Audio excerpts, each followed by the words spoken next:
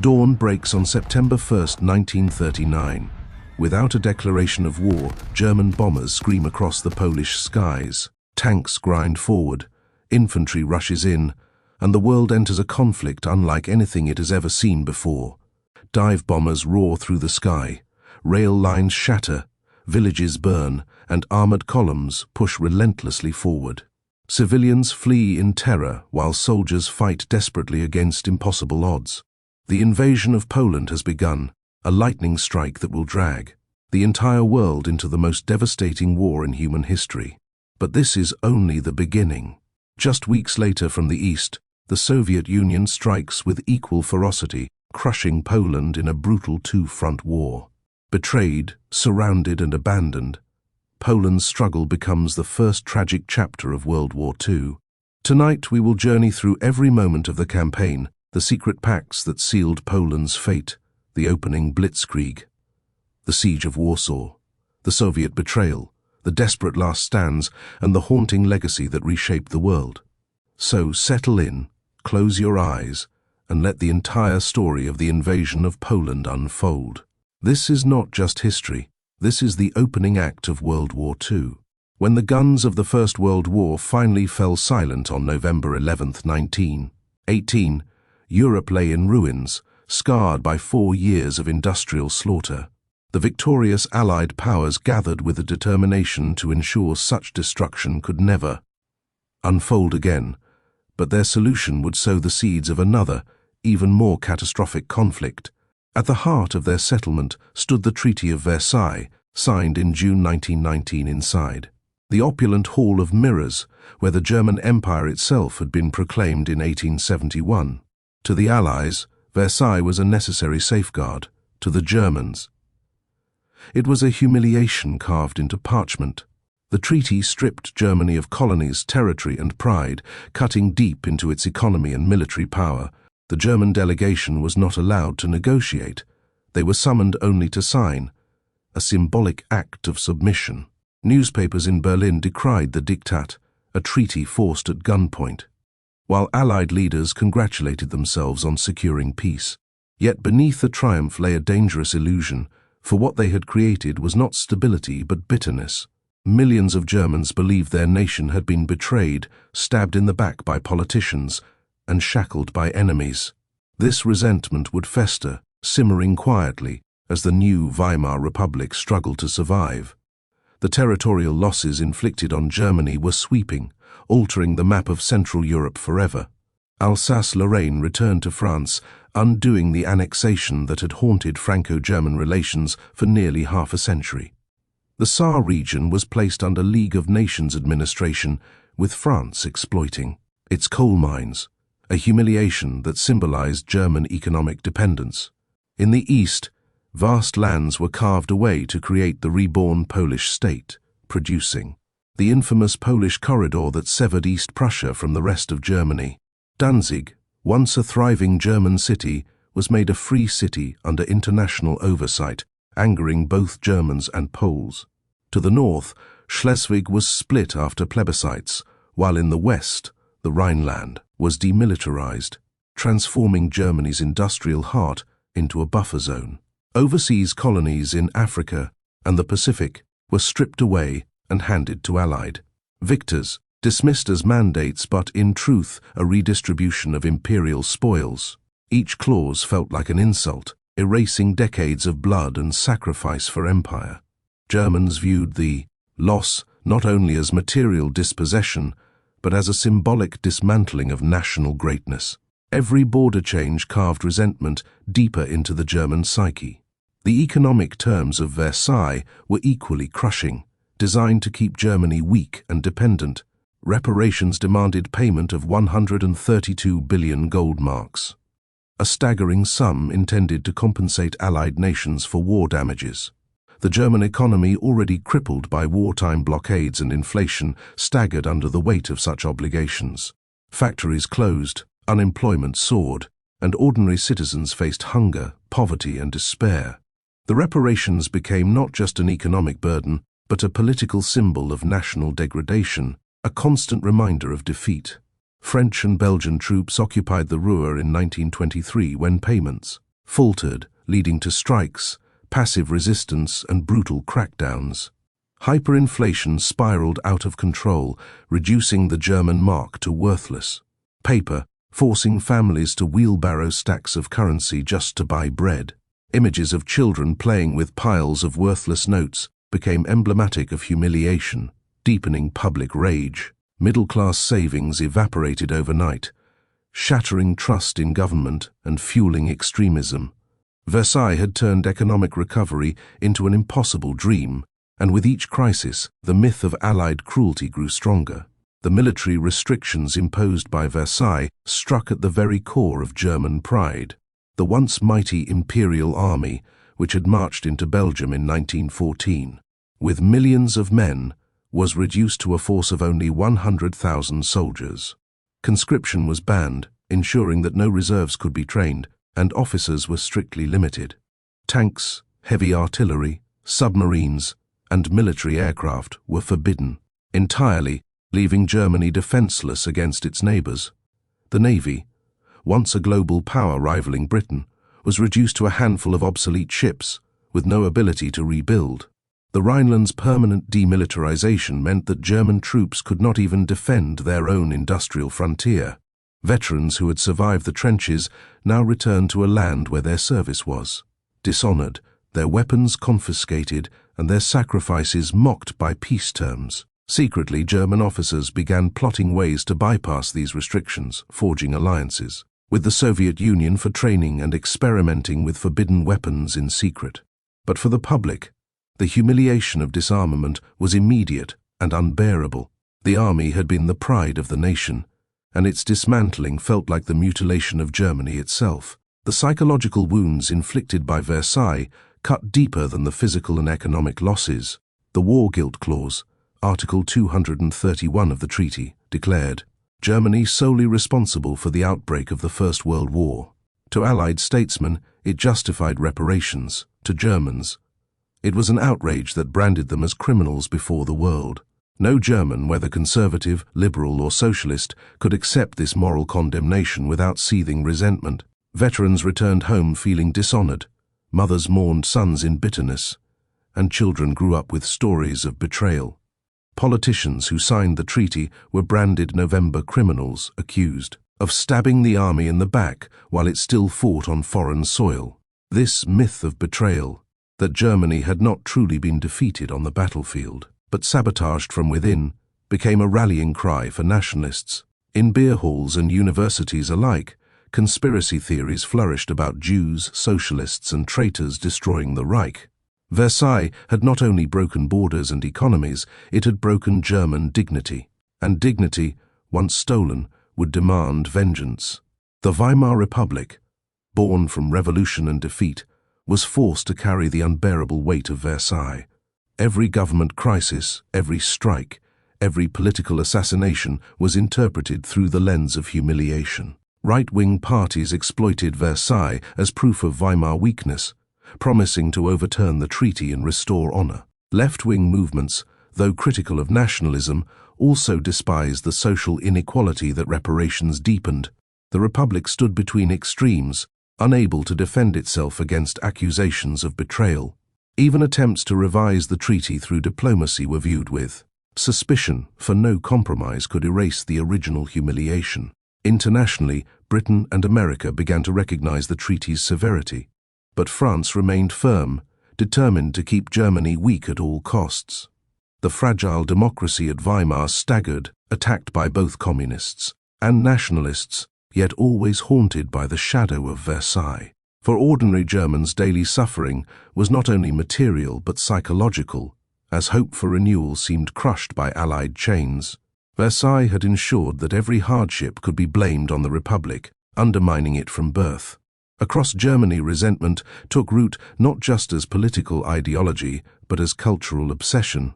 Plays, novels, and films portrayed the war as a noble struggle, betrayed by cowardly politicians. Veterans groups marched in parades, wearing old uniforms and carrying banners demanding revenge. School children were taught of stolen lands, lost colonies, and the unjust humiliation inflicted by Versailles. In taverns, men spoke bitterly of the Polish corridor or the shame of the Tsar. While newspapers reprinted images of Allied soldiers patrolling German streets, every occupied zone, every reparations payment, every foreign demand became a wound reopened.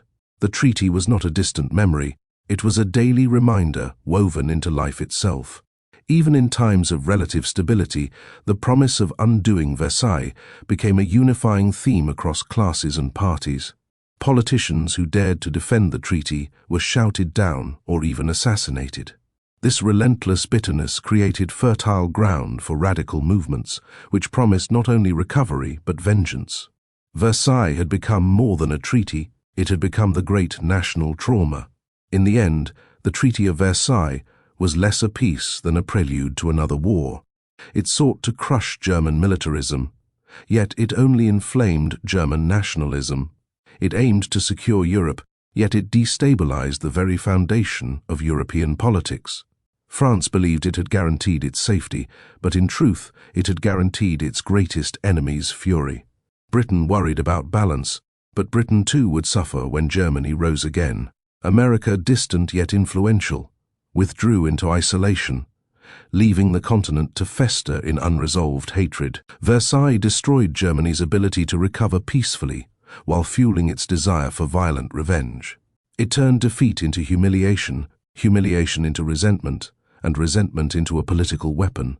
Within 2 decades, a new leader would emerge, one who promised to tear up the hated treaty and restore Germany's greatness at any cost. The seeds of the Second World War had been sown in the Hall of Mirrors, watered by bitterness and nurtured by desperation. The collapse of Imperial Germany in 1918 had left a wounded nation simmering. In resentment and into this cauldron of humiliation stepped Adolf Hitler. In the beer halls of Munich, he discovered that his fiery speeches could channel the anger of ordinary Germans into a powerful force.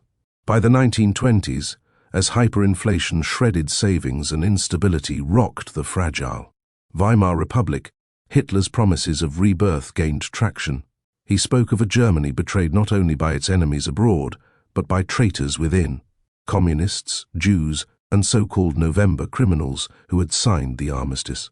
These narratives fed a growing radicalization that would soon transform the political landscape. In his book, Mein Kampf, Hitler outlined ideas that would later become the blueprint of destruction. He proclaimed the need for Lebensraum, or living space, to expand Germany eastward. This was not just about territory, it was about ideology, race, and destiny. For Hitler, Poland was not merely a neighbor, but an obstacle to German greatness. From the very beginning, the seeds of annihilation were sown. Lebensraum was central to Hitler's vision of the world. And it was more than just a policy. It was a creed of conquest. The German people, he argued, were destined to dominate Europe and required vast new lands to thrive. These lands would not be sought in Africa or distant colonies, but in the fertile plains of Eastern Europe. For Hitler, the East was a prize waiting to be seized, and its people, Slavs in particular, were deemed racially inferior. Poland, sitting at the heart of this eastern landscape, became a glaring target. The destruction of Poland, he reasoned, would not only expand Germany's borders, but also shatter the French and British security system in Eastern Europe. By reducing Poland to rubble, Germany would secure a platform for even greater conquests further east, including the ultimate prize, the Soviet Union. Thus, the very existence of Poland ran counter to Hitler's ambitions, and war became not a possibility but an inevitability. This was not diplomacy, but destiny in Hitler's mind. As Hitler consolidated power after 1933, his rhetoric shifted seamlessly into policy. The Nazi state launched programs to rearm Germany in defiance of the Treaty of Versailles, a violation that Britain and France met with only muted protests. Each bold step emboldened Hitler further, teaching him that the victors of the last war lacked the will to enforce their settlement. In 1936, German troops marched into the demilitarized Rhineland, a move that could have been crushed easily had France acted. Instead, Hitler faced no opposition, and the gamble paid off spectacularly. The world had seen his intentions in plain view, yet nothing was done. Soon, the Anschluss with Austria followed in 1938, again without resistance. Hitler presented himself as the restorer of German pride, reclaiming lands unjustly stripped away. His rise was not merely fueled by propaganda, but by the repeated miscalculations of foreign powers who thought concessions might appease him. Poland, however, was destined to be a far bloodier test case. The ideology of racial conquest stood at the core of Hitler's revisionism. Jews were vilified as parasites, communists as destroyers of civilization, and Slavs as subhuman beings unworthy of independence. In Nazi thinking, nations like Poland were historical mistakes, temporary constructs that disrupted the natural order of German dominance in Europe. Hitler envisioned a new German empire carved out of these lands, where fertile soil and vast resources would fuel the Reich for generations. German settlers would move in, while the existing populations would be enslaved, displaced, or exterminated. This vision was not a distant dream, but a concrete plan that Nazi ideologues, generals, and bureaucrats eagerly debated. The destruction of Poland, therefore, was not just about military strategy, it was about fulfilling a racial mission. Poland was not to be conquered and respected as a neighbor. It was to be obliterated as a nation and remembered only as a stepping stone to greater victories. By the late 1930s, Hitler's ambitions were sharpened by a sense of urgency. The clock, he believed, was ticking against Germany. Britain and France might be weak for the moment, but rearmament was underway, and time would eventually favor them. Therefore, Hitler sought quick, decisive gains that could reshape the balance of power before his enemies could react. The Sudetenland crisis of 1938 gave him another test of resolve, as he demanded ethnic German territories from Czechoslovakia. At Munich, Britain and France capitulated, handing him what he wanted in exchange for empty promises of peace. Hitler mocked the weakness of his opponents and realized that threats could yield greater rewards than negotiations. The dismantling of Czechoslovakia in early 1939 confirmed his belief that no one would resist him seriously. Poland, however, was the next on his list, and he knew the gamble would be greater. Yet, by his reasoning, the rewards would be worth the risk, for the destruction of Poland would open the path to the east. For Poland, geography was both a blessing and a curse. Positioned between Germany and the Soviet Union, it was vulnerable to both. Hitler understood this better than anyone, and he exploited it ruthlessly. He painted Poland not as a sovereign state, but as an artificial barrier, a temporary inconvenience that stood between Germany and its destiny. In speeches, he railed against the Polish corridor, the strip of land that separated East Prussia from the rest of Germany. The city of Danzig, a free city under League of Nations protection, became a convenient focal point for grievances. Hitler demanded its return, presenting himself as the defender of German minorities. Yet behind these demands lay a far more sinister agenda, the annihilation of Poland altogether. The rhetoric of justice and unity masked the machinery of destruction already in motion. The Nazi propaganda machine played a crucial role in preparing Germany for war with Poland. Newspapers, films, and radio broadcasts spread stories of Polish mistreatment, of ethnic Germans fabricating or exaggerating incidents to stoke outrage. This propaganda was designed not only for the German public, but also for the international audience to create the illusion of legitimacy.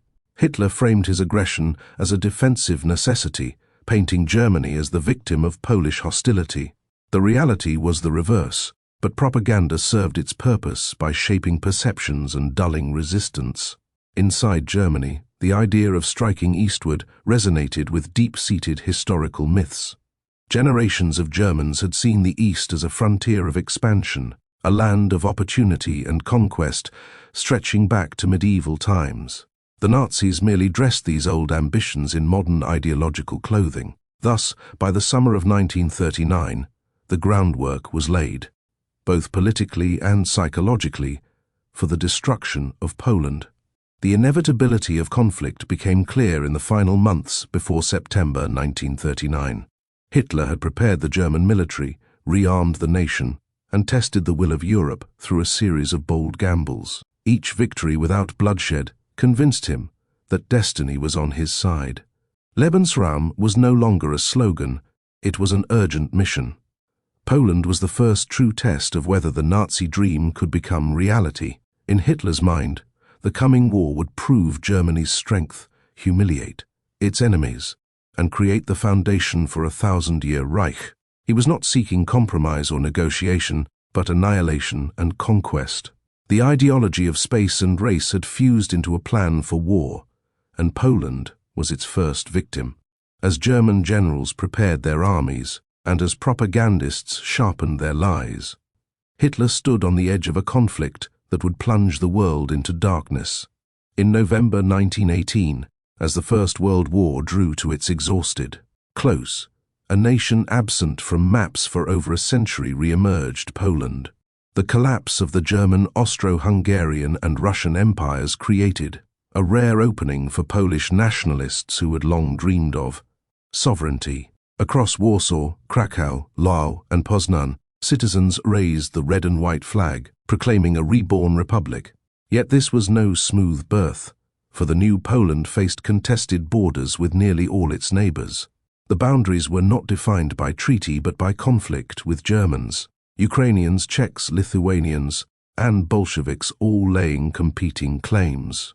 Within weeks, the Poles were forced into battle to secure their fragile existence. For the Polish people, independence was not a gift, but something to be seized and defended with arms. The euphoria of freedom mingled with the grim reality of continuous war. What emerged was a state whose very foundation rested on conflict. Poland was reborn, but its survival was far from guaranteed. The leader who embodied this rebirth was Józef Pilsudski, a former revolutionary-turned-statesman. Released from German custody in 1918, he returned to Warsaw as a hero and assumed command of the fledgling republic. Pilsudski envisioned Poland not merely as a state, but as a federation of nations stretching eastward, a bulwark against both Germany and Russia. His federalist dream, known as the Intermarium, sought to unite Lithuanians, Ukrainians, and Belarusians under Polish leadership. Yet this vision quickly clashed with reality. Lithuania resisted Polish dominance, Ukraine struggled for its own independence, and Belarus lay under Bolshevik threat. Instead of allies, Poland found itself surrounded by wary rivals. Pilsudski's charisma and military skill could win battles, but political consensus proved harder to forge. The Republic inherited as many enemies as friends, and its survival would depend on both force of arms and diplomatic cunning. From the outset, Poland's rebirth was defined as much by ambition as by vulnerability. One of the most pressing challenges for the Second Polish Republic was the question of borders. Unlike the neat lines drawn at Versailles for France or Belgium-Poland, S map was left deliberately vague, awaiting outcomes on the battlefield. In the west, Poles clashed with Germany in Greater Poland and Upper Silesia, where plebiscites and uprisings mixed ballots with bullets. In the south, Czechoslovakia fought over Teschen Silesia, a vital industrial region claimed by both nations. To the east, Poland and Ukraine struggled for control of Galicia, centered on the city of Lwów. Further east still, Pilsudski launched campaigns into the chaos of the Russian Civil War, battling Bolsheviks over the fate of Belarus and Ukraine. These wars were brutal, fluid, and costly, yet they defined the eventual Polish state. Each victory secured territory, each defeat risked extinction. By 1921, Poland had fought more wars in 3 years than many states fought in decades. Borders were won not by negotiation, but by sacrifice, and every inch carried the weight of bloodshed. Even as Poland fought for its borders, it grappled with a profound internal problem: its diverse population. Of its 30 million citizens, only about 2/3 were ethnic Poles. The rest were Ukrainians, Belarusians, Jews, Germans, Lithuanians, and others, each with distinct identities and ambitions. Ukrainians resented Polish dominance in Galicia, seeing Warsaw as an occupier rather than a liberator. Belarusians were caught between Polonization efforts and Soviet propaganda. The Jewish community, one of the largest in the world, lived in both vibrant cultural autonomy and simmering anti-Semitism.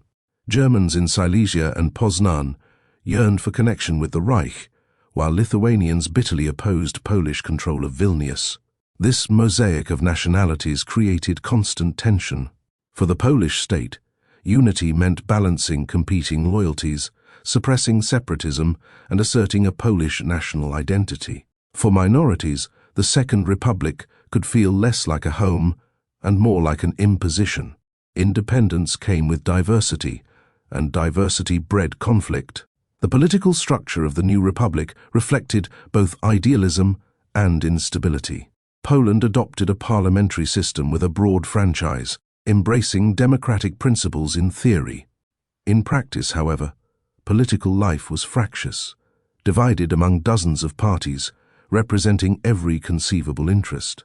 Peasant parties, socialist factions, nationalist groups, and minority blocs all vied for influence in the Sejm, the parliament. The result was gridlock, shifting coalitions, and frequent government collapses. Stability was elusive in a system where consensus was rare and passions ran high. Pilsudski himself, though revered as a national hero, grew disillusioned with parliamentary politics. He believed too much democracy could weaken the state in the face of hostile neighbors. The tension between democratic ideals and authoritarian impulses would become a recurring theme in Poland's interwar life. While the republic was free, it was also fragile, torn between lofty principles and harsh realities. Democracy for Poland was both a blessing and a burden. Economically, Poland faced a daunting task. The territories it inherited came from 3 different empires, each with its own infrastructure, currency, and laws. Railways built by Germans did not always connect with those built by Russians or Austrians. Roads were poor, industries uneven, and agriculture dominant but inefficient. Inflation raged as the state struggled to stabilize its finances after years of war. Cities like Lodz and Katowice hummed with industry, while vast rural areas remained locked in poverty. The government introduced land reforms to break up estates and empower peasants, but progress was slow and uneven. Economic modernization required unity, yet regional disparities fostered resentment. For many Poles, independence meant pride but not prosperity. The republic carried the economic scars of partition, and building a coherent national economy would prove as difficult as defending its borders. Survival was as much about rebuilding railroads as repelling invaders. Culturally, however, Poland experienced a remarkable flowering. After more than a century of foreign domination, Polish language, art, and literature thrived in a free environment. Warsaw became a hub of intellectual life, while Krakow and Lwów nurtured traditions in history, philosophy, and the arts. The Polish theatre scene gained international acclaim, and poets like Julian Tuwim and novelists like Stefan Żeromski explored themes of modernity and national identity. The Jewish community contributed vibrant Yiddish theatre, literature, and journalism, while universities produced a new generation of thinkers. Catholicism remained a powerful unifying force, binding the majority under shared faith and traditions. Yet this cultural renaissance did not erase divisions. Instead, it highlighted the contrasts within Polish society. Different groups celebrated independence in different ways, and unity remained aspirational rather than achieved. Still, for many, the rebirth of Polish culture symbolized the deeper meaning of independence. It was proof that Poland lived not only politically but spiritually. By the mid-1920s, the Second Polish Republic had secured its borders, built its institutions, and asserted its place in Europe, but its foundations were delicate. Surrounded by larger and hostile powers, internally divided by ethnicity and politics, and economically strained, it remained a state constantly on the defensive. To the west, Germany refused to accept territorial losses and dreamed of revision. To the east, the Soviet Union plotted revenge after its defeat in the Polish-Soviet War. To the south and north, smaller neighbors eyed Polish dominance with suspicion. Internally, democracy teetered, minorities resisted assimilation, and the military warned of future threats. Independence was real, but it felt precarious, as though the republic balanced on a knife's edge. The reborn Poland was a land of resilience and hope, but also fragility and tension. The story of the Second Republic was not only about rebirth, but about survival. Its fate, as the world would soon learn, was inseparably tied to the storms of war yet to come. When the First World War ended, one of the most contentious issues left unresolved was how to provide Poland access to the sea while not entirely cutting Germany in half. The Treaty of Versailles attempted to solve this by creating what became known as the Polish Corridor, a strip of land that granted Poland direct access to the Baltic Sea. This corridor effectively divided East Prussia from the rest of Germany, leaving German nationalists deeply humiliated by what they saw as an artificial carving of their homeland. At the heart of this arrangement lay the free city of Danzig, a largely German-populated port city placed under the League of Nations protection but economically tied to Poland. The arrangement was designed to balance Polish economic needs with German political realities, but instead, it became a constant source of friction. Germans living in the Free City resented Polish oversight and longed for reunification with the Reich. Poles, on the other hand, feared that without control over Danzig's customs, railways, and harbour facilities, their economy would be strangled by German influence.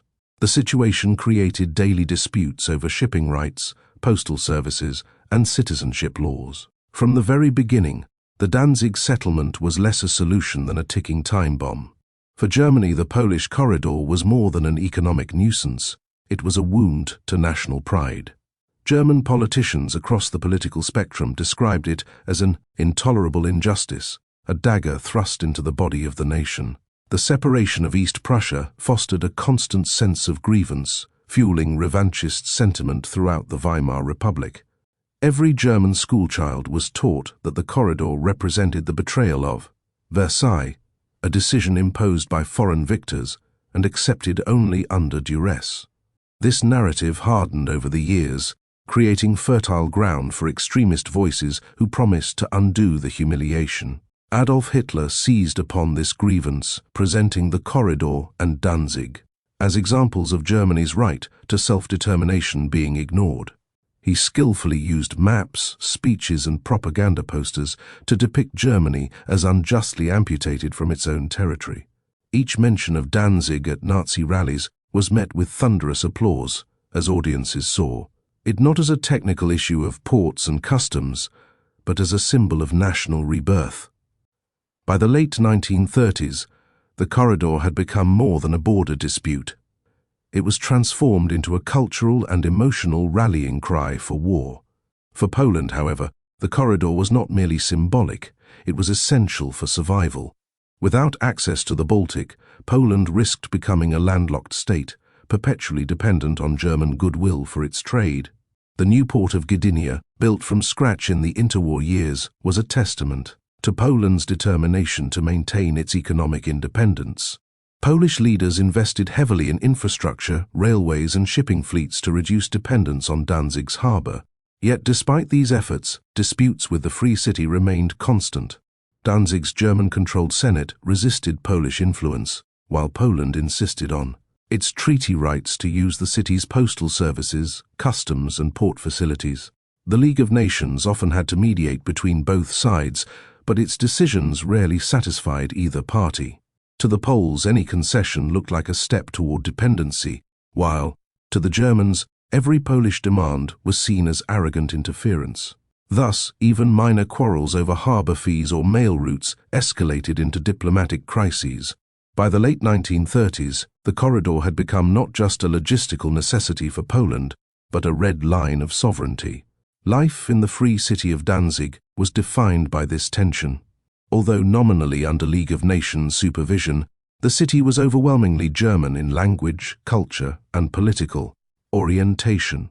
Polish officials stationed in Danzig often found themselves isolated and even threatened by hostile local sentiment. German nationalist groups flourished, and as the Nazi Party gained influence in Berlin, its ideology seeped across the city. By the mid-1930s, Nazi sympathizers dominated Danzig's Senate and openly agitated for reunion with the Reich. Street clashes between German nationalists and Polish workers became common, while Nazi banners and parades filled the city's public squares. For ordinary citizens, the atmosphere grew increasingly polarized. German residents were told they were suffering under Polish oppression, while Poles in the city feared marginalization and violence. The presence of Polish customs officials in the harbor became a flashpoint, with angry demonstrations staged against them. Though the city's status was technically guaranteed by international law, in practice, Danzig had become a battleground for national identity and political control. International diplomacy repeatedly failed to resolve the Danzig issue. Britain and France, though sympathetic to Poland's security needs, often urged Warsaw to seek compromise to avoid provoking Germany. At the same time, neither London nor Paris was willing to support a revision of Versailles that would cut Poland off from the sea. This diplomatic balancing act created paralysis. The League of Nations proved powerless, issuing reports but lacking the means to enforce its authority. Meanwhile, Hitler's propaganda machine relentlessly exaggerated incidents in the corridor, presenting them as examples of Polish aggression against innocent Germans. German newspapers published lurid accounts of alleged atrocities, while Nazi radio broadcasts portrayed Danzig as a captive city yearning for liberation. This campaign successfully inflamed public opinion in Germany, making it politically impossible for Hitler to ignore the issue. Diplomats in Europe recognized that Danzig was becoming the spark that could ignite a wider conflict, but their attempts at mediation only delayed the inevitable. The city's fate was tied directly to Hitler's broader vision of Lebensraum and conquest.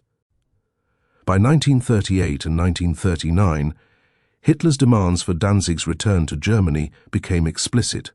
The Polish government, however, stood firm, refusing to yield an inch of sovereignty over the corridor or its access to the sea. For Warsaw, yielding on Danzig meant accepting vassalage to Germany, a concession that would destroy its credibility as an independent state. The Polish leadership, particularly Foreign Minister Józef Beck, made clear that Poland would fight if pushed to the wall. Beck famously declared that Poland valued honor as much as peace, signaling to Hitler that Poland would not submit as Austria and Czechoslovakia had. The German dictator, however, interpreted this stance as a challenge to his will, and he began making military preparations to enforce his demands. Danzig's Nazi-led Senate formally petitioned Berlin for incorporation into the Reich, further raising tensions. By summer 1939, street violence and propaganda campaigns had reached fever pitch, with every minor skirmish treated as a potential pretext for war. The corridor had ceased to be a diplomatic dispute and was now a casus belli in waiting. Poland braced itself for conflict, even as Europe held its breath. For the German military, the corridor presented not just a political grievance, but also a strategic opportunity. Control of Danzig and the corridor would allow Germany to link East Prussia with the rest of the Reich and consolidate its eastern frontier.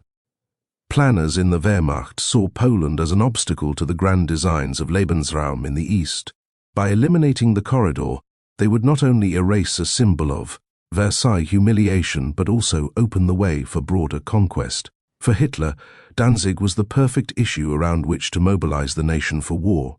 It was simple enough for ordinary Germans to understand: land stolen, people divided, honor denied. At the same time, it dovetailed with his racial ideology, portraying Poles as unworthy custodians of German soil. The military understood that an invasion of Poland would mean confrontation with Britain and France, but Hitler was confident they would not intervene decisively. In his calculations, Danzig would be the fuse, but the explosion would transform Europe. The corridor thus became both a symbol and a battlefield in the war's opening act. In the final weeks before September 1939, the Danzig question reached its breaking point. German troops massed on the Polish border, while German warships loitered in the Baltic under the guise of exercises. Inside Danzig, Nazi authorities staged provocations to justify intervention. From street riots to fabricated reports of Polish aggression, Polish mobilization began in earnest, as soldiers and civilians prepared for the looming conflict. Meanwhile, Britain and France delivered guarantees to Poland, promising to support it against German aggression. This only infuriated Hitler further, as he saw foreign powers interfering in what he considered Germany's domestic affair. Yet, despite these assurances, few in Poland believed Western help would arrive in time if war broke out. The city of Danzig, with its cobblestone streets and centuries-old harbour, thus stood on the edge of catastrophe. What had begun as a post-war compromise had transformed into the focal point of Europe's next great conflict. The corridor was no longer a strip of land, it was the line between peace and world war. When Adolf Hitler began openly challenging the post-World War I order, the Western democracies were faced with a dilemma they were unprepared to solve. Britain and France, still haunted by the spectre of the Great War, dreaded another conflict more than anything else. Their societies had lost an entire generation of young men between 1914 and 1918, and their economies were still staggering under the weight of depression. Against this backdrop, Hitler's early moves, remilitarizing the Rhineland, expanding the German army, and flexing his ideological muscles, were met with hesitation rather than confrontation. The Rhineland reoccupation of 1936 was perhaps the first major test, and the French army, stronger on paper, could have crushed German troops instantly. But Paris did nothing, paralyzed by political instability and the lack of British backing. London, under Prime Minister Stanley Baldwin and later Neville Chamberlain, preferred negotiation and conciliation, believing Hitler could be satisfied with limited revisions to Versailles. This policy of appeasement was not born of cowardice alone, but also of desperation, rooted in genuine fears of aerial bombing and social collapse. Yet, with every concession unchallenged, Hitler's confidence swelled. Europe was drifting toward catastrophe, and the guardians of peace were too blinded by memories of past bloodshed to see it clearly. The crisis deepened with the issue of Austria, a German-speaking nation bound to Germany by language, culture, and history, but kept apart by the strictures of Versailles. In March 1938, Hitler unveiled the Anschluss, the forcible annexation of Austria into the Reich. Despite clear violations of international law, Britain and France did not resist. Chamberlain himself rationalized the act by suggesting that Germans and Austrians were of one people, and therefore the merger was natural. To Hitler, this passivity was intoxicating. He had taken a sovereign nation, violated the Treaty of Versailles and the Treaty of Saint-Germain, and encountered nothing more than diplomatic murmurs. The Wehrmacht marched triumphantly through Vienna, greeted by cheering crowds, while German tanks rolled across the border unopposed. The League of Nations, once imagined as a bulwark of international peace, had become a hollow forum incapable of real action. With Austria swallowed whole, Hitler's gaze turned next to Czechoslovakia, a young state with a vibrant democracy, but trapped in a precarious position, geographically and ethnically. The lessons of Austria convinced him that the Allies lacked the will to resist, and that only boldness and threats of war could deliver his ambitions. Appeasement had become not just policy, but an invitation to aggression. Czechoslovakia presented a far more dangerous challenge, both for Hitler and for the West. It was not a weak or demoralized state, but a nation with strong defenses, modern industry, and a loyal alliance with France and the Soviet Union. Its Sudetenland region, however, contained a large ethnic German population, which Hitler exploited mercilessly. He began claiming that Germans in the Sudetenland were oppressed by Prague, deprived of their cultural rights, and in urgent need of rescue by the Reich.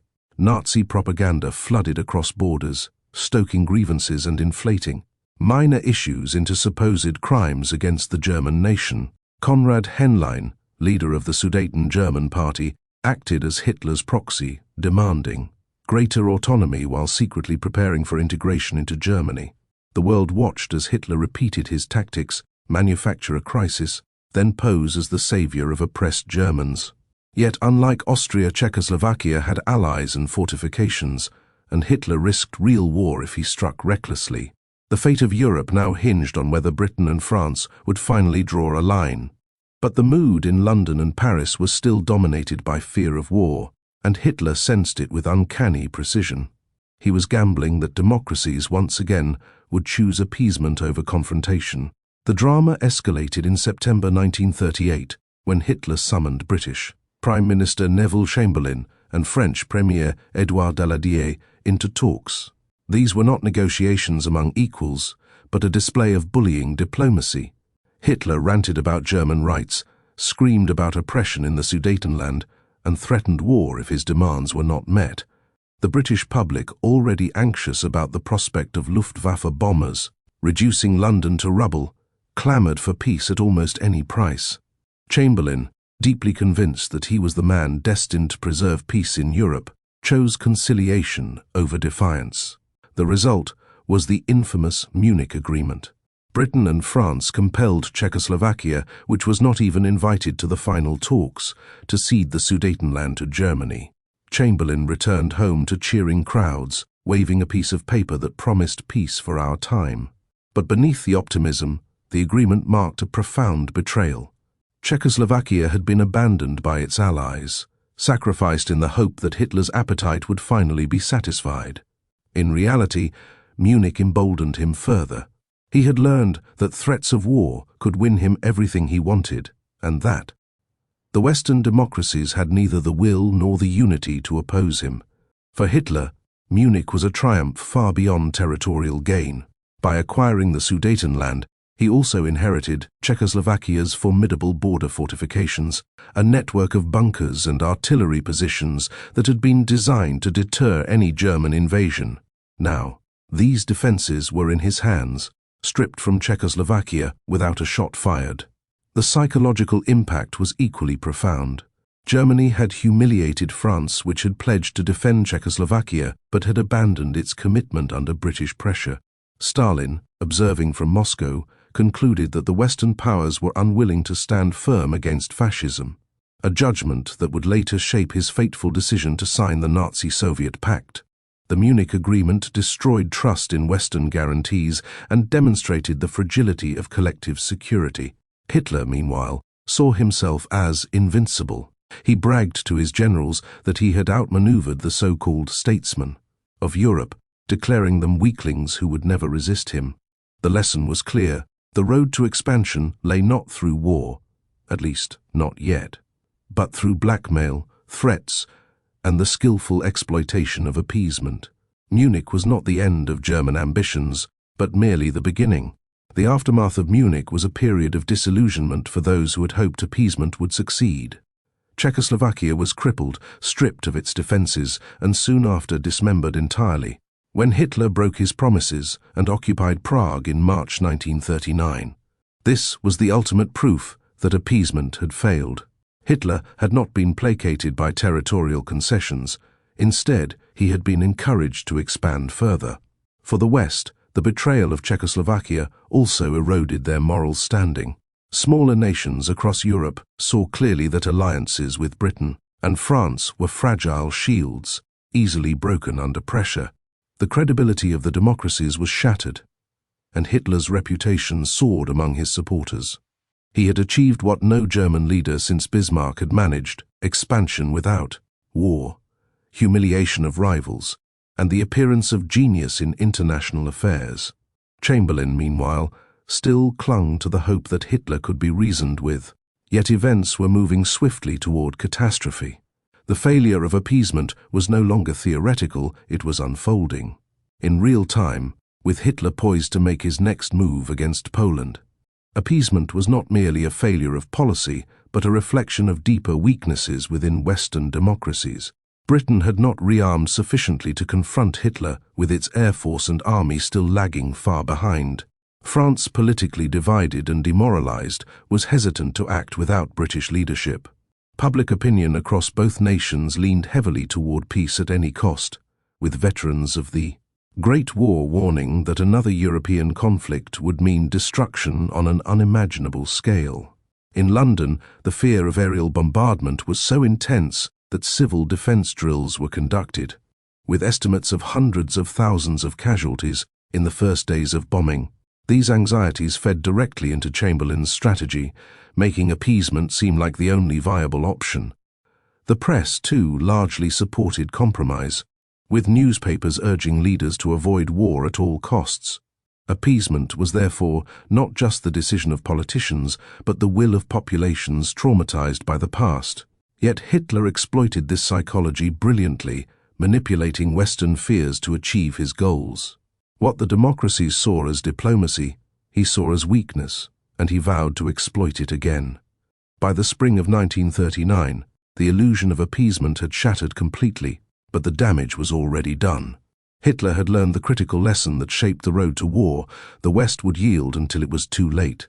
The Sudetenland and Czechoslovakia had been stepping stones, proving that bold threats could paralyze stronger nations. Poland, sitting on the German frontier with its corridor and contested city of Danzig, was next in line. Hitler no longer saw Britain and France as serious obstacles, but rather as hesitant spectators who would shout but never act.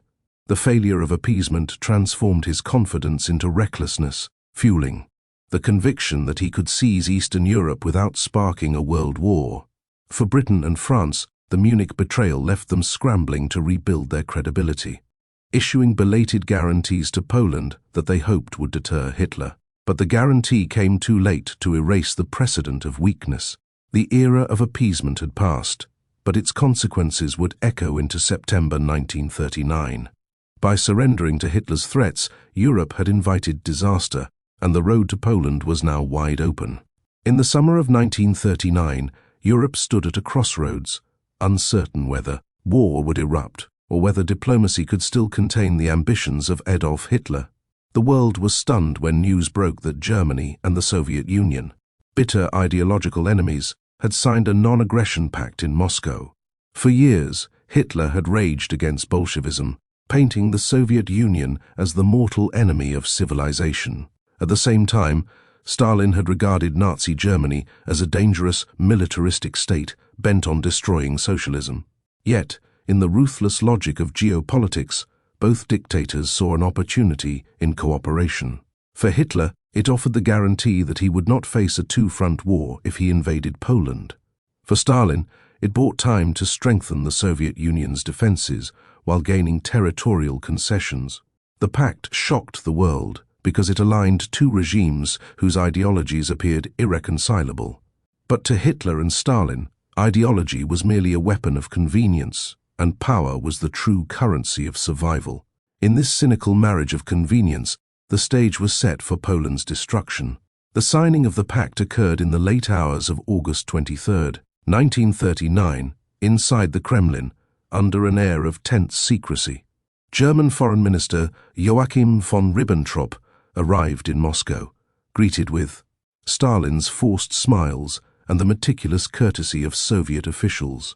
Stalin himself attended the meeting, signaling just how important this agreement was for the Soviet Union. In carefully worded terms, the two sides pledged not to attack each other, nor to support any third party that might do so. To the outside world, it appeared as though Hitler and Stalin had made peace for the sake of avoiding conflict.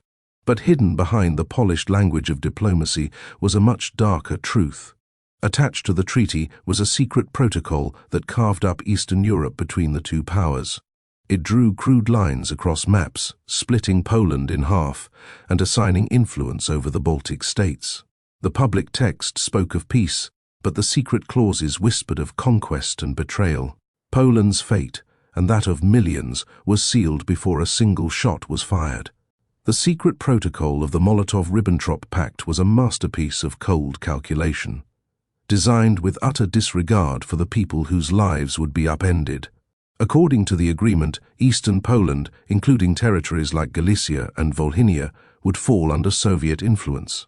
Western Poland, including the Polish heartland and Warsaw itself, was reserved for German domination. Estonia, Latvia, and later Lithuania were assigned to the Soviet Union, though Lithuania was initially placed in the German sphere before later negotiations altered the division. Finland was also marked as a Soviet interest, giving Stalin the excuse he would later use to launch the Winter War. These crude divisions reflected the imperialist ambitions of both dictators, treating nations as mere bargaining chips. For Hitler, the pact cleared the way for his invasion without fear of Soviet resistance. For Stalin, it meant he could expand Soviet borders under the guise of security and buffer zones. Both men viewed the smaller nations of Eastern Europe as expendable pawns in their greater chessboard of domination. This cynical division showed the world the true nature of totalitarian diplomacy. Reactions across the world to the announcement of the pact were immediate and filled with disbelief. In Berlin, Nazi propaganda twisted the agreement into proof that Hitler was a master statesman who could bend even the Soviets to his will. German citizens, long conditioned to hate Bolshevism, were suddenly told that the Soviet Union was not an enemy, but a respected partner. In Moscow, the pact was explained as a necessary defensive measure against Western imperialism, painting Germany as less of a threat than Britain and France. Many ordinary Soviets were confused, for they had been fed a steady diet of anti-fascist propaganda for years. In London and Paris, the news was met with horror as leaders realized their strategy of using the Soviet Union as a counterweight against Germany had collapsed. Diplomats and generals alike understood what this meant. Hitler now had a free hand in Poland. In Warsaw, the reaction was one of dread, for Polish leaders knew their country was now trapped between two predatory powers. The sense of betrayal hung heavily over Europe as alliances shifted like quicksand. The stage was unmistakably set for war. The motivations of Hitler and Stalin were rooted in ruthless pragmatism and ambition. Hitler had long dreamed of conquering Poland, a nation he despised both for its Slavic identity and for occupying lands Germany had once claimed. His generals had warned him of the danger of Soviet intervention, but now the pact removed that obstacle. Stalin, for his part, had watched the West appease Hitler at Munich and concluded that Britain and France were unreliable allies. He saw little reason to fight Germany on their behalf when he could instead gain territory and time. Both men mistrusted each other, yet both were willing to gamble on the temporary partnership. For Hitler, it was the short-term key to unleashing Blitzkrieg. For Stalin, it was the long-term hedge against inevitable conflict. In truth, neither man expected the pact to last indefinitely. Each assumed he would eventually confront the other, but on terms favorable to himself. Until then, both were content to feast on the carcasses of weaker states. Behind the official handshakes and toasts, the Molotov-Ribbentrop Pact carried immense symbolic weight. It revealed the hollowness of ideological rhetoric when confronted with the raw pursuit of power. For years, Hitler had promised the German people a crusade against Bolshevism, and Stalin had sworn to resist fascism. Yet, in August 1939, both men abandoned those positions without hesitation, proving that principles mattered little compared to strategy. The pact also shattered illusions in the West about the possibility of collective security. Only weeks earlier, Britain and France had tried, unsuccessfully, to bring the Soviet Union into an alliance against Germany. Their failure left them isolated, and their lack of trust in Stalin had pushed him toward Hitler instead. The result was a diplomatic masterstroke for Germany, though temporary, and a gamble for the Soviet Union. The pact not only redrew maps, but also redefined the rules of international politics. It was a chilling reminder that the most dangerous agreements are often signed not out of friendship, but out of fear and ambition. The Molotov-Ribbentrop Pact was, above all, a pact of devils. The signing ceremony itself was as surreal as the agreement it produced. Ribbentrop, speaking in carefully rehearsed tones, assured Stalin of Germany's respect for Soviet interests. Stalin, never one to miss a theatrical gesture, raised a glass of champagne and toasted Hitler's health, a moment that shocked even those in the room. Molotov, the Soviet foreign minister, stood smiling beside his German counterpart. As photographers captured the handshake that symbolized betrayal, the room was filled with the scent of cigars and polished wood, but beneath the surface was the stench of hypocrisy. The secretaries and aides present that night knew the significance of what was happening, though they could not have predicted the immense suffering it would unleash. Outside the Kremlin walls, the people of Moscow remained unaware of the sinister bargain being struck in their name. To them, it was just another night in a city already accustomed to secrecy and fear. Only later would the full horror of the pact be revealed, when Soviet troops marched into Poland alongside the Wehrmacht. That handshake in August 1939 was more than diplomacy. It was the opening act of destruction. The Molotov-Ribbentrop Pact stands today as one of the most infamous treaties in modern history, a grim symbol of the cold ruthlessness of totalitarian regimes. It was not merely a diplomatic agreement. but a declaration that morality had no place in the politics of power. By signing the Pact, Hitler and Stalin condemned millions of Poles, Balts and Finns to invasion, occupation and suffering. It revealed the vulnerability of smaller nations caught between giants. Stripped of agency and sacrificed for the ambitions of dictators, the Pact also changed the trajectory of the Second World War, ensuring that, when the conflict began, Germany would face the West alone at first.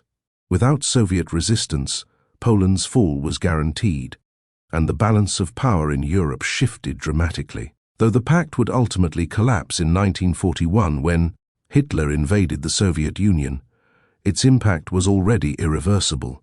It exposed the fragility of international diplomacy in an age of extremes. Most importantly, it showed that even the most bitter enemies could unite if it served their purposes. The Molotov-Ribbentrop Agreement was not just a pact, it was a prelude to catastrophe. At dawn, on September 1, 1939, the Second World War began with the thunder of naval guns echoing across the Baltic Sea. The German battleship Schleswig-Holstein, a relic of the First World War that had been conveniently docked in the harbour of Danzig under the guise of a ceremonial visit, suddenly opened fire on the tiny Polish garrison at Westerplatte. Without warning, its 280mm shells slammed into Polish defensive positions, tearing through concrete and igniting fires across the peninsula. The Poles, numbering fewer than 200 soldiers and armed only with light weapons, suddenly found themselves facing one of the world's most advanced armies. For them, the war began not with speeches or declarations, but with the terrifying shock of heavy artillery and the shriek of incoming fire. As explosions shook the earth, Polish defenders scrambled into their bunkers, returning fire with rifles and machine guns against impossible odds. The Germans expected the garrison to fall in a matter of hours, a mere symbolic resistance to be brushed aside. Yet, as the smoke cleared, the white and red Polish flag still flew defiantly above the battered stronghold. At that moment, Westerplatte became more than just a military outpost. It became a symbol of Polish courage and the stubborn refusal to surrender. What began as a tactical strike was transforming into a legendary story of endurance that would echo throughout the war. Simultaneously, across the skies of Poland, the Luftwaffe unleashed a devastating aerial assault that would set the tone for the invasion. At 4:40 in the morning, squadrons of German bombers roared into action, targeting airfields, railway junctions, and communication centers. The intent was clear: to cripple Poland's ability to mobilize, paralyze its command structure, and ensure German ground forces advanced unopposed. In the city of Wielun, the Luftwaffe conducted one of the first terror bombings of the war, obliterating the town center and killing hundreds of civilians in a matter of minutes. No military targets existed there. It was a deliberate act of intimidation, a signal that Hitler's war would not distinguish between soldiers and non-combatants. Villagers awoke to the sound of sirens, only to find their streets engulfed in flames, their churches collapsing, and their families buried beneath rubble. This was not simply strategy, it was psychological warfare meant to terrify the Polish population into submission. Yet, the brutality had the opposite effect in many areas as Polish civilians began flooding into recruiting offices, volunteering to resist the invaders despite the overwhelming danger. German pilots, emboldened by their technological superiority, strafed refugee columns on roads, leaving a trail of chaos and despair. By the end of the first day, Poland's skies belonged to Germany, but the ferocity of resistance on the ground was only beginning. The Wehrmacht's ground assault had been meticulously planned to ensure rapid encirclement of Polish forces. German tanks rolled forward in tightly coordinated Panzer spearheads, supported by motorized infantry, and close air support, executing the Blitzkrieg strategy for the very first time on a grand scale. From the north, Army Group North struck out from East Prussia, aiming to link up with forces pushing through the Polish corridor. In the south, Army Group South surged forward from Silesia and Slovakia, threatening Krakow and Lau. The centerpiece of this invasion was Army Group Center, commanded by Fedor von Bock, tasked with driving straight for Warsaw through central Poland. Within hours, Columns of German troops were advancing along dusty roads, their engines roaring, their formations almost impossible to stop with the scattered Polish defenses. Yet Polish soldiers, many marching on foot and armed with outdated rifles, refused to collapse, throwing themselves into desperate delaying actions at bridges, rivers, and towns. Cavalry brigades, though outdated compared to tanks, were still used to cover retreats and ambush advancing German units. Though vastly outmatched in terms of equipment, the Poles fought with determination, using every hill and forest as an opportunity to slow the German advance.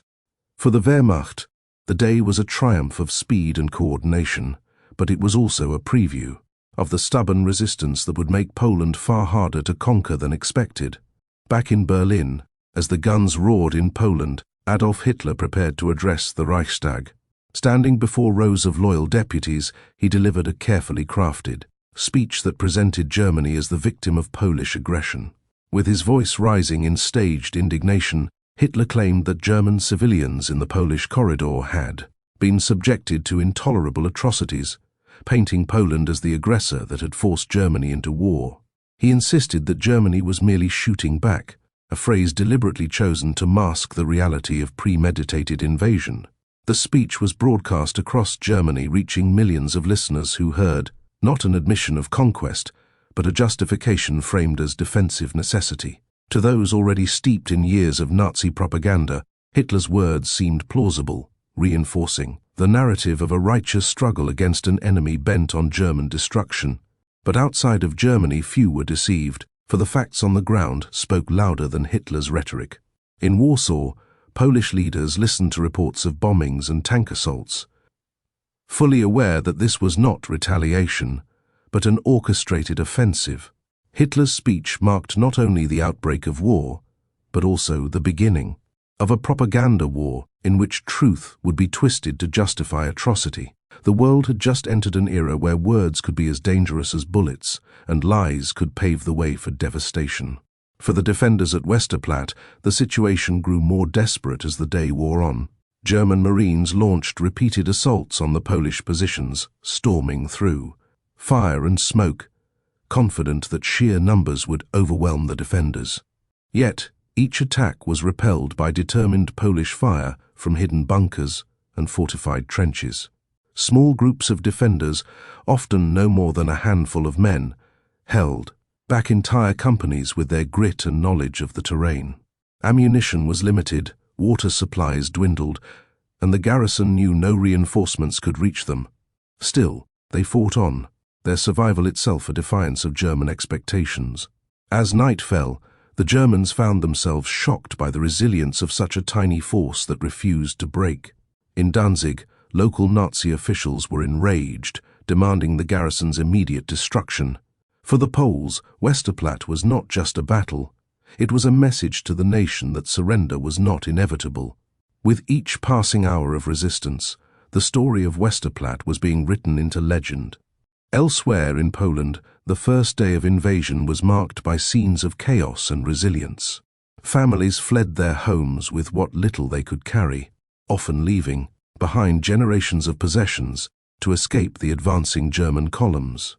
Roads became choked with refugees, soldiers, and livestock, creating confusion that slowed both Polish and German movements.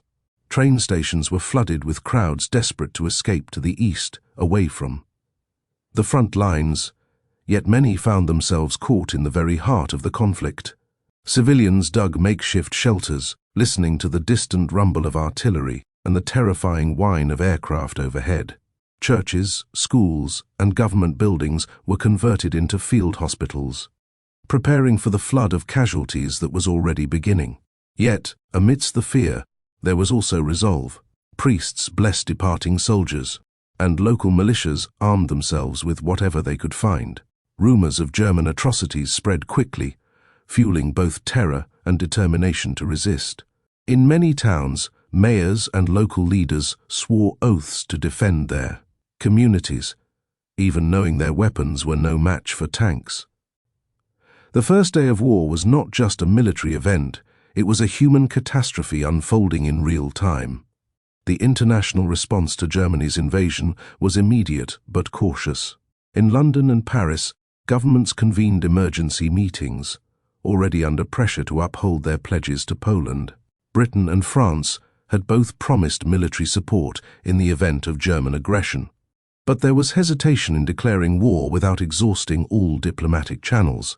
On September 1st itself, strong condemnations were issued, yet both nations still held back, hoping that Hitler might be pressured into halting his offensive. This hesitation reflected the lingering scars of World War I, where millions had died in trenches, and leaders were reluctant to plunge Europe into another bloodbath without certainty of necessity. For Poles listening to foreign broadcasts, the lack of immediate declaration felt like betrayal as their cities burned and their soldiers bled on the battlefield. Still, there was some hope that the Western powers would act swiftly, bringing Germany into a two-front war. Hitler, for his part, gambled that Britain and France would once again fold, as they had in Munich. The opening day of war was thus not only a military struggle, but a diplomatic, waiting game, the future of Europe hanging in the balance. As the sun set on September 1st, 1939, the world had irrevocably changed. Poland was under brutal assault, its skies dominated by the Luftwaffe, its towns bombed, its soldiers outnumbered and outgunned. Yet, it was also a day of extraordinary defiance, from the defenders at Westerplatte to the civilians who refused to yield in the face of terror. Hitler had unleashed the war he had long promised, cloaking it in lies and propaganda. Yet the reality on the ground was clear. This was a war of conquest and destruction. Across Europe, people listened to radios with dread, realizing that peace was shattered and that the continent was sliding once again into catastrophe. In Berlin, Hitler celebrated his success, confident that his enemies would hesitate as they had so many times before. In Warsaw, the Polish government braced for the onslaught, urging its people to fight with every ounce of strength. Soldiers dug in, families huddled together, and priests prayed for deliverance, knowing that the ordeal had only just begun. The first shots had been fired, but the war they unleashed would last 6 years and consume tens of millions of lives. September 1st was the day the world awoke to find itself on the path to unprecedented destruction. On the morning of September 1st, 1939, the world witnessed the true meaning of Blitzkrieg, a word that would soon dominate the vocabulary of war. The German attack on Poland was not simply a repetition of past conflicts, but the debut of a terrifying new doctrine of speed, surprise, and concentrated force. For centuries, Europe had seen wars fought on set-piece battlefields where armies clashed in predictable formations and campaigns dragged on for months. Now, in Poland, everything changed as armored columns, fast-moving motorized infantry, and devastating aerial bombardments tore through defenses in ways the Polish High Command could scarcely imagine. German strategists fused technology with doctrine, blending tanks, planes, and radios into a seamless killing machine. Unlike the slow, grinding battles of the First World War, the Blitzkrieg promised quick results by paralyzing the enemy's ability to respond. Railways, bridges, and communication centers were deliberately targeted to sever the arteries of resistance. Entire Polish units found themselves encircled before they even realized the battle had begun. It was not just an offensive, it was a psychological weapon designed to create shock and collapse morale. For the first time, the modern world saw war fought like a lightning strike rather than a slow-moving storm. Central to this revolution was the Panzer Division, a formation unlike anything the Polish army could field. While Poland still relied heavily on horse-mounted cavalry and infantry brigades marching on foot, Germany had concentrated thousands of tanks, trucks, and support vehicles into cohesive striking forces. These were not scattered machines, but concentrated steel fists capable of punching deep into enemy lines. The Panzer II may have been lightly armed, but when deployed en masse, they overwhelmed bunkers and infantry positions with speed and firepower. More advanced Panzer III and IV units added heavier guns capable of dueling with Polish armor, which was limited in number and dispersed. Each Panzer division was supported by mobile artillery that could keep pace with the tanks, unlike the lumbering artillery of old wars. Crucially, they operated under the constant eye of the Luftwaffe, ensuring that any strongpoint was bombed into submission before tanks advanced. Radios in almost every vehicle allowed for rapid communication, something Poland's largely static command structure lacked. The result was mobility, flexibility, and devastating coordination. In Poland, Blitzkrieg was not just about hardware, but about synchronization between land and air. The Luftwaffe's role in the Blitzkrieg was no less decisive than the armored divisions racing. Across the plains, at dawn, squadrons of Stuka dive bombers screamed from the skies, their sirens howling like banshees to terrify those below. These precision bombers attacked bridges, railways, and command posts, cutting off supplies and paralyzing communication networks. Fighter squadrons swept aside the Polish Air Force within days, granting Germany near-total dominance of the skies. Entire Polish cities and towns were bombed into chaos before their defenders could organize a coherent response. The Luftwaffe acted as flying artillery for the Panzers, smashing obstacles in their path and ensuring momentum was never lost. Unlike World War I's static front lines, planes now acted as the spearhead, softening targets minutes before tanks arrived. The Stukas, with their terrifying accuracy, gave the impression that nowhere was safe, not even deep behind Polish lines. Soldiers, civilians, and commanders alike found themselves constantly under the shadow of the German air armada. The speed of these attacks was so disorienting that resistance often collapsed before it could even begin. Air power had become inseparable from land warfare, marking a new era in military history. On the ground, Polish soldiers fought with courage but were constantly outmaneuvered by the new German doctrine. Entire cavalry units, legendary for their bravery and steeped in centuries of tradition, now faced machine guns, tanks, and dive bombers that rendered horse charges obsolete. While the myth of Polish cavalry charging tanks with lances was exaggerated, the reality was no less tragic. Outdated formations could not stop mechanized forces. In battle after battle, Polish divisions were flanked, encircled, and annihilated before they could retreat to stronger positions. Attempts to establish defensive lines quickly crumbled as German forces bypassed strongholds and cut off supply lines. Polish commands struggled to anticipate German maneuvers, often learning of breakthroughs too late to respond effectively. The Germans advanced so quickly that orders issued one day were irrelevant the next, leaving soldiers stranded or surrounded. Where the Polish army tried to regroup, Luftwaffe squadrons descended to bomb assembly areas into dust. In this brutal new war, valor alone was not enough to withstand speed, coordination, and overwhelming firepower. The defenders found themselves fighting not just an enemy, but the future of warfare itself. The geography of Poland amplified the success of the Blitzkrieg. Wide plains and relatively open terrain gave the German tanks room to maneuver with devastating effect. Rivers and forests, once natural barriers to invasion, were quickly neutralized by Luftwaffe bombings and pontoon bridges carried by mobile engineers. Polish cities, spread far apart, could not provide a dense network of defensive strongpoints, leaving large swathes of countryside exposed. When Polish forces withdrew to defensive positions along the Vistula or Bug rivers, they often found themselves attacked from the rear before defenses could be established.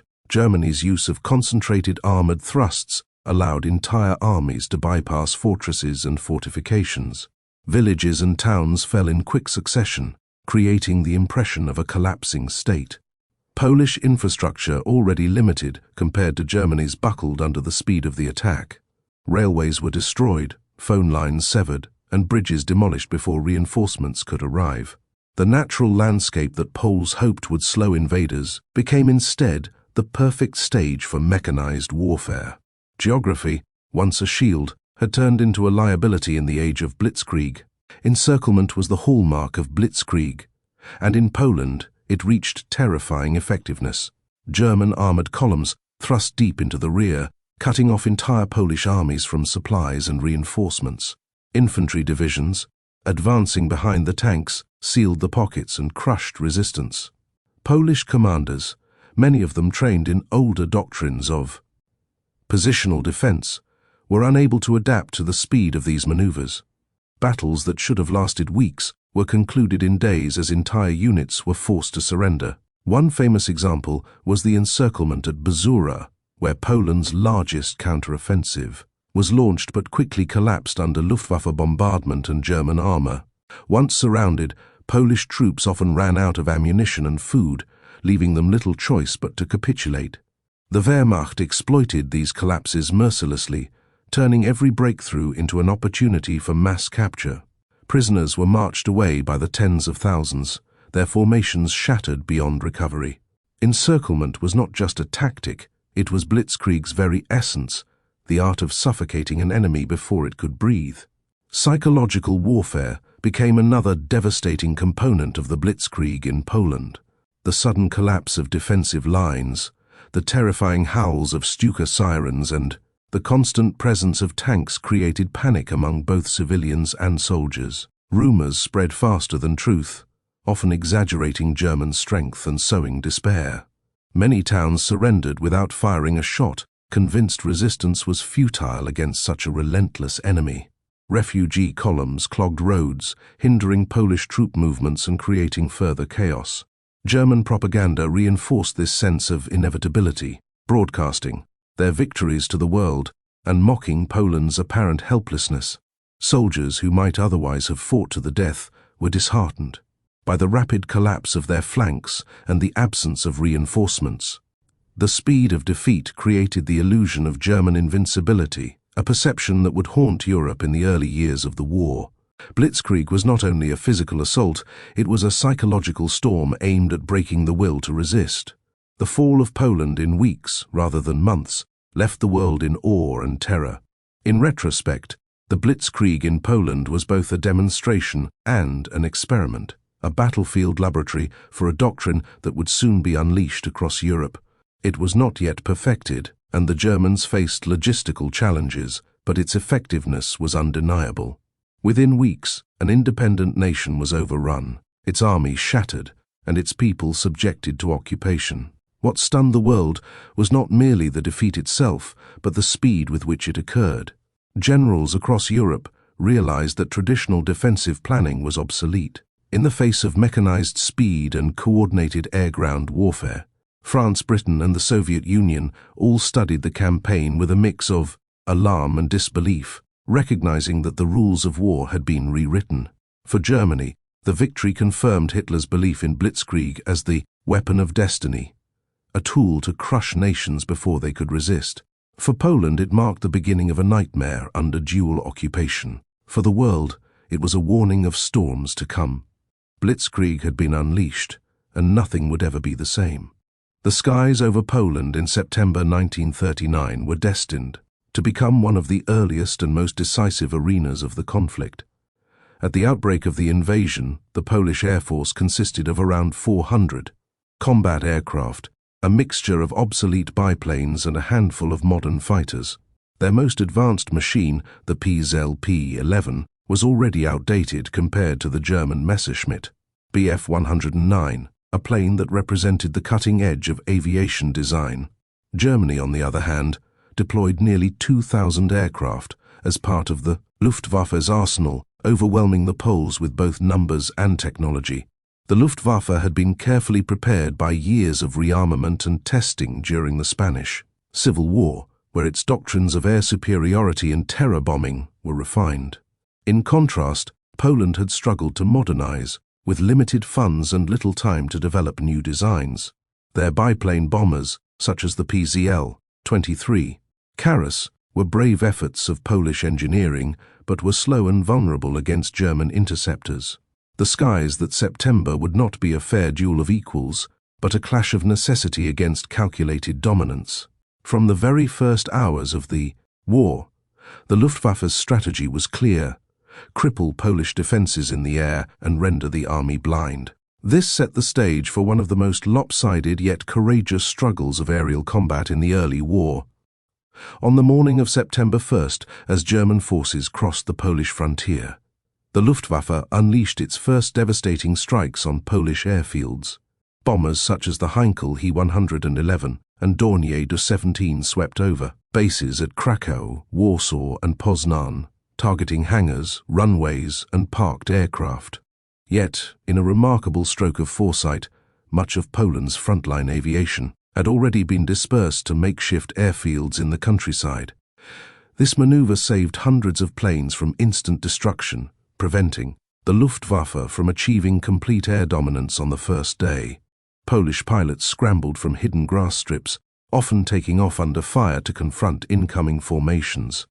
Against all odds, they managed to inflict losses on the Luftwaffe, downing several bombers in these chaotic early encounters. Still, the disparity was immense. For every German aircraft destroyed, several Polish machines were lost. The Luftwaffe's radar, command structure and coordination ensured their raids were relentless, coming in waves to wear down Poland's limited capacity to respond. By the end of that first week, the Germans had flown thousands of sorties, spreading destruction across infrastructure and supply lines. Despite the dispersal strategy, Polish pilots faced dwindling fuel, ammunition, and increasingly uneven odds. The opening days proved the Luftwaffe's reach extended far beyond the battlefield, into the very heart of Polish resistance. The backbone of Poland's aerial defense was the PZL P-11, a high-wing monoplane with an open cockpit and fixed landing gear. When introduced in the early 1930s, it had been among the best fighters in Europe, but by 1939 it was hopelessly obsolete. Its maximum speed barely reached 375 kilometers per hour, far slower than the Messerschmitt Bf-1. 109, which could exceed 550 kilometers per hour with superior climb rates and firepower. The P-11 carried only 2 machine guns compared to the cannon-armed German fighters, giving Polish pilots a severe disadvantage in combat. Yet despite this technological inferiority, the bravery of the men who flew them became legendary. Pilots like Władysław Gonicz, who scored the first Allied kills of the war by downing 2 Dornier bombers on September 1st, embodied the determination of the Polish Air Force. Many flew multiple sorties per day, returning to hidden airstrips riddled with bullet holes and exhausted from battle. Their skill and audacity surprised the Luftwaffe, which had expected a swift and uncontested victory in the skies. In dogfights, the P-11's maneuverability at low altitude sometimes allowed daring Polish aces to turn the tables on their opponents. But bravery alone could not overcome the harsh mathematics of attrition and the technological gulf that separated the two forces. The P-11's outdated design symbolized Poland's courage, but also its tragic disadvantage. As the days stretched into the second week of the campaign, the Luftwaffe extended its strategy beyond direct combat with Polish planes. Systematic bombing of railways, bridges and supply depots was carried out, with ruthless efficiency severing the arteries of Polish mobilization. The Stuka dive bombers, with their infamous wailing sirens, became the terror of both soldiers and civilians. Precision attacks on marching columns left entire units scattered and demoralized. German command sought not only to win the skies, but to use air power as an instrument of psychological warfare, breaking the will to resist. Polish fighter squadrons attempted to intercept these raids, but their dwindling numbers meant they could not be everywhere at once. The coordination between German ground advances and airstrikes created a synergy that paralyzed Polish defensive operations. Villages burned, communication lines collapsed, and the sense of constant threat hung over every movement. The Luftwaffe's dominance gave German tanks and infantry an unparalleled advantage, ensuring that resistance was localized and disjointed. With every passing day, the Polish Air Force was being worn down, not by a single decisive blow, but by a grinding war of exhaustion. The skies above Poland were no longer a battlefield. They had become a weapon in themselves. One of the remarkable elements of this aerial campaign was the sheer resolve displayed by the Polish pilots despite impossible odds. Men flew missions knowing their chances of survival dwindled with each encounter. Some returned with machines so riddled with holes they could barely stay aloft, while others had to bail out over enemy-held territory. There were no illusions. Each sortie was a gamble with death, and yet the pilots pressed on with unwavering dedication. Accounts of dogfights tell of small Polish formations charging against swarms of German aircraft, sometimes 20 against 2. In these uneven battles, tactics mattered as much as courage. Pilots would dive from the sun to gain surprise, fire brief bursts, and then attempt to escape into clouds or treetops. Some managed to achieve multiple kills, carving their names into the annals of aviation history. Yet even the most skilled could not offset the endless reinforcements of the Luftwaffe. For the Germans, losing a squadron meant replacements arrived swiftly. For the Poles, each loss was irreplaceable. The Polish Air Force was fighting not only the enemy in the skies, but also the slow bleeding away of its own existence. By mid-September, the Polish Air Force was on the brink of collapse. Fuel supplies were nearly exhausted, spare parts were non-existent, and many pilots had been killed or captured. Hidden airstrips that had once offered sanctuary were now located by German reconnaissance and bombed into craters. Pilots often had to move from one makeshift field to another under the cover of night, constantly hunted. What had begun as organized resistance devolved into scattered sorties by isolated squadrons. Some fighters were abandoned on the ground when they could no longer be serviced, their skeletons left behind in the fields as a testament to desperation. The Luftwaffe, meanwhile, pressed its campaign to absolute dominance, ensuring the Wehrmacht could march unchallenged across Poland.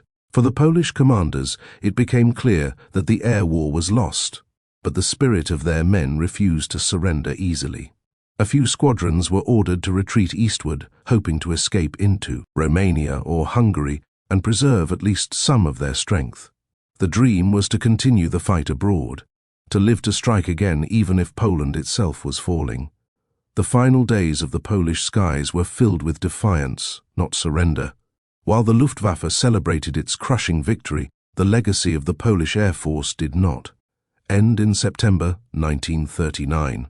Hundreds of pilots managed to escape across borders, making their way eventually to France and later to Britain. These men would go on to form some of the most decorated squadrons in the Royal Air Force. During the Battle of Britain, proving their skill when matched with modern equipment, squadrons like the famous No. 303 Kosciuszko became legends, achieving some of the highest kill ratios of the entire campaign against the Luftwaffe. This transformation from hunted defenders of their homeland to defenders of Europe ensured that the courage of 1939 was not forgotten. The destruction of the Polish Air Force was a tragedy, but it became the foundation for renewed resistance. Their stories served as an inspiration, demonstrating that even in defeat, the fight for freedom continued. The skies they lost in Poland were reclaimed symbolically over the fields of Britain. The courage of those men became a thread woven into the broader tapestry of Allied resistance. Their sacrifice in September was the beginning, not the end, of their story. In retrospect, the destruction of the Polish Air Force reveals both the brilliance and brutality of modern air warfare. It was a demonstration of how technological superiority, organization, and doctrine could decide a campaign before ground forces had finished their work. Yet it also highlighted the enduring power of human determination, as pilots, in outdated planes, still inflicted wounds upon a vastly superior enemy. The Luftwaffe's dominance in Poland emboldened Hitler, convincing him that Blitzkrieg could work against any opponent.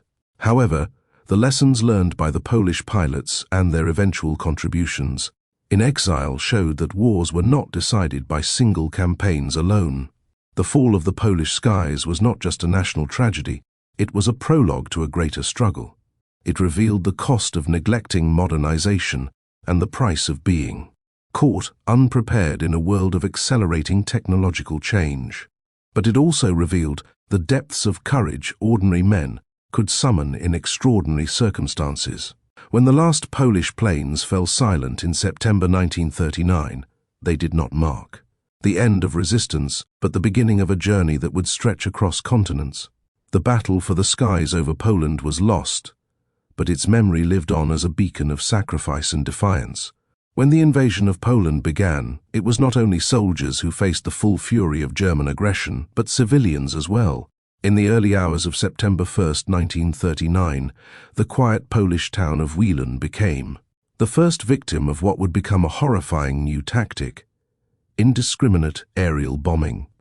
At dawn, the Luftwaffe descended upon the undefended settlement, dropping hundreds of bombs on hospitals, schools and residential quarters, even though there were no significant military targets present. The devastation was immediate, leaving the town center in ruins and claiming the lives of hundreds of ordinary men, women and children. This deliberate attack on civilians set the tone for the war that was to come, where terror itself would become a weapon.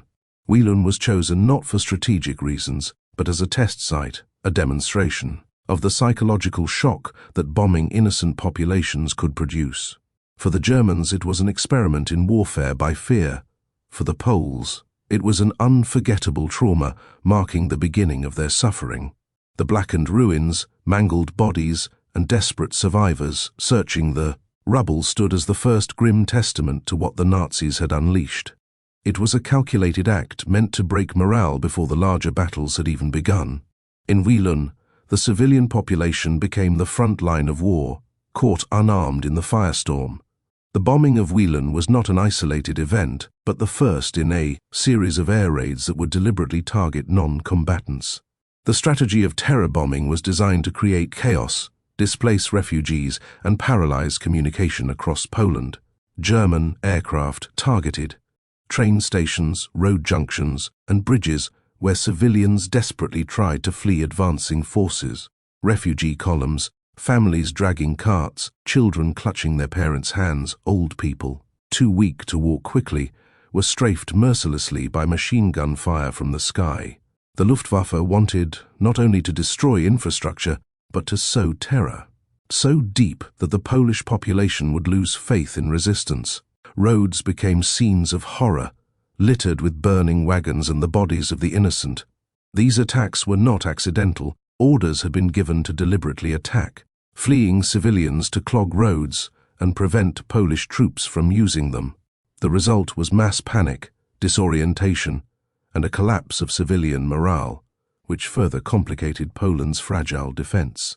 The war, from its very beginning, blurred the line between military strategy and crimes against humanity. Each raid magnified the message: nowhere was safe, not even the smallest village or the most remote rural road. Warsaw, the Polish capital, quickly became the most prominent target of Luftwaffe terror.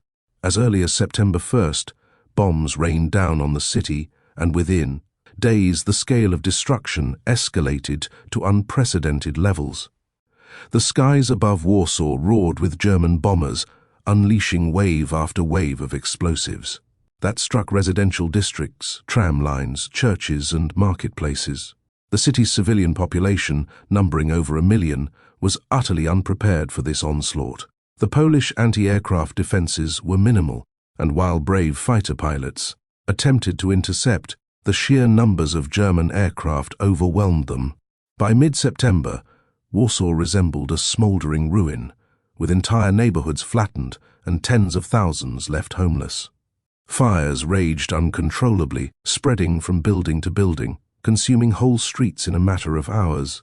The Luftwaffe made no distinction between military and civilian zones, striking hospitals and cultural landmarks alike. The message was unmistakable: resistance would bring annihilation. Warsaw became not only a battlefield, but a city held hostage to fear. Each siren that wailed through the streets sent families scrambling for cellars and makeshift shelters, unsure if they would emerge alive. The psychological toll of these bombings was immense, designed to paralyze the will of the Polish people and government. Unlike traditional battlefield clashes, aerial terror struck at the very heart of daily life, where civilians had no escape and no defense. Mothers clutched their children as walls collapsed around them. Fathers dug through rubble searching for loved ones, and priests gave last rites to the dying on sidewalks turned into mass graves. Ordinary routines, shopping for food, attending church, walking to work, became deadly risks. The Germans believed this relentless terror would force Poland to surrender quickly by breaking the spirit of its people. But paradoxically, the destruction of cities like Warsaw hardened Polish resolve in many cases. Civilians often displayed remarkable courage, helping firefighters battle infernos, feeding the wounded, or joining makeshift rescue brigades. Amid the rubble, voices rose in songs and prayers, affirming that Polish identity would not be erased by bombs. Yet, bravery could not stop the overwhelming destruction raining from the skies. For every act of defiance, there were hundreds of tragedies, families buried, alive, children orphaned, and entire blocks of life reduced to ashes. The scale of destruction in Warsaw reached its peak on September 20th, 5th, 1939, a day that became known as Black Monday. On that single day, the Luftwaffe unleashed its most concentrated assault. Dropping over 550 tons of explosives on the city, the bombardment was so intense that even seasoned war correspondents compared it to an apocalypse. Massive firestorms engulfed districts, consuming everything in their path, and the streets were filled with choking smoke that turned day into night. Hospitals were hit despite being clearly marked, killing patients in their beds and doctors in the middle of surgery. Civilians huddled in basements as the ground shook violently, fearing each second would be their last. Buildings collapsed like sandcastles under the relentless pressure of high explosives, trapping thousands beneath rubble. Firefighters and medics worked frantically, but often perished themselves when fresh waves of bombers struck. By the end of the day, Warsaw was a broken city, its population traumatized and starving. Yet, the Polish government and military continued to resist, refusing to surrender despite unbearable civilian suffering. The Luftwaffe's strategy of terror had devastated Warsaw's spirit, but it had not yet broken it. Outside of Warsaw, other cities also suffered catastrophic bombardments. Lublin, Lodz and Krakow endured repeated air raids, each designed to cripple both infrastructure and morale. Factories, schools and churches became targets, leaving local populations in shock. Wielun, remembered as the first civilian victim, was joined by dozens of smaller towns that shared similar fates: flattened homes, destroyed hospitals and endless funerals.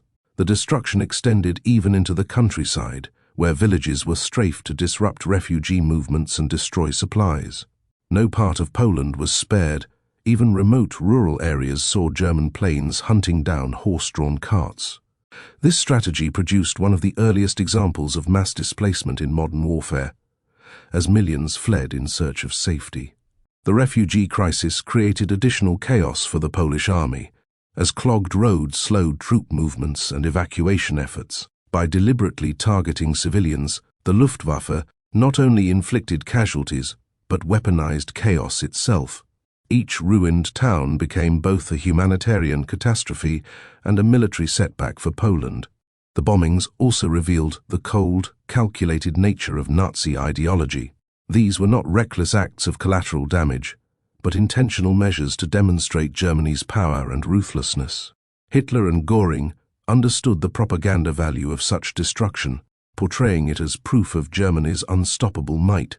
Within the Reich, state-controlled media celebrated the annihilation of Polish cities, depicting them as necessary punishment for a defiant nation. German pilots often photographed the results of their raids, treating the images of ruins as trophies. In reality, these were crimes against humanity, setting a precedent for the even greater atrocities that would follow in cities like Rotterdam, Coventry, and London. The campaign in Poland marked the beginning of total war, where civilians became primary targets rather than incidental victims. The destruction of Polish towns foreshadowed the Holocaust itself, where human life was devalued and entire populations were subjected to systematic terror.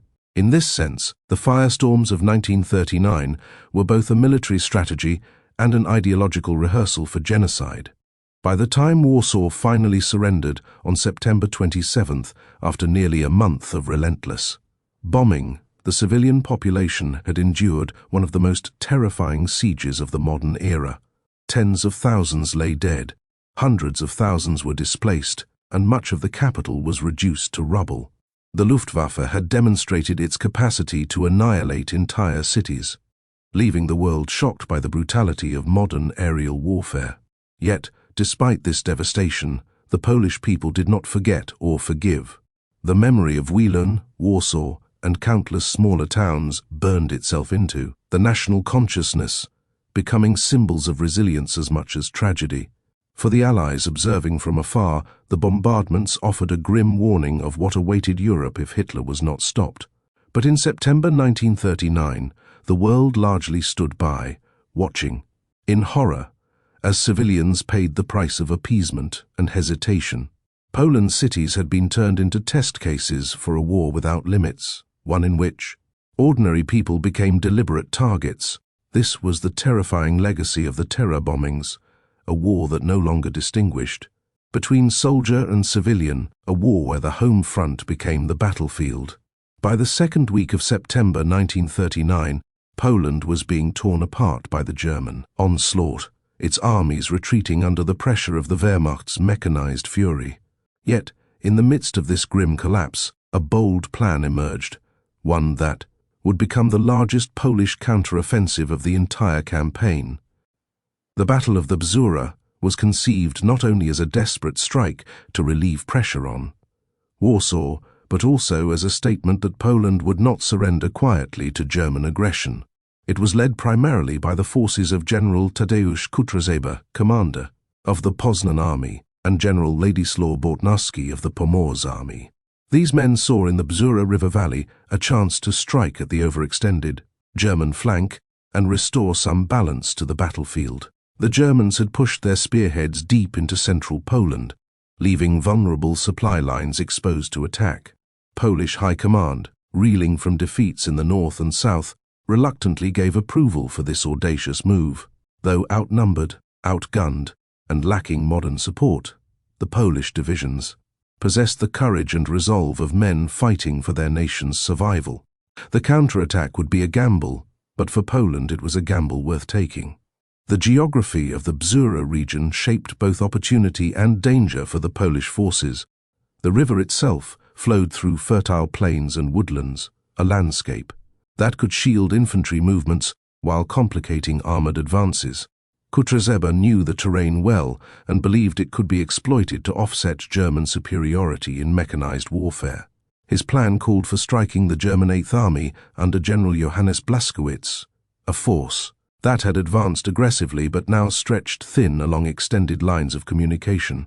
The Poles would launch a surprise assault from the west, breaking through enemy positions and threatening the rear of German divisions moving toward Warsaw.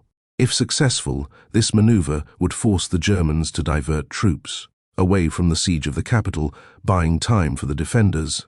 The natural choke points of the river and its tributaries offered defensive positions, where Polish infantry could stand their ground even without heavy armor. Kutrzeba's staff officers recognized that the operation was high risk, but in the desperate circumstances of September, risk was unavoidable. Every Polish soldier understood that failure meant the total collapse of their homeland's defense. The fields and villages of the Bzura Valley would soon become a crucible of courage and tragedy. The counterattack began on September 9, 1939, when Polish divisions surged forward with unexpected ferocity.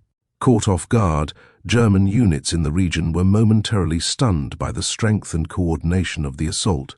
Polish infantry, supported by cavalry brigades and limited artillery, overwhelmed German outposts and forced several battalions into retreat.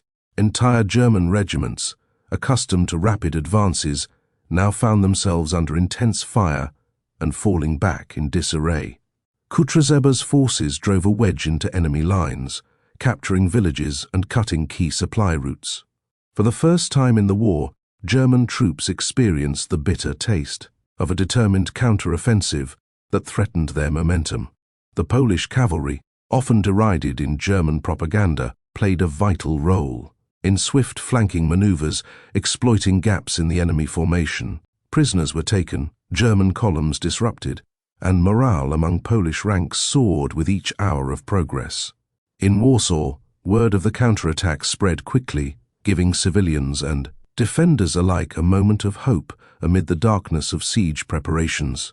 For a fleeting period, it appeared as though the tide of battle might be shifting. German High Command reacted with alarm, recognizing that the Polish offensive posed a genuine danger to their timetable for crushing Poland. Hitler had demanded swift victory, but the fighting along the Bzura threatened to slow the pace of conquest.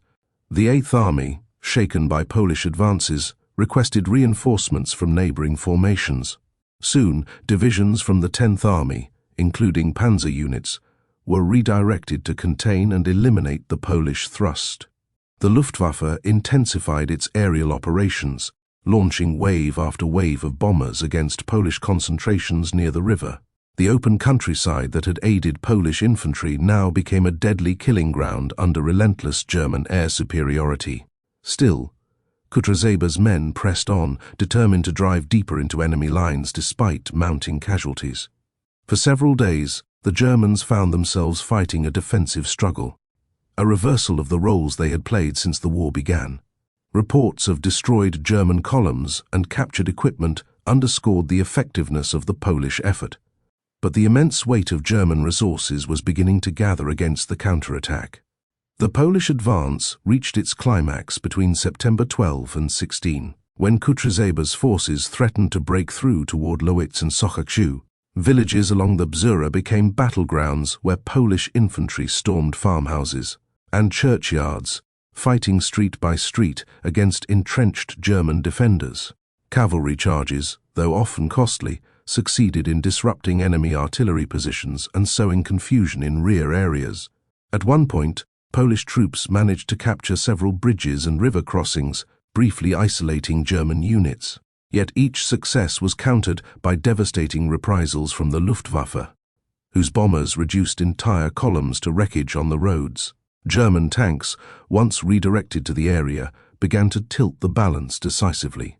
Polish forces, lacking comparable armor, found themselves relying on anti-tank rifles and improvised defenses to blunt the spearheads. Ammunition shortages became acute, with soldiers forced to conserve every shell and bullet. Despite this, morale remained astonishingly high, as men believed they were fighting, not merely for victory, but to carve out honor for their country in its darkest hour. The clash became not just a battle for territory, but a symbol of Polish defiance. As the days wore on, the weight of German reinforcements proved overwhelming. By September 17th, the counterattack had lost momentum, and Polish units began a desperate withdrawal toward Warsaw and Modlin. The Luftwaffe dominated the skies, relentlessly strafing retreating columns, inflicting horrific casualties on soldiers and civilians caught in the chaos. The Bzura River, once a strategic advantage, now became a deadly barrier, as bridges were destroyed and crossings targeted by German artillery. Entire regiments found themselves cut off, surrounded in forests and villages that became pockets of last-ditch resistance. Kutryzeba attempted to coordinate an orderly retreat, but communication broke down amid the confusion and bombardment. German armor rolled forward, encircling isolated Polish divisions and forcing them into hopeless defensive stands. Heroic last battles were fought in places like the Campinos forest, where surrounded units resisted until ammunition was exhausted. The Polish dream of breaking the siege of Warsaw was shattered under the relentless pressure. Yet, even in defeat, the courage displayed at Bzura would echo through the nation's memory. The battle's human cost was staggering, with tens of thousands of Polish soldiers killed, wounded, or taken prisoner. Estimates suggest that nearly 120,000 Polish troops were eventually captured in the aftermath, representing some of the best-trained divisions of the Republic. Villages and towns in the Bzura region were devastated, their populations caught between advancing armies and merciless bombing raids. Survivors spoke of rivers choked with wreckage, horses, and the bodies of men who had fought to the very end. The German victory was decisive, but it had not come easily or cheaply. The Wehrmacht suffered thousands of casualties and learned that even a seemingly broken enemy could launch a ferocious counterblow. For Hitler, the outcome reaffirmed the need for overwhelming force to crush resistance swiftly and without mercy. For the Polish people, the battle was a reminder of their capacity for organized resistance, even in the face of impossible odds. Though militarily defeated, the soldiers of Bzura became legends of valor in a campaign marked by despair. Their sacrifice bought precious days for Warsaw's defenders and stands as one of the defining episodes of the September campaign. In the broader context of the war, the Battle of the Bzura carried lessons far beyond Poland's borders. It demonstrated the vulnerability of even modern mechanized armies. When faced with determined resistance exploiting terrain and timing, Allied observers would later analyze the battle as proof that German forces could be countered if struck at the right moment, though in Poland's case, the lack of support from Britain and France doomed the effort. The counterattack highlighted the bravery and professionalism of Polish commanders like Kutrzeba, whose strategy showed brilliance even as circumstances ensured failure. For German officers, the engagement was a sobering reminder that their enemies would not collapse without a fight, a realization that would shape their conduct in later campaigns.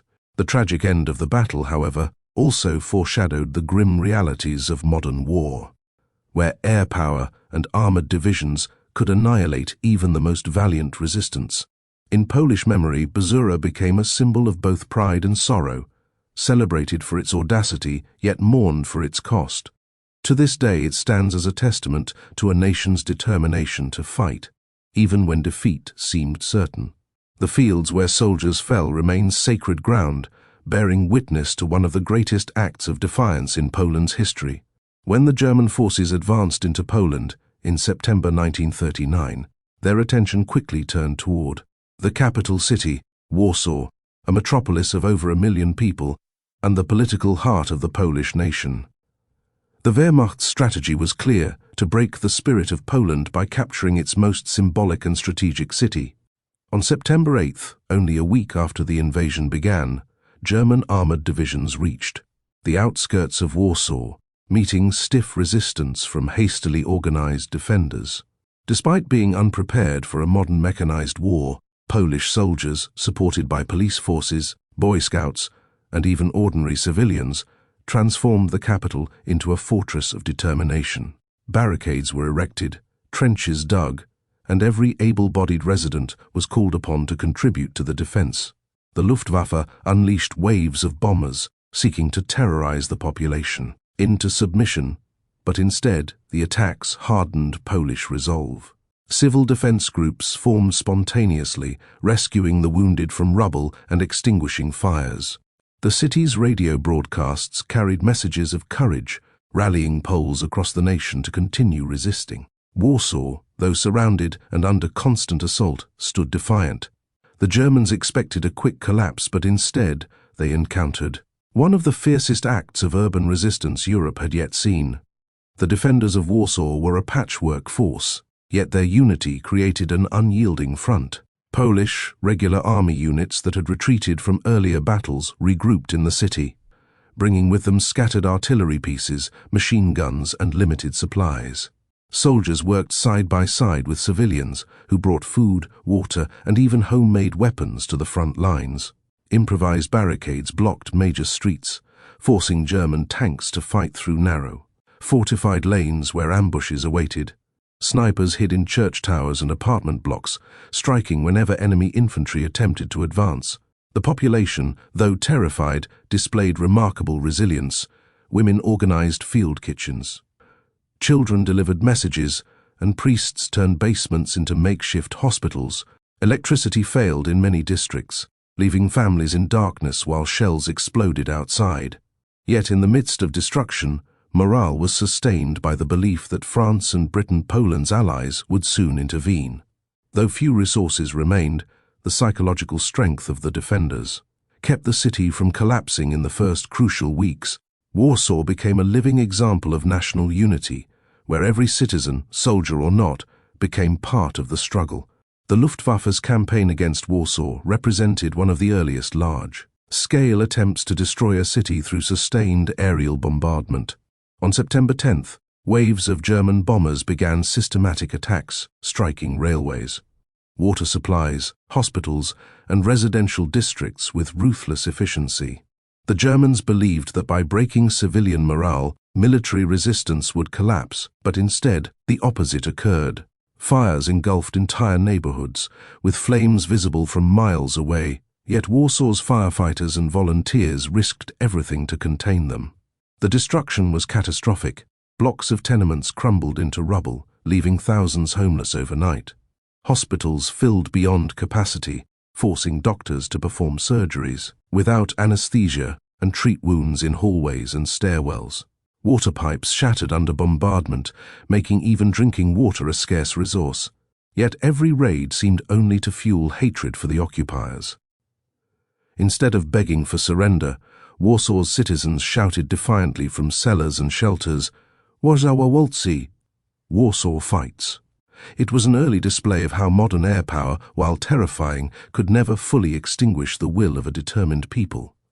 As the siege lengthened, the city's defenders organized more systematically, under General Julius Rommel, who had taken command of Warsaw's defense. Despite being cut off from most of the country, Rommel coordinated scattered Polish forces and improvised a defense system. Old World War I fortifications were reactivated, machine gun nests fortified, and artillery pieces hidden within ruined buildings. Commanders rotated units to maintain endurance, while civilians supplied fighters with food, ammunition, and intelligence. Communication relied on messengers darting through shattered streets under constant fire, often young scouts who carried orders in their pockets. Even as artillery shells rained down day and night, discipline held remarkably firm. The defenders staged counterattacks, surprising German infantry with sudden bursts of resistance. German commanders, who had anticipated Warsaw's fall within days, grew increasingly frustrated at the delay. The city, against all odds, continued to hold out, buying precious time for the remainder of Poland's army, still engaged in desperate battles elsewhere. Warsaw was not only fighting for itself, but for the soul of the entire nation. Life inside besieged Warsaw became a daily struggle for survival. Food supplies dwindled rapidly, forcing civilians to ration bread and stretch whatever scarce resources remained. Long lines formed at bakeries that often had little to sell, while many families resorted to eating boiled potatoes or even weeds gathered from parks. Water, more precious than food, had to be collected from wells or broken pipes under the risk of shell fire. In the darkness of basements and shelters, families huddled together listening to the distant rumble of artillery and the closer crashes of bombs. Diseases began to spread in the crowded, unsanitary conditions, compounding the suffering. Despite this, cultural resilience persisted. Poets recited verses by candlelight. Musicians played broken instruments, and neighbors shared stories to distract frightened children. The city's radio, transmitting until the very end, kept morale alive with patriotic songs and speeches urging defiance. Starvation and terror did not extinguish the Polish spirit. Rather, Warsaw became a beacon of endurance, showing the world the depth of Polish determination against overwhelming odds. The German army, frustrated by the city's refusal to yield, escalated its brutality. On September 25th, the Luftwaffe launched one of the most devastating single-day air raids of the entire campaign, later called Black Monday. Over 1,200 sorties dropped explosives and incendiaries on Warsaw, while heavy artillery pounded the city relentlessly from the ground. The devastation was almost unimaginable. Entire districts leveled, hospitals destroyed, and tens of thousands of civilians killed or wounded in just hours. Smoke blotted out the sky, and survivors described the city as resembling hell itself. Yet even in the aftermath of such carnage, Warsaw did not immediately surrender. Rescue workers pulled survivors from beneath mountains of rubble, priests offered last rites in the streets, and soldiers prepared for yet another night of battle. German propaganda declared that Warsaw had been crushed, but inside the ruins the defenders still clung to their posts. The courage displayed during these days astonished even foreign correspondents who reported from the ruins. Warsaw had become a symbol not just of resistance, but of a nation's refusal to be broken by terror. Finally, with the city reduced to rubble and its people at the edge of starvation, Warsaw's leaders faced an agonizing decision. General Rommel and the city's mayor, Stefan Starzyński, understood that further resistance would only mean the total annihilation of civilians. Negotiations for surrender began on September 2007, after nearly 3 weeks of unrelenting siege. The Germans demanded unconditional capitulation, and the Poles, with no hope of relief from their allies, were forced to accept. Yet Warsaw surrendered with honor, its defenders having fought far beyond expectations. German officers themselves expressed grudging admiration for the city's tenacity. The civilian population emerged from cellars to a landscape of devastation, with entire neighborhoods obliterated and more than 20,000 killed. The surrender did not mark defeat in spirit, for the defense of Warsaw became a rallying point for Polish resistance movements that would continue throughout the war. The city's endurance would live on as a legend, symbolizing the unbreakable will of a people faced with overwhelming force. The Siege of Warsaw in 1939 was not merely a military event, but a moment of profound historical significance.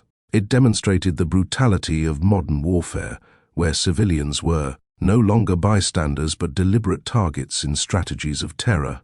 It revealed the limits of air power and artillery in crushing the human spirit.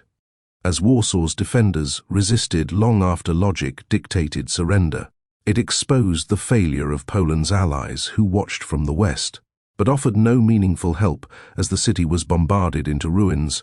Most importantly, it forged a mythos of defiance that would inspire generations of Poles under occupation. Though Warsaw was forced to yield, it had delayed Germany's plans and showed the world that Poland would not fall quietly. Its streets and ruins bore witness to sacrifice, courage, and the unyielding bond between soldiers and civilians. The siege was both a tragedy and a triumph. A tragedy in its destruction, but a triumph in its enduring spirit. Warsaw, the city of resistance, had carved its place in history through blood, fire, and unbroken resolve. As Poland fought desperately against the German onslaught from the west, a second and devastating betrayal unfolded from the east. In the early hours of September 17, 1939, vast Soviet columns began crossing the border. There, tanks rumbling across the flat plains of eastern Poland under the cover of a carefully prepared political justification. Moscow announced to the world that the Polish state had already collapsed, its government no longer functioning, and that the Red Army was entering to protect Belarusians and Ukrainians living within its territory. This was a carefully crafted lie, masking the reality of the secret clauses of the Molotov-Ribbentrop Pact. Stalin, having bided his time while Poland exhausted itself against the German invasion, now struck to seize his share of the spoils. The invasion was timed with precision, ensuring that the Polish army, already heavily engaged on one front, would find itself crushed between two giants.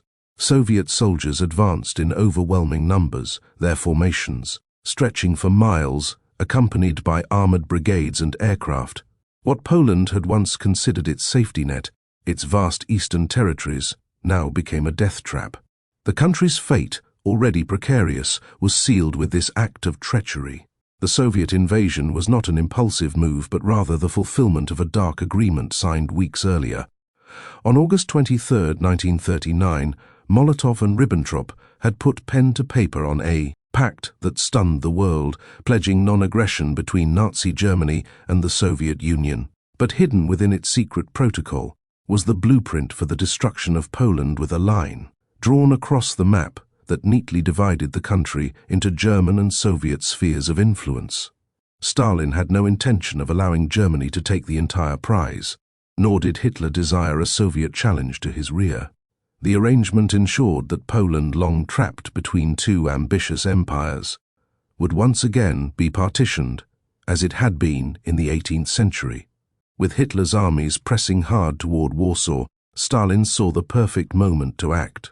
Soviet propaganda painted their intervention as liberation, even portraying themselves as saviors from German occupation. Yet to Poles on the ground, the arrival of the Red Army brought shock, despair, and bitter recognition that their nation was being carved apart. For the first time since the Napoleonic Wars, Russian soldiers marched in force across Poland's eastern frontier, not as allies but as conquerors. For the Polish army, already reeling from 2 weeks of desperate fighting, the Soviet invasion was nothing less than a death blow. Many units still maintained cohesion, retreating eastward with the hope of reorganizing, or establishing defensive lines near the Romanian and Hungarian borders. Officers instructed their men to conserve strength, intending to hold out long. enough for promised British and French offensives to materialize in the West. But now, those hopes were shattered. With Soviet troops advancing from the opposite side, entire divisions found themselves encircled with no avenue of escape. Communications collapsed as Polish commanders received conflicting orders. Some were instructed to resist the Soviets, others to avoid engagement to preserve lives.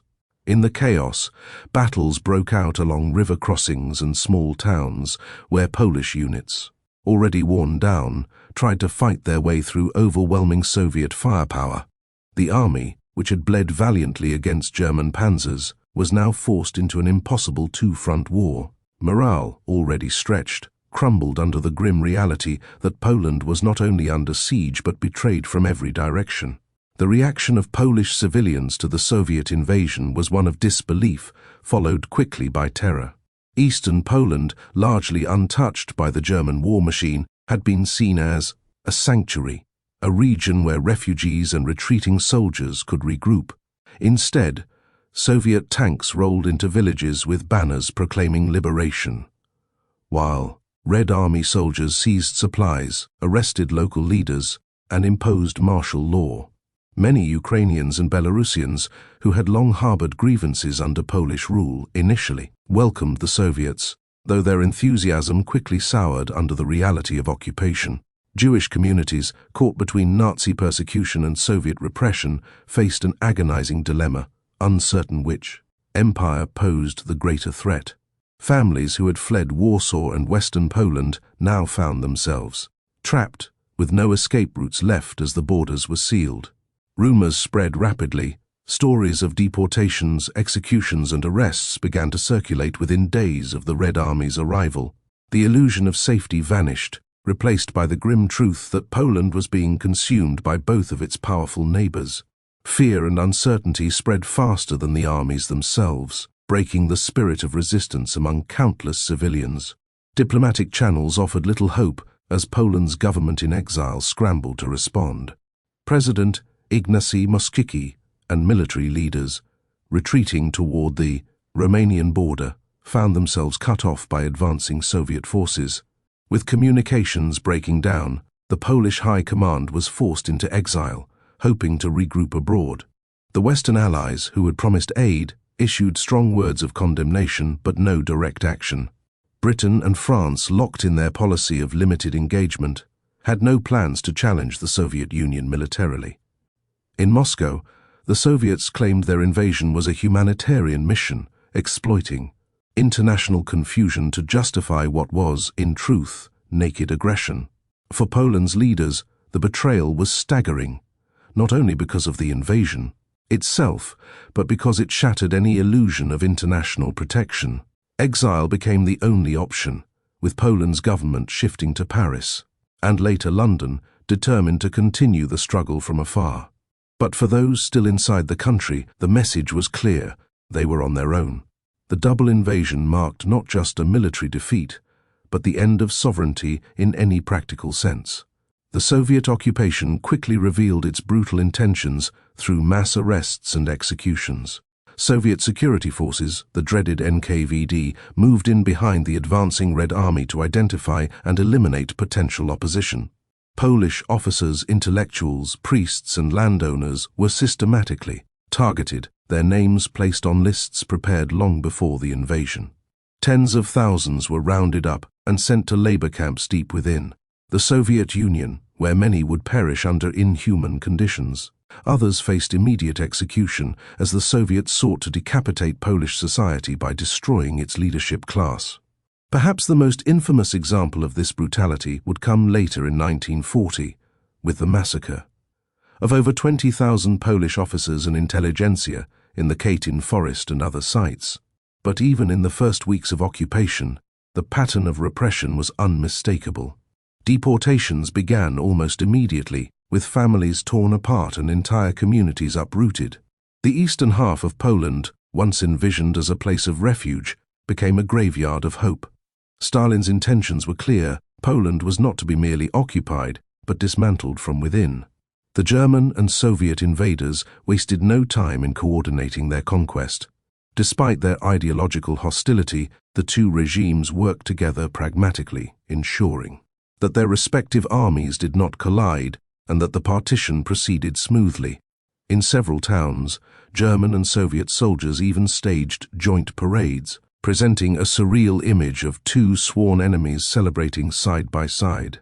Maps were exchanged, boundaries redrawn, and prisoners of war handed over between the occupiers. This collaboration shocked the world, exposing the hollowness of both Nazi and Soviet propaganda, which had long vilified one another. For Poland, however, it was yet another humiliation, a stark reminder that its sovereignty was being negotiated by foreign powers without any regard for its people.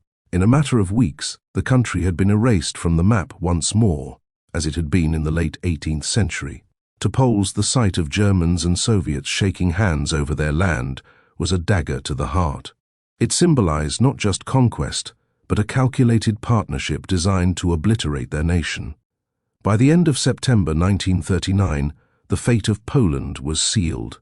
Warsaw, still under siege, would surrender to the Germans on September 27th, while eastern Poland lay firmly in Soviet hands. The dual invasions crushed not only the Polish army, but the very idea of independence, plunging the nation into one of the darkest chapters of its history.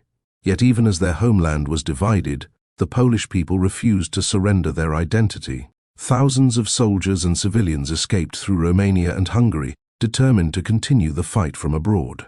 The Government-in-Exile carried Poland's voice to London, ensuring that the struggle for freedom remained alive on the international stage. At home, resistance movements began to take shape, planting the seeds of a future underground war against both occupiers. But in September 1939, the reality was brutal and immediate. A proud nation, reborn only 2 decades earlier, had been carved apart by 2 dictatorships. The invasion from the east sealed Poland's doom, completing the work that Germany had begun. For the Polish people, survival now meant endurance under occupation, with the hope that one day their nation would rise again.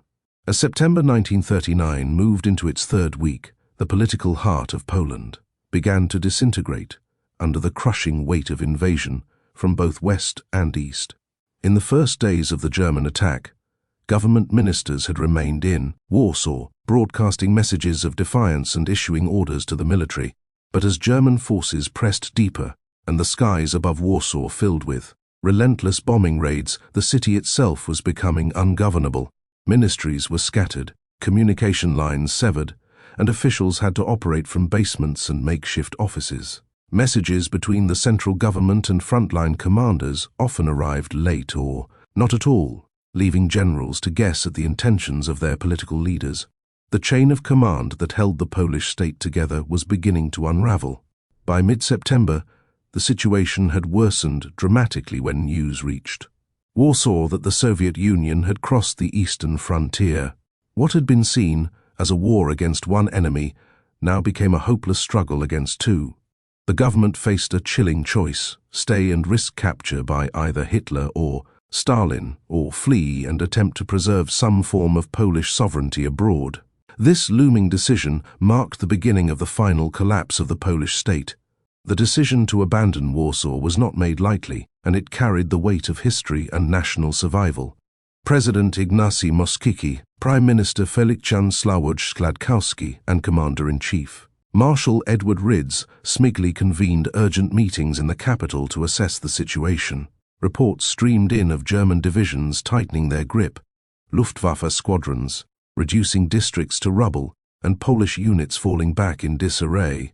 The government was painfully aware that if they remained in the capital, they risked annihilation or capture, just as the Czechoslovak leadership had been humiliated the previous year.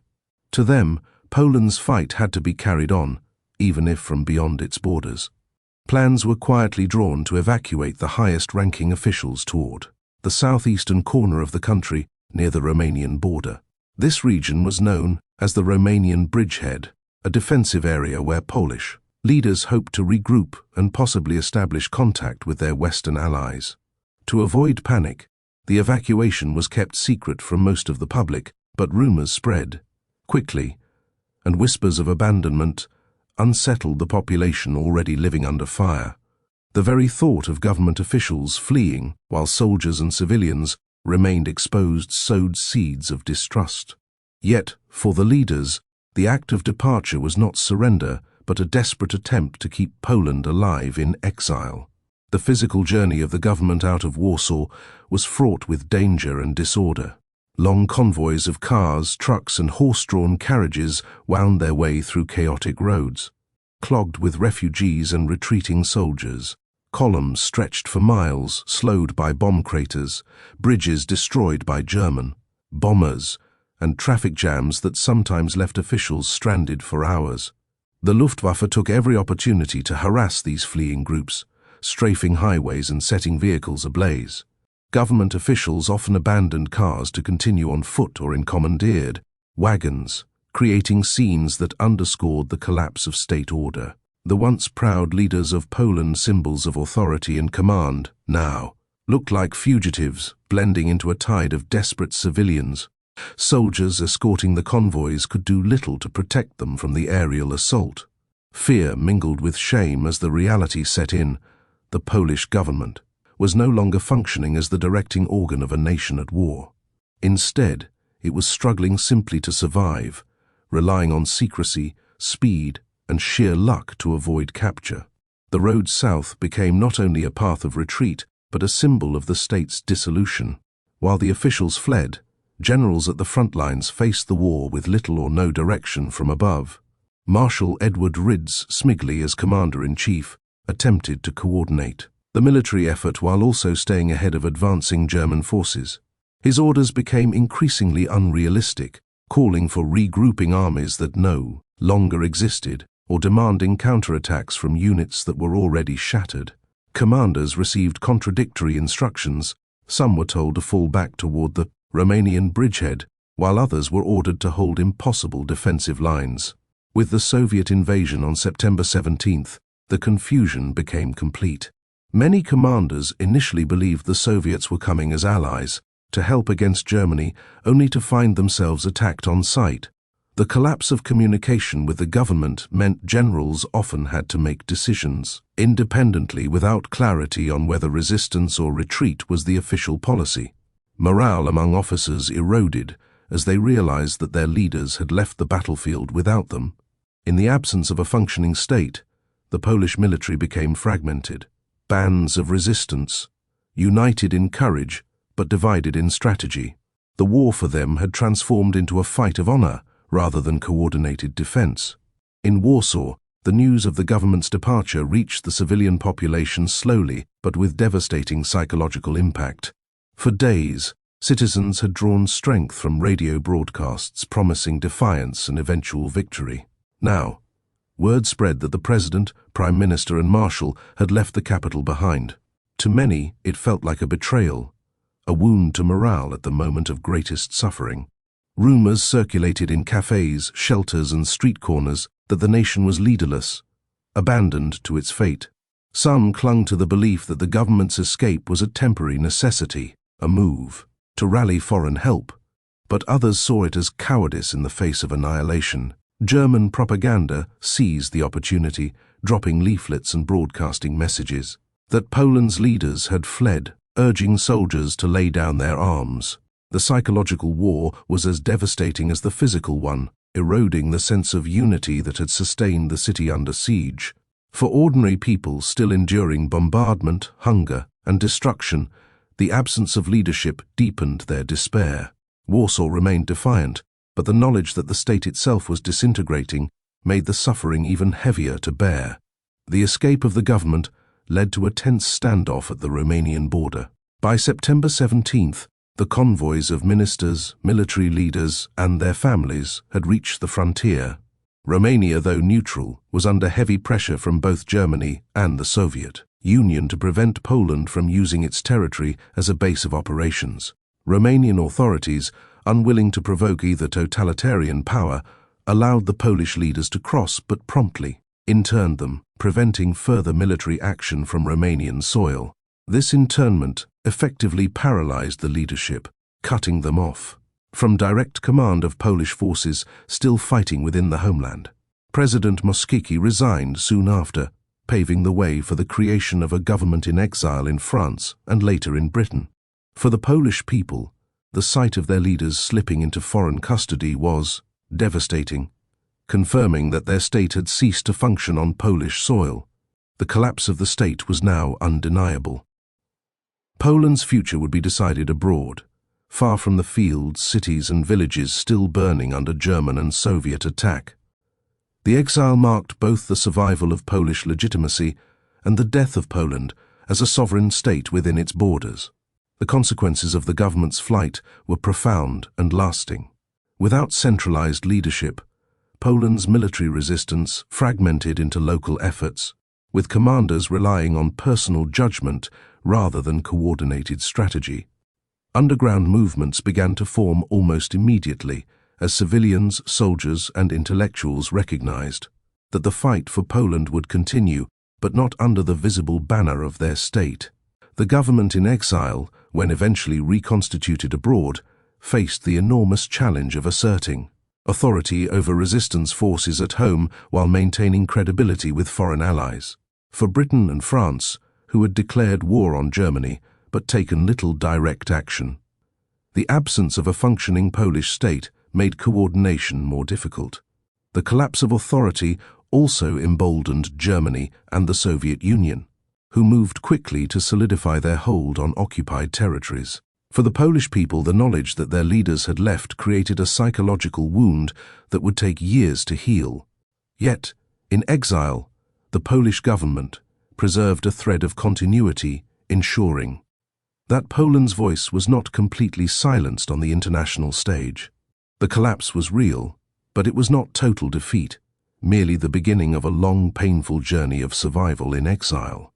In hindsight, the collapse of the Polish state in September 1939 symbolized the brutal speed with which the modern totalitarian powers could dismantle a sovereign nation. The flight of the government was not cowardice, but a recognition of harsh realities. Poland was outnumbered, outgunned, and betrayed by geography.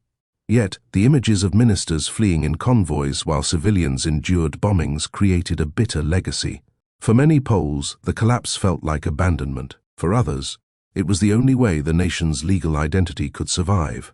The paradox of this moment defined Poland's wartime experience. Defeated on its soil but unbroken in spirit, the government in exile would go on to play a crucial role in Allied politics, organizing Polish forces abroad, and ensuring Poland remained part of the coalition against Hitler. Meanwhile, at home, resistance movements would carry the torch of national defiance, proving that even without a functioning state, the will of the people could not be extinguished. The collapse of the state was not the end, but a transformation of the Polish struggle. In the chaos of 1939, Poland ceased to exist as a sovereign entity within its borders, yet lived on through its exiles and its fighters. This dual existence would define the Polish nation throughout the Second World War. As the September campaign drew to its bloody conclusion, two lonely strongholds of Polish resistance stood defiant against overwhelming odds: the windswept Hel Peninsula on the Baltic coast and the venerable Modlin Fortress north of Warsaw. Both places had little in common geographically, one being a narrow spit of sand stretching into the sea, the other an ancient fortification built in stone and brick, but they shared the same fate of becoming symbols of stubborn courage. By late September, most of Poland lay under German or Soviet control, yet these bastions of defense refused to yield. Their resistance, however hopeless, carried profound symbolic weight, showing the world that Poland's spirit remained unbroken. The men stationed there knew reinforcements would never come and that supplies were dwindling, but they chose to fight on nonetheless. They fought not only for territory but for honor, determined to deny the enemy the satisfaction of total victory without a fight. Each bombardment and counterattack carried with it the desperation of a people abandoned yet unbowed. These final stands embodied the determination of soldiers who understood their battle would not change the outcome of the war, but would preserve the dignity of their nation. In those final weeks of September, the Hel Peninsula and Modlin Fortress became stages upon which the last chapters of Poland's September campaign played out. Their stories remain testaments to both strategic futility and timeless courage. The Hel Peninsula was a unique battleground, a slender tongue of sand extending nearly 35 kilometers into the Baltic Sea, connected to the mainland by a fragile causeway. Strategically, it provided Poland with a vital naval base, coastal defenses, and artillery positions that could threaten German naval operations in the Baltic. When the war began, the peninsula became a natural fortress, with Polish coastal artillery batteries inflicting significant damage on German warships, sinking several smaller vessels and even damaging the battleship Schleswig-Holstein. The defenders, numbering around 10,000 men, were under the command of Admiral Joseph Unrugh, a former officer in the German Imperial Navy who had chosen Poland after the First World War. His intimate knowledge of German tactics proved invaluable in delaying their advance. The isolation of the peninsula was both a strength and a weakness. It shielded the defenders from rapid encirclement but cut them off from resupply. The Germans recognized its importance and subjected it to relentless naval bombardments, artillery strikes, and Luftwaffe raids. Despite this, the defenders held out for almost an entire month, far longer than most expected. Every day of resistance forced the Germans to commit resources, men, and machines that could have been used elsewhere. For Unrugh and his men, the defense of Hel became not just a military necessity, but a symbol of defiance against the tide of conquest sweeping across their homeland. Conditions on the Hel Peninsula grew increasingly desperate as September wore on. The sandy soil provided little protection from aerial bombs, forcing soldiers to dig deep trenches that often collapsed under bombardment.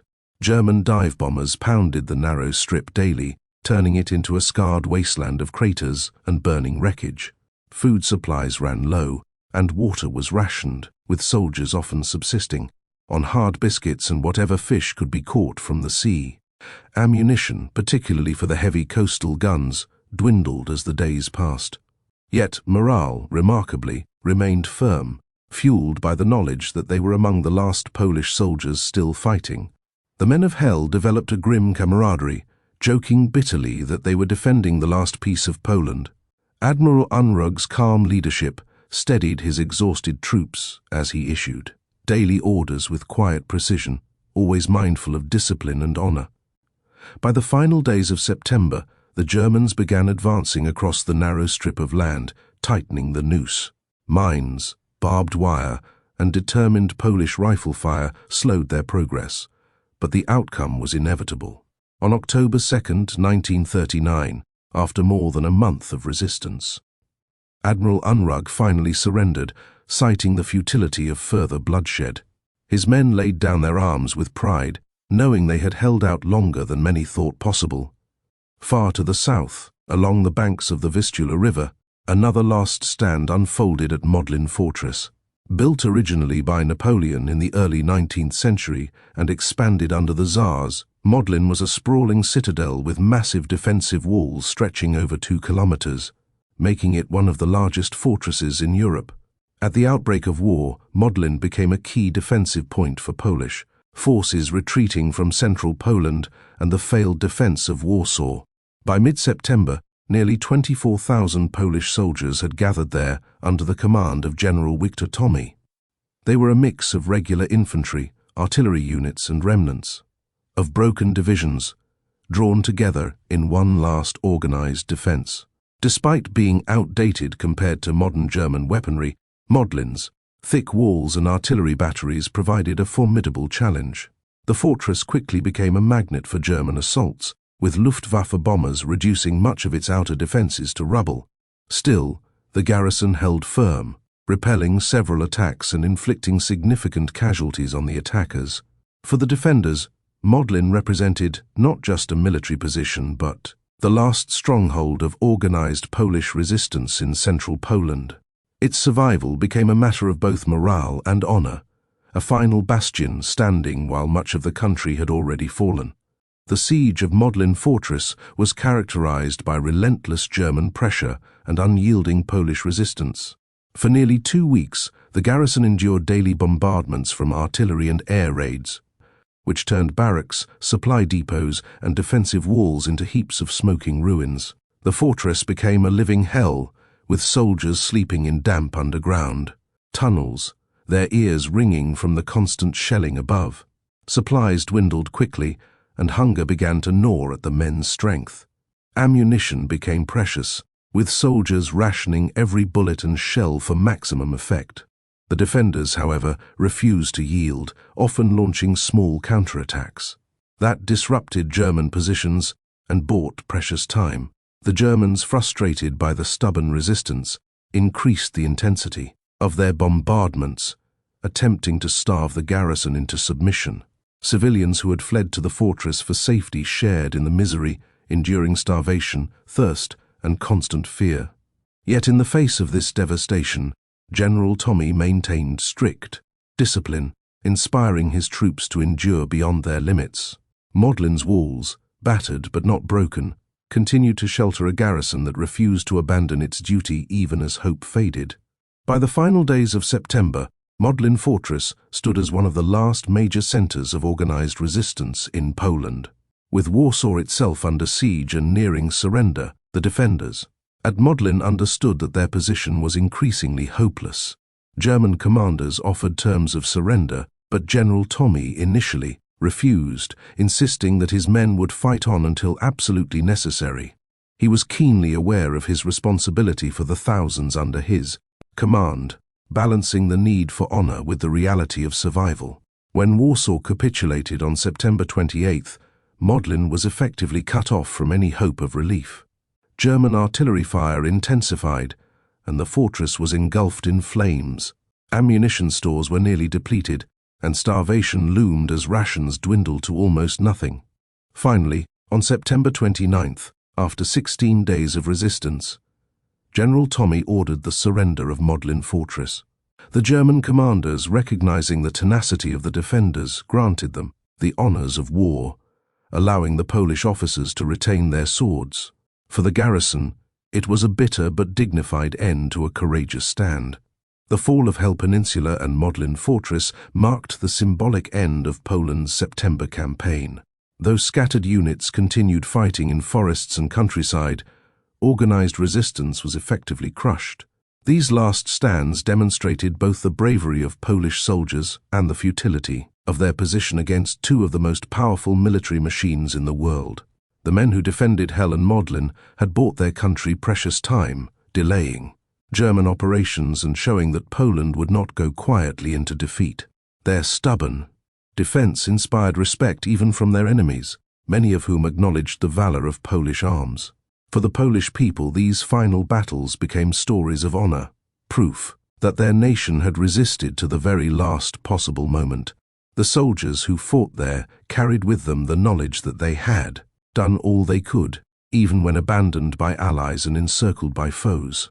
Their names and deeds were etched into Poland's wartime memory, celebrated long after the guns fell silent.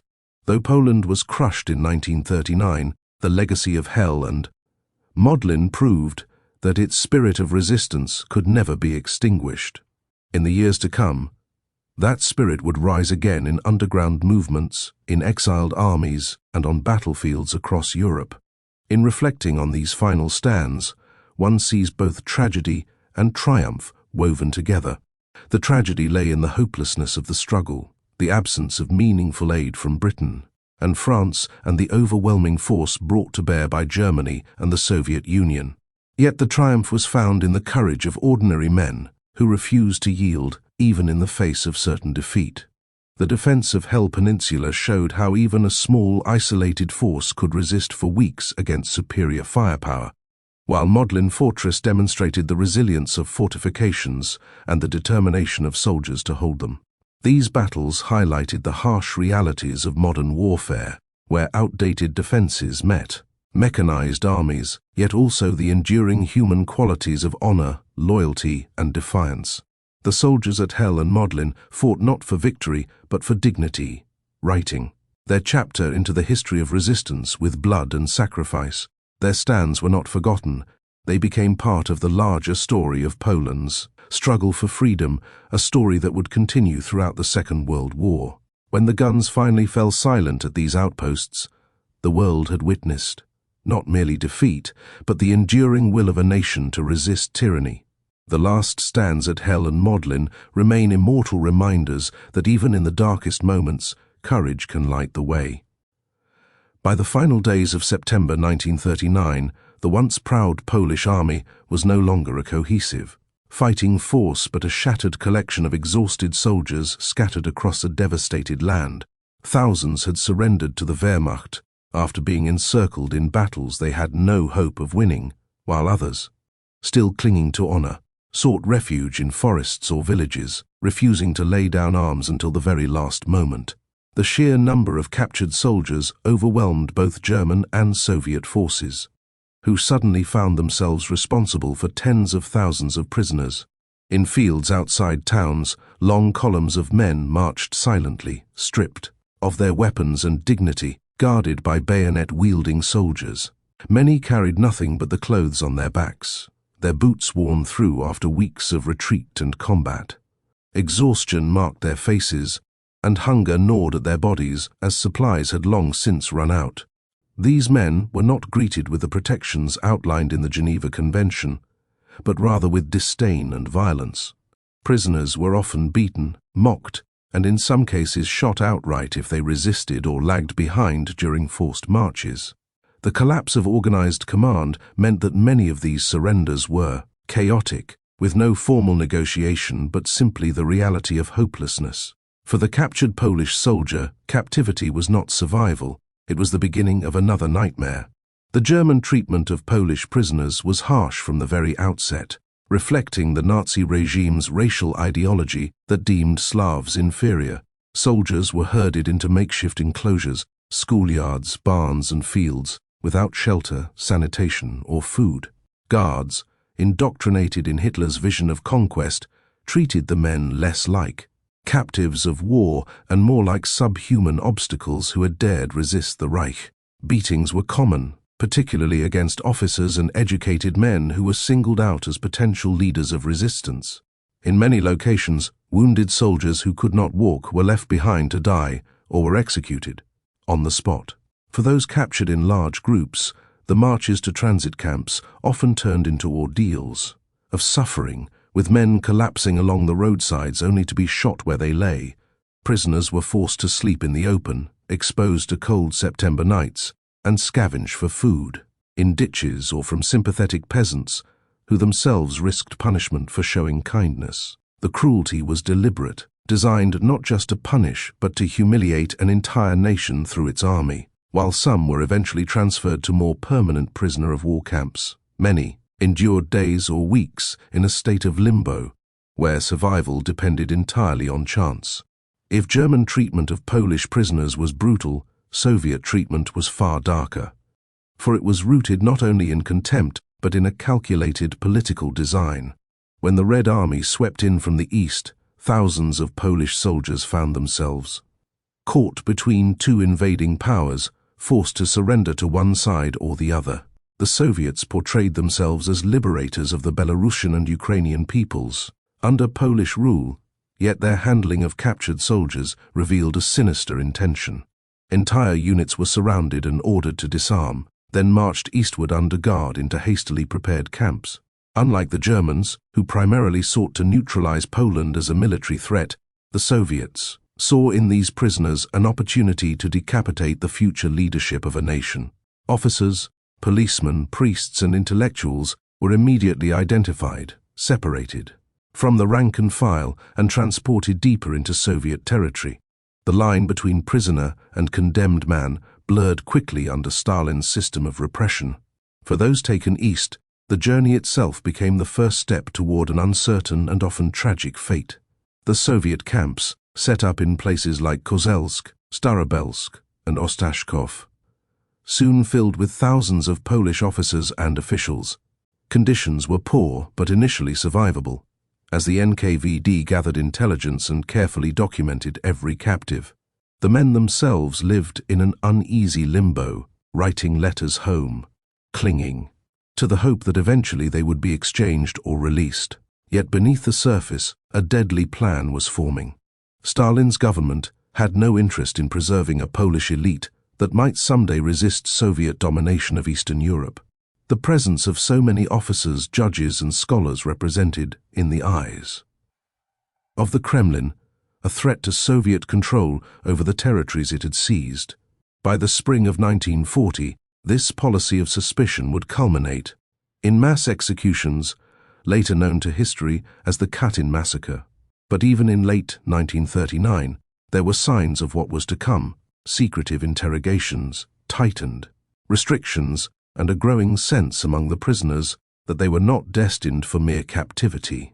For many, each day in those camps was spent in dread of the unknown, as the machinery of Stalin's terror quietly closed around them.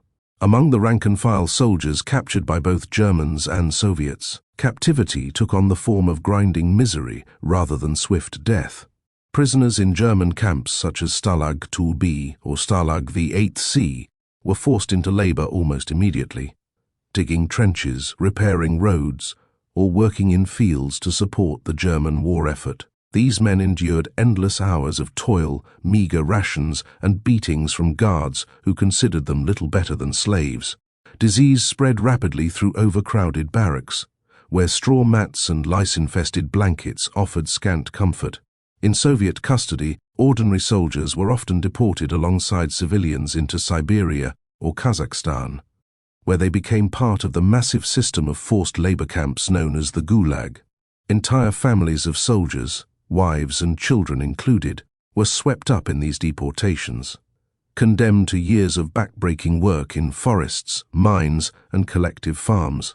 The suffering of these men did not make headlines but became part of the silent agony of a nation stripped of its defenders. For both Germans and Soviets, the Polish soldier was no longer a combatant, but a resource to be exploited or a threat to be eliminated. Executions, however, were not limited to officers or political targets. In both occupied zones, cases emerged of entire groups of prisoners being summarily shot as a means of terror and control. In villages across Poland, captured stragglers or retreating units were executed in front of civilians to demonstrate the futility of resistance. In some cases, wounded soldiers captured after battles were dragged out of field hospitals and killed rather than cared for, a chilling violation of international norms. German units, particularly the SS and Einsatzgruppen, were notorious for such actions, blending military operations with ideological extermination. The Soviets too engaged in arbitrary killings, particularly against border guards and policemen, who were viewed as direct enforcers of Polish authority. The message was clear: Poland was to be crushed not only militarily but morally, its defenders erased with brutal efficiency. For the men facing the barrels of rifles, there was no illusion of mercy, only the bitter recognition that their sacrifice would not end on the battlefield, but in execution pits. For those who survived the initial horrors of capture, the psychological burden was immense. Soldiers who had sworn oaths to defend their homeland were now powerless, stripped of rank, identity, and agency.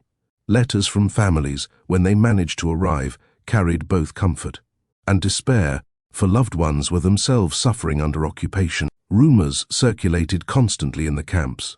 Rumors of exchanges, of allied interventions, of imminent releases. But these hopes rarely materialized. Men clung to scraps of news from smuggled radios or sympathetic guards, desperate to believe that their ordeal would not last forever. In reality, captivity stretched into years, with little improvement in conditions. For many, the war ended not with a triumphant return home, but with slow attrition. In captivity, their lives consumed by hunger, cold, and forced labor. The humiliation of defeat was compounded by the inhumanity of their captors, leaving deep scars that would last long after the war's end. The fate of the Polish army in 1939 was thus not only the story of battlefield defeat, but of a human tragedy carried into prisons, camps, and execution grounds. In German captivity, soldiers were worked, starved, and beaten, their spirit tested in ways the battlefield never could. In Soviet captivity, a far more sinister fate awaited, as thousands of officers were condemned to death in the forests of Katyn and elsewhere, their graves hidden beneath lies for decades. For those deported eastward, The war years became years of exile in frozen wastelands, with little hope of return. The dual occupation meant that Polish soldiers had no safe side to fall back on, no ally to guarantee their rights as prisoners of war. The cruelty they endured foreshadowed the broader atrocities that would define the Second World War, where civilians and soldiers alike would become pawns in ideological struggles. Yet even in this darkest of chapters, resilience flickered, as some prisoners escaped. Others resisted within the camps, and many dreamed of one day fighting again. The story of the Polish army's fate was not one of simple defeat, but of endurance in the face of unparalleled suffering. By late September 1939, the fate of Poland had been sealed, and its defeat was not merely a military collapse, but a political dismemberment. The German Wehrmacht, advancing from the west, and the Soviet Red Army, advancing from the east, had carved up the country with ruthless precision. What had once been a proud and independent republic was now reduced to spoils, divided between two dictators, who only weeks earlier had pledged their cooperation in the secret clauses of the Molotov-Ribbentrop Pact. While German tanks crushed resistance in Warsaw, Soviet columns rolled across eastern plains, each side methodically claiming the territories assigned to them in Moscow. The partition was not chaotic or improvised, but carefully planned, down to railway lines and river crossings. For the Polish people, this was more than military defeat. It was the erasure of their statehood from the map of Europe. Hitler and Stalin, two sworn ideologues opposed in rhetoric, revealed their mutual understanding through this conquest. The future of Poland was not to be determined by its people, but by the interests of two empires. The symbolic destruction of Poland was designed to show the world that even old nations could be extinguished overnight. The details of the Molotov-Ribbentrop Pact now became clear to those watching events unfold. Behind closed doors in August 1939, Nazi Germany and the Soviet Union had signed not only a non-aggression treaty, but also a secret protocol dividing Eastern Europe into spheres of influence. Poland was marked for dismemberment, with a line of division roughly following the Narew, Vistula and San rivers. To Hitler, this arrangement secured his eastern flank, freeing him to turn westward against France and Britain without fear of Soviet interference.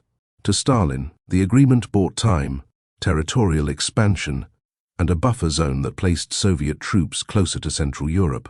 When German and Soviet soldiers finally met on Polish soil, it was the living proof of that hidden bargain. What seemed on the surface like a clash between two totalitarian giants revealed instead their temporary but chilling collaboration. The people of Poland had never been consulted, their independence casually traded like currency in diplomatic negotiations. The destruction of their homeland had been signed and sealed weeks before the first bomb fell. The most infamous symbol of this collaboration came on September 22, 1939, in the town of Brest-Litovsk. Here, German and Soviet commanders staged a joint parade, a spectacle that shocked those who later saw the photographs. German armored columns, fresh from battles against Polish forces, rolled through the streets while Soviet units looked on approvingly. Flags of both regimes fluttered side by side, and officers from each army exchanged salutes. The parade was not only a gesture of military cooperation, but a carefully choreographed propaganda event. For Hitler, it demonstrated that Germany could dictate terms in the East with Soviet support. For Stalin, it was proof that the Red Army had re-entered former Tsarist territories as a conquering force. Behind the smiles and handshakes, however, was a deep mistrust, each side aware that their partnership was temporary. Yet for the people of Brest and beyond, the symbolism was unmistakable. Their nation was not only conquered but paraded upon. In the territories annexed by Germany, the Nazi vision of colonization and racial hierarchy was quickly enforced. Polish institutions were dismantled, intellectuals and community leaders targeted for arrest, and terror campaigns unleashed to suppress resistance before it could begin. The annexed lands were declared integral parts of the Reich, to be resettled by Germans and stripped of their cultural identity. Cities and towns were renamed, schools altered, and Polish culture deliberately erased. For ordinary civilians, life became a daily struggle under an occupation. that saw them not as citizens but as obstacles to be removed. Meanwhile, Jews in German-occupied Poland faced immediate persecution, ghettos, and segregation. The partition did not merely redraw borders, it reshaped lives with ruthless intent. Hitler saw Poland as a laboratory for his broader ambitions, testing methods of domination that would later be unleashed across Europe. The brutality of German rule was immediate, systematic, and uncompromising. The conquest had been swift, but its aftermath promised long years of suffering. In the Soviet-occupied territories, the pattern of oppression was different but equally destructive. Soviet authorities presented their arrival as a liberation of Ukrainian and Belarusian populations from Polish landlords, yet in practice it was an annexation. Red Army troops were followed by NKVD officers, who began arrests, deportations, and executions of perceived enemies. Landowners, military officers, priests, and intellectuals were branded class enemies and shipped to Siberian labor camps. Thousands of families were uprooted in the first wave of deportations, their possessions confiscated overnight. Sovietization meant forced integration into the USSR, the introduction of Russian as an administrative language, collectivization of farms, and the suppression of Polish culture and Catholic institutions. Children were taught to view the Soviets as liberators, though their parents knew better. Fear became a constant presence as neighbors disappeared without explanation. Stalin's conquest was not dramatic like Hitler's Blitzkrieg, but suffocating in its methodical erosion of identity. The eastern half of Poland was swallowed into the Soviet system, its people silenced by terror. The psychological shock of this partition reverberated across Europe. To the Allies, who had declared war on Germany on September 3rd, the Soviet invasion created a diplomatic nightmare. Britain and France, long suspicious of Stalin, now faced the uncomfortable reality that their declared war was not against both invaders, but only against Hitler. The Soviet Union, while complicit in Poland's destruction, was not immediately condemned with the same force. Diplomats weighed the balance of power, fearful of driving Stalin further into Hitler's embrace. Yet to many in Poland, the betrayal was absolute. The supposed guarantees of Western powers had proven hollow, leaving their nation sacrificed. The image of German and Soviet troops shaking hands on Polish soil became one of the most damning symbols of Allied hesitation. It marked not only the death of Poland, but the fragility of international commitments in the face of ruthless realpolitik. For Hitler and Stalin, the victory parade and partition marked the success of their short-lived partnership. Each dictator congratulated himself on the rapid conquest and the humiliation of Poland. In Berlin, Nazi propaganda celebrated the fall of a nation in less than a month, boasting that Germany's new military methods were unstoppable.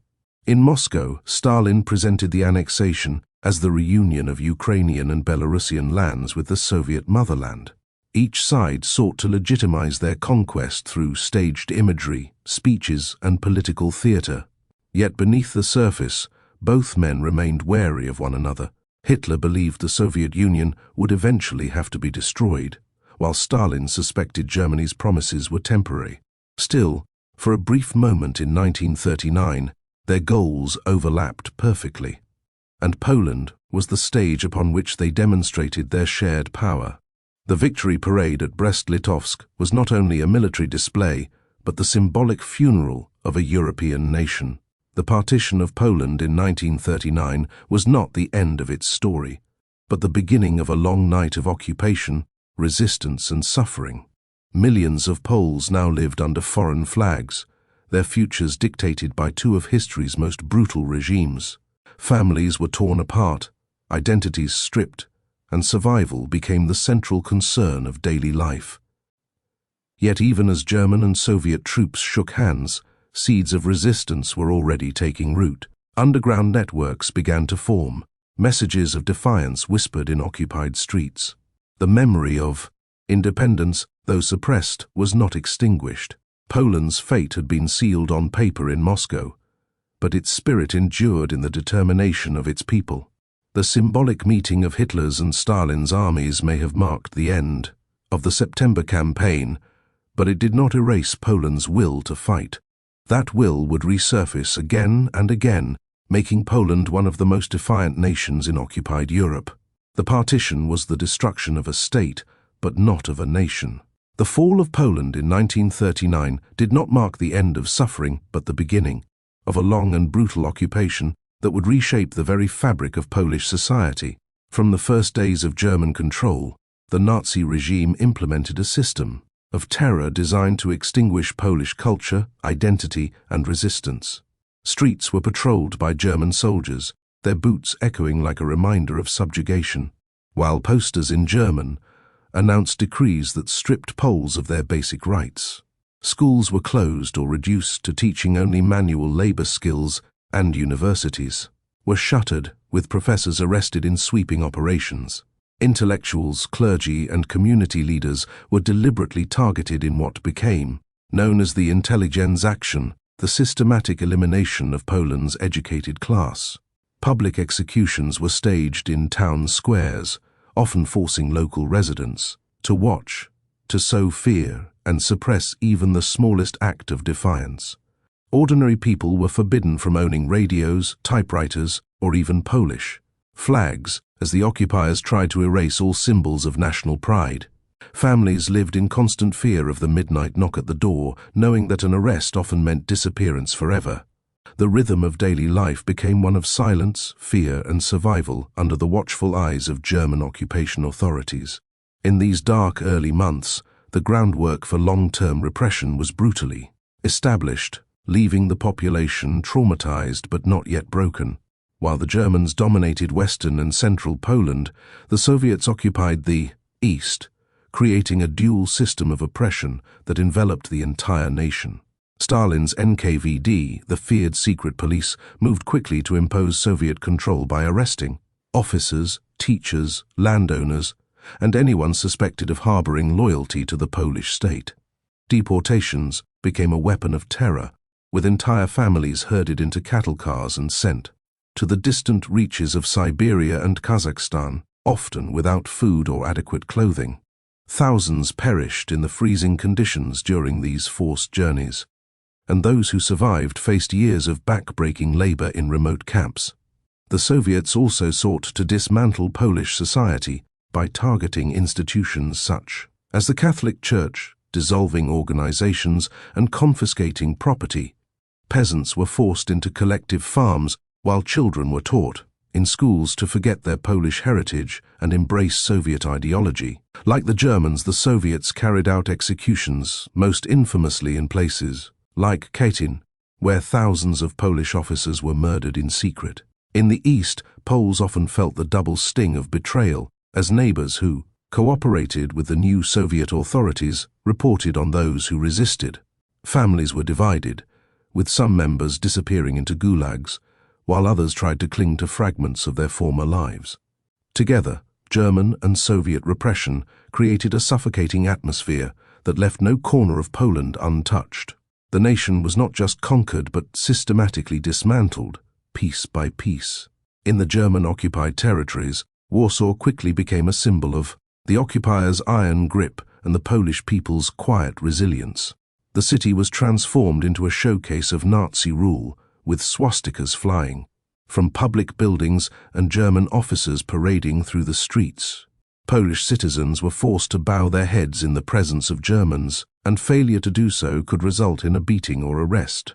Jewish communities faced immediate persecution, as ghettos were created to confine them under appalling conditions. Food rations were strictly controlled, with Poles receiving barely enough to survive, while Germans enjoyed privileges and access to better supplies. Black markets emerged as a lifeline, where desperate families traded jewelry, clothes, or heirlooms for bread and potatoes. German propaganda flooded the streets, with posters warning against resistance and promising brutal punishments for those who defied the occupiers. Yet even amid the atmosphere of control, small acts of defiance persisted, such as underground printing presses producing banned literature. Teachers held secret classes in basements to keep Polish culture alive, risking their lives to educate children. Warsaw stood at the heart of occupation terror, but it also began to emerge as the nucleus of a growing underground resistance. Beneath the shadows of oppression, seeds of defiance were quietly being sown. In the countryside, life under occupation took on its own brutal rhythm, with German soldiers requisitioning food, livestock, and resources to fuel the war machine. Farmers were forced to surrender their harvests under threat of violence, leaving their own families on the edge of starvation. Villages that resisted faced collective punishment, with men shot, women beaten, and homes burned to the ground. Random raids were conducted to root out resistance fighters or anyone accused of hiding them, leading to executions carried out as public warnings. Children grew up quickly in this harsh world, learning to fear the sight of German patrols and the sound of trucks pulling into their villages. In many places, locals built secret hiding places in barns and forests to protect fugitives or preserve food from seizure. The destruction of traditional rural life was compounded by forced labor policies, with thousands of young men and women deported to work in German factories. Letters smuggled back from these labor camps told of hunger, exhaustion, and cruelty, deepening the despair of those left behind. Despite the terror, many villagers quietly supported the resistance, providing food, shelter, and information to fighters. The countryside, though scarred by violence, became a crucial network of survival and quiet defiance. Resistance to occupation was not immediate, but it steadily grew as the reality of foreign rule became undeniable. Early underground groups formed to preserve Polish identity, smuggle information, and sabotage German efforts. These organizations eventually merged into the Armia Krajowa, the Home Army, which would become the backbone of Polish resistance throughout the war. Secret networks produced newspapers, taught forbidden subjects, and coordinated communications with the Polish government-in-exile. Couriers risked their lives crossing borders to carry messages to France, and later to London, keeping alive the fragile link between occupied Poland and the free world. Weapons were scarce, so resistance fighters relied on ingenuity, crafting explosives, from stolen supplies or derailing trains to disrupt German logistics. The underground state, a clandestine system of governance, emerged as a unique phenomenon. In occupied Europe, maintaining schools, courts, and cultural institutions in secret.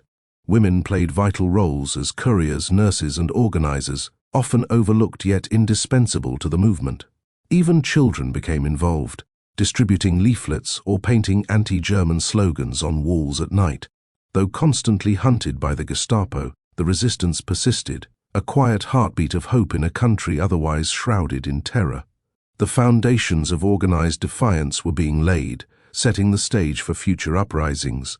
The Jewish population bore the heaviest weight of occupation, subjected to a campaign of dehumanization that foreshadowed the horrors of the Holocaust.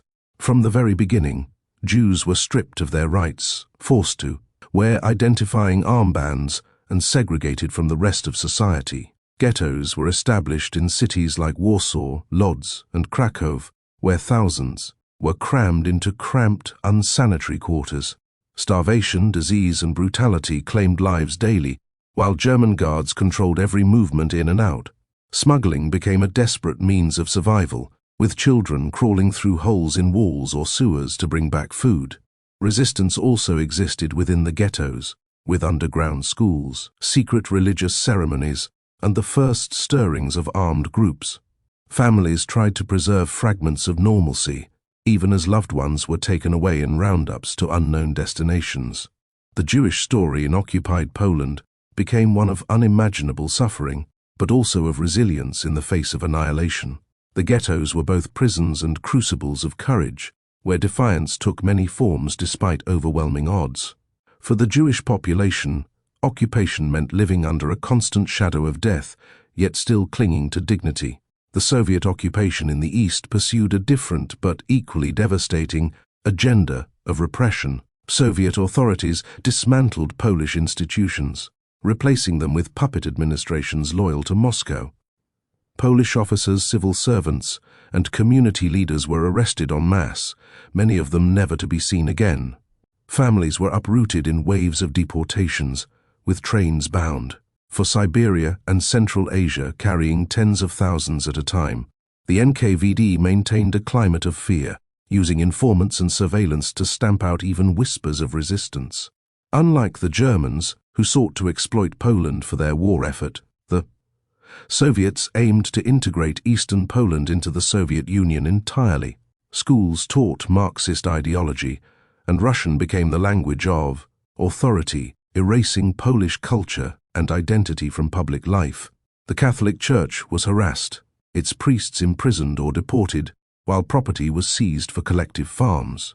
In towns and villages, families were broken apart as fathers vanished into prisons and children were left to fend for themselves. For those trapped under Soviet rule, the occupation was not only a loss of freedom but an attempt to erase Poland itself. It was a different kind of conquest, less visible than German brutality, but equally suffocating in its totality. As the first year of occupation unfolded, it became clear that the Polish people were trapped between two totalitarian powers intent on crushing their nation. The Germans sought to exploit and enslave, while the Soviets sought to absorb and erase, leaving ordinary people caught in a vice of oppression. Despite this, threads of resilience stretched across the land, binding Poles together in shared suffering and determination. Families whispered prayers in candlelit rooms, students passed secret notes in classrooms, and fighters hid weapons under floorboards. Each act of survival carried its own quiet defiance, a refusal to surrender completely to despair. The brutality of occupation created scars that would last for generations, shaping not just the course of the war, but the soul of Poland itself.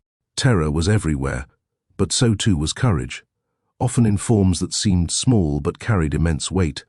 The story of occupation was not only one of suffering, but also of endurance, as Poles clung to identity, faith, and hope. In the shadows of repression, the seeds of resistance grew stronger, preparing for the day when Poland would rise again. The occupation had begun, but the spirit of the Polish nation refused to be extinguished. When Germany and the Soviet Union carved up Poland in September 1939, Poland's Jewish population, then the largest in Europe at over 3 million people, was immediately thrust into an abyss of fear, humiliation, and systemic persecution.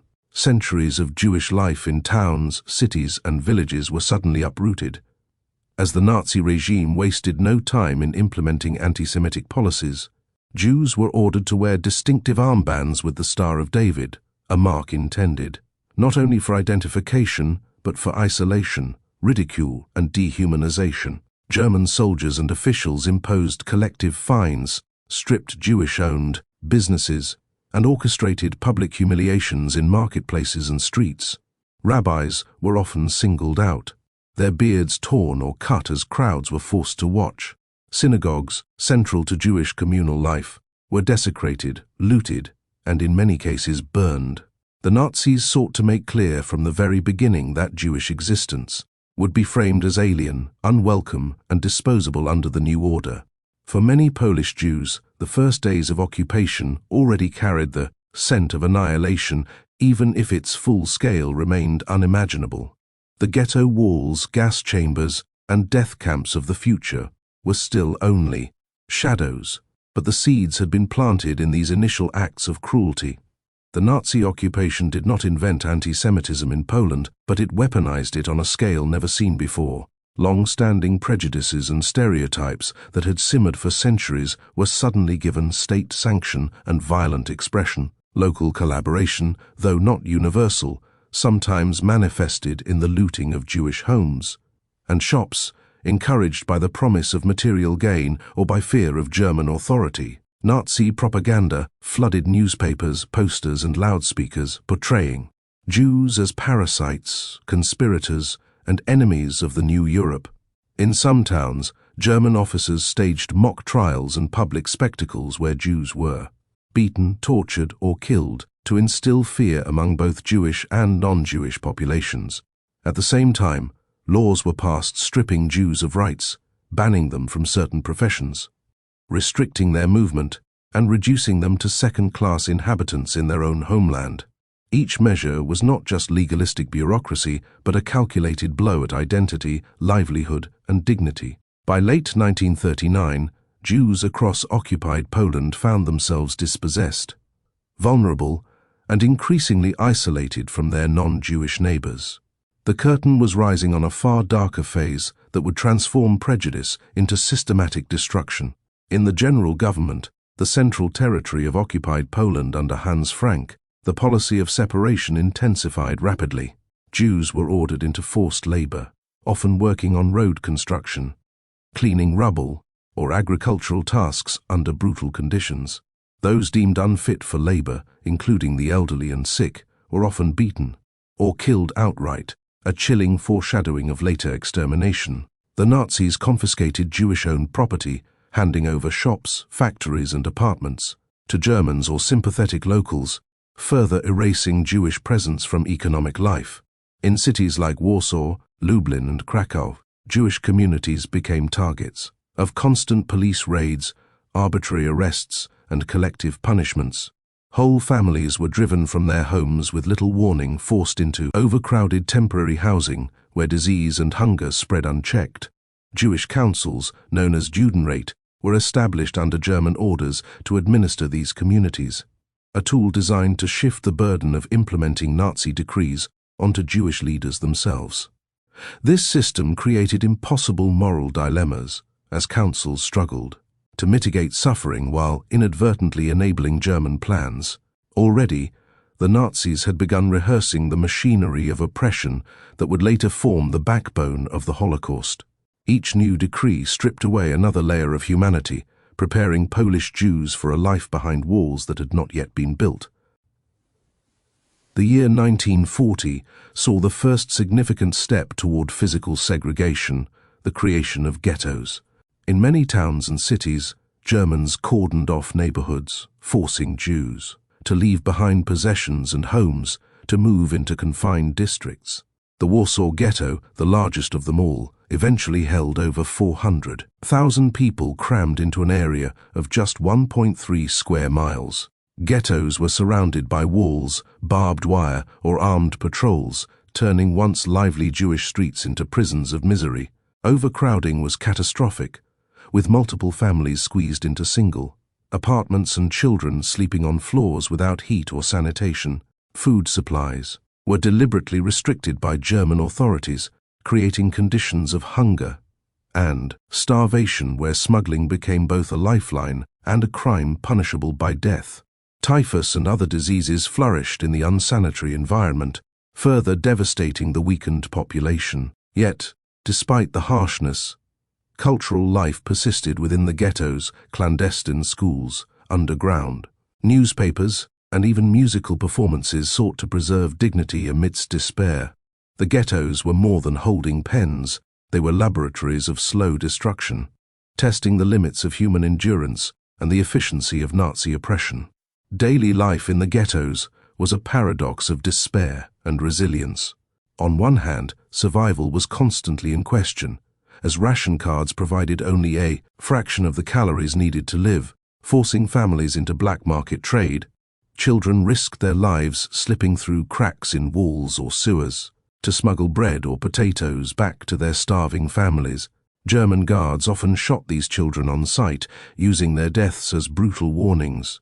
On the other hand, religious leaders, teachers, and intellectuals worked to maintain spiritual and educational continuity. Secret synagogues operated in basements, and lessons were held in hidden rooms, defying Nazi prohibitions on Jewish gatherings.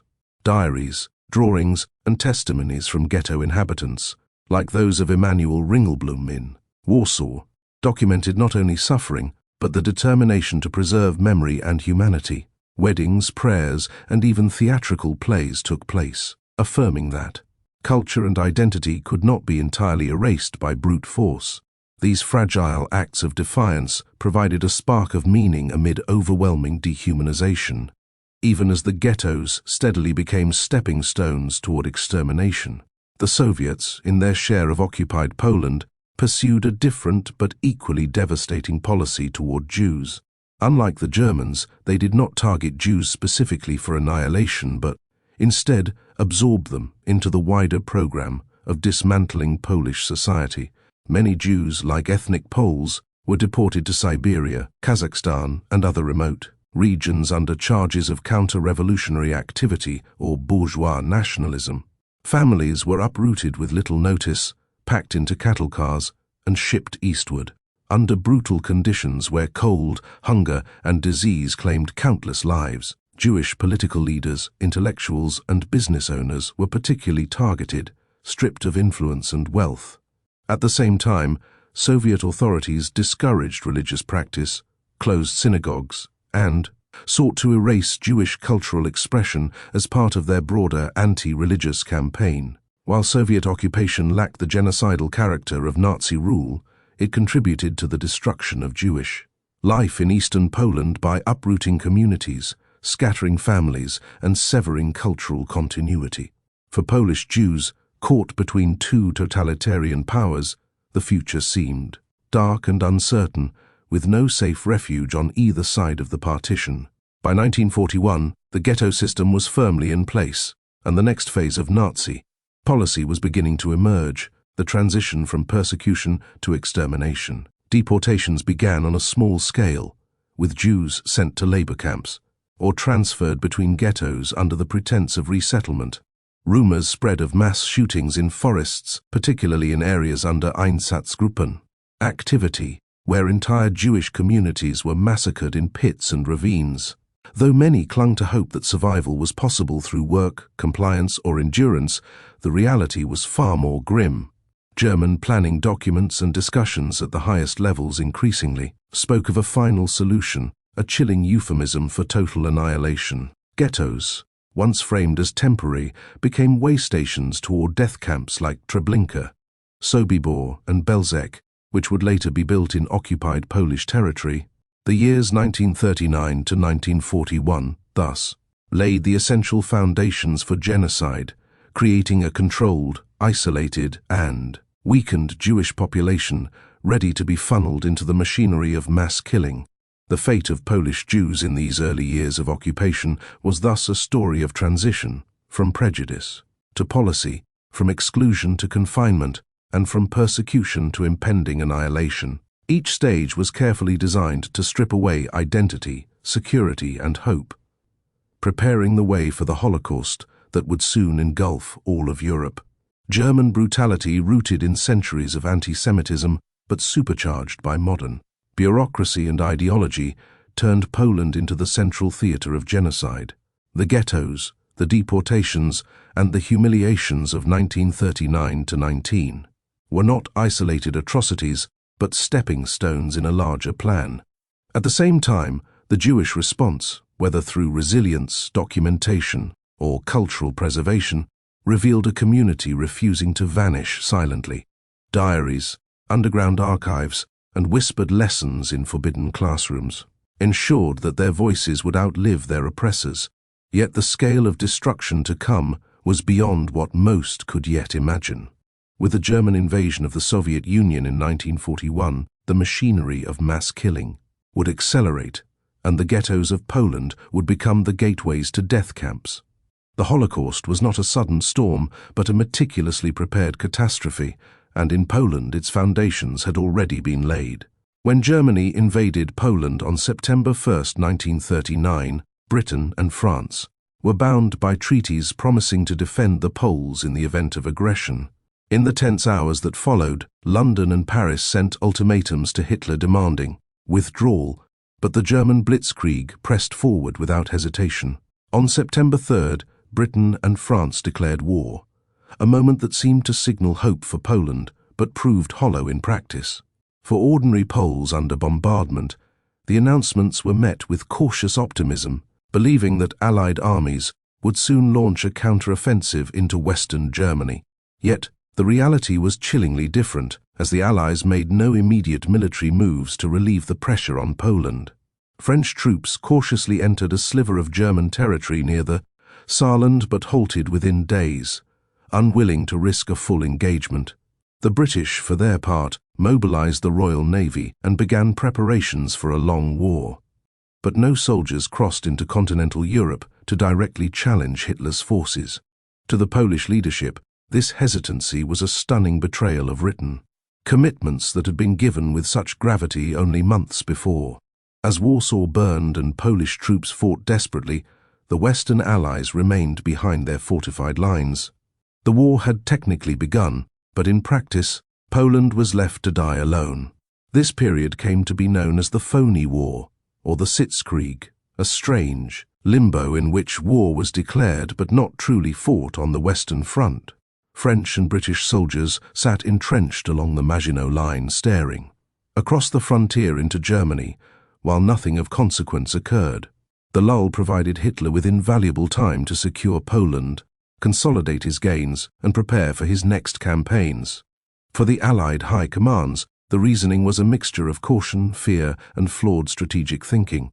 France, still haunted by the horrors of World War I, believed in a slow, methodical defense behind fortifications rather than bold offensive maneuvers.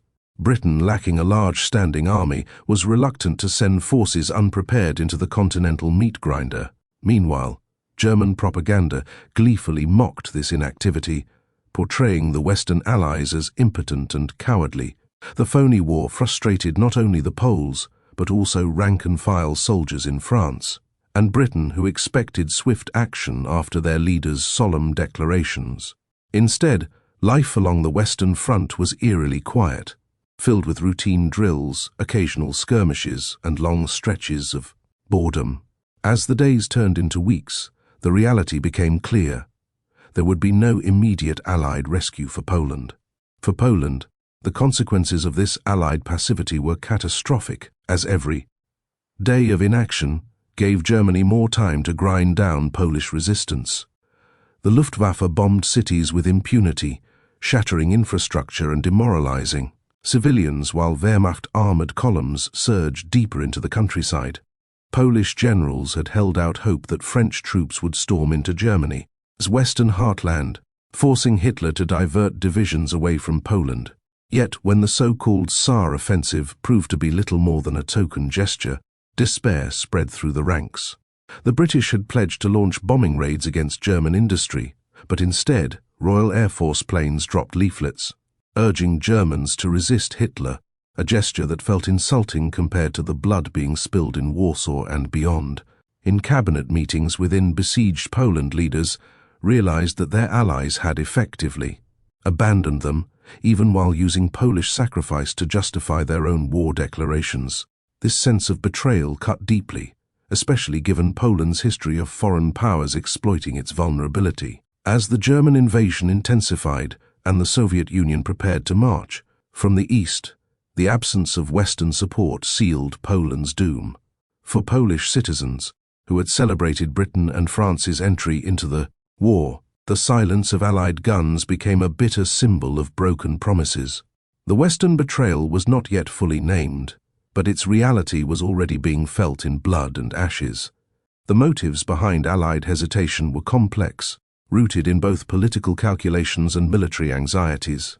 French generals were adamant that their army was not ready for a major offensive, pointing to logistical shortfalls, limited reserves, and fear of another catastrophic stalemate like Verdun. Britain's leaders, meanwhile, worried about domestic morale and the need to expand their armed forces before committing to full-scale combat.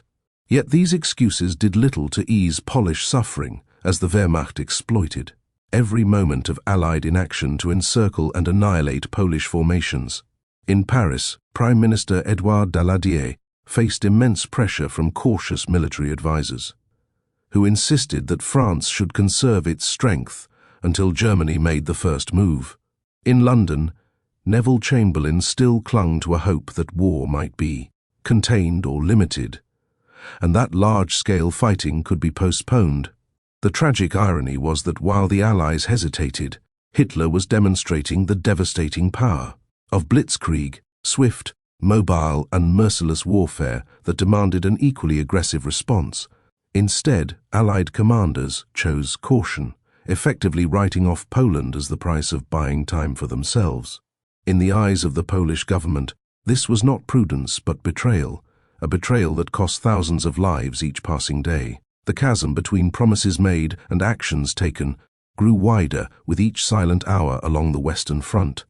The sense of abandonment in Poland was compounded by the rhetoric of Allied propaganda.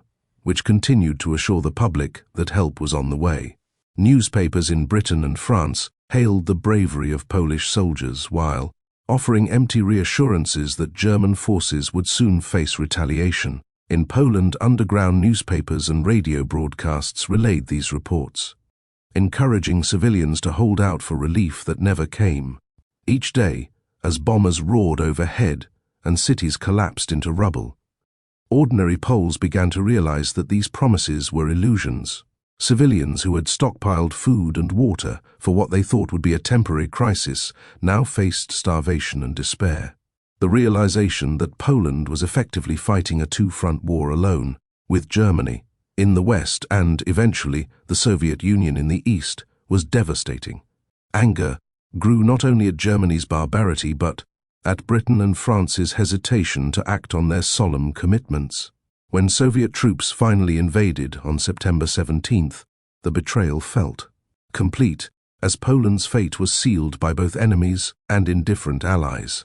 For Polish citizens, it seemed as though their nation had been sacrificed on the altar of Western caution and delay.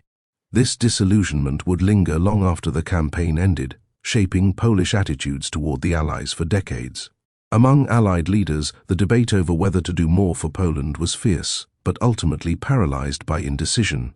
Some argued that immediate, aggressive action might not only save Poland, but also prevent Germany from consolidating its conquests. Others, however, feared that such moves would leave France vulnerable to counterattacks or provoke massive civilian casualties in Britain. The result was paralysis, a strategy of waiting and watching while Hitler devoured his prey. This cautious posture was reinforced by the memory of World War I, where offensives had consumed hundreds of thousands of lives for minimal gains. To Allied generals, the lesson of the past was clear: do not charge blindly into German defenses. Yet, the tragedy was that Germany had abandoned trench warfare altogether, using tanks and aircraft to create breakthroughs that static defenses could not withstand. By clinging to outdated doctrines, the Allies effectively handed Hitler the initiative. For Poland, this meant that while soldiers fought and died with honor, their allies remained passive observers of their destruction. The phony war may have seemed logical in Allied strategy rooms, but on the ground in Poland it was a death sentence. As the Polish campaign reached its conclusion, the Western Allies finally began to confront the consequences of their inaction. Reports from diplomats and military attaches painted a grim picture of cities leveled, civilians slaughtered, and armies shattered. In Britain and France, public opinion began to shift, with ordinary citizens questioning why their governments had declared war but not acted decisively. The image of Poland bravely resisting two invading powers, while its allies remained inactive, haunted European consciences. In Polish exile circles, bitterness was palpable, with leaders already predicting that Allied betrayal would mark the history of their nation for generations. The lack of support not only doomed Poland militarily, but also weakened trust in Allied promises, a legacy that would resurface in later betrayals, such as the abandonment of Warsaw in 1944. For many Poles, the events of September 1939 were proof that the Western Allies viewed Poland as expendable, a pawn in a larger game rather than a partner worthy of protection. This sentiment was reinforced by the grim fact that France itself would collapse within a year, demonstrating the futility of Allied caution. By then, however, Poland was already partitioned and occupied, its people subjected to horrors that no belated military effort could undo. The damage of Allied inaction was irreparable, both in terms of lives lost and trust shattered. In the grand sweep of history, the Western betrayal of 1989 became a defining moment of disillusionment for Poland. While Britain and France had technically honored their treaties by declaring war, their failure to translate words into action rendered those commitments meaningless. For the Poles, the Allies' hesitation confirmed a painful truth, that in the struggle between Hitler and Stalin, they were destined to be abandoned. The memory of the phony war lingered long after the campaign, coloring Polish attitudes toward the West throughout World War II and even into the Cold War era. Historians debate whether Britain and France could have, realistically, saved Poland. But what mattered to Poles was the perception of betrayal. Their country had been torn apart, their armies shattered, and their civilians massacred, all while Allied guns remained silent. For survivors, this inaction was not merely a strategic failure, but a moral one, a stain on the promises of collective security that had been so confidently proclaimed. The dissonance between Allied rhetoric and reality shaped how Poles viewed future negotiations, alliances, and guarantees. In the end, the Western betrayal was not just a political failure, but a human tragedy, etched into the memory of a nation that had fought alone. It remains a stark reminder that in war, silence and hesitation can be as deadly as bullets and bombs. When Poland collapsed under the combined weight of German and Soviet invasion, its leaders faced a stark choice: capture, death, or exile. President Ignacy Mościcki, trapped in the eastern part of the country, was forced to resign and pass authority to Władysław Raczkiewicz, who would become the new head of state abroad. Alongside him, key figures like General Władysław Sikorski, a respected military commander, emerged as central leaders in what would become the Polish government-in-exile. This transfer of power was vital, for it preserved the legal continuity of the Polish state even when its territory was divided and occupied. In secret meetings held in Romania and later France, Polish leaders established a new framework for governance in exile, ensuring that Poland's voice would not be silenced on the international stage. These men carried not only the responsibility of representing their nation, but also the heavy burden of a betrayed and devastated homeland. Every decision made in those early days carried enormous consequences, for they were building a government without land, without an army, and without certainty. Yet despite the obstacles, they were determined to fight on, convinced that Poland's story had not ended. It was in these moments of crisis that the government in exile was born. And with it, the Polish cause gained a fragile lifeline in the world of diplomacy and war. Paris became the first headquarters of this exiled government, chosen for its proximity to Allied power and its symbolic weight as the capital of a country pledged to defend Poland. From cramped offices in the French capital, the government in exile issued declarations, reorganized political structures, and sought recognition from Britain and France. General Sikorski, now Prime Minister and Commander-in-Chief, tirelessly lobbied Allied leaders to acknowledge Poland as an equal partner in the fight against Nazi Germany. His charisma, military credibility, and ability to inspire made him indispensable, quickly transforming him into the face of free Poland abroad. However, the situation was far from stable, as France itself was under threat from German aggression. Polish diplomats worked frantically, trying to secure military aid and logistical support while also struggling with the grim reality that their homeland was under brutal occupation. Still, the government in exile provided a beacon of hope, reassuring the Polish diaspora. Scattered across Europe and beyond that, their nation had not been erased. At the same time, underground resistance movements within Poland looked to this distant government for legitimacy and inspiration. Though limited in material power, the exiles carried immense symbolic weight. Every communiqué, every speech, and every act of diplomacy reinforced the idea that Poland was alive, if only on paper. The Polish government in exile faced immediate challenges in forming unity among its members, for Poland's pre-war politics had been bitterly divided. Old rivalries between factions, Senaccia loyalists, National Democrats, and Socialists, threatened to resurface even in the face of national catastrophe. General Sikorski worked to suppress factionalism, insisting that survival demanded unity above all else.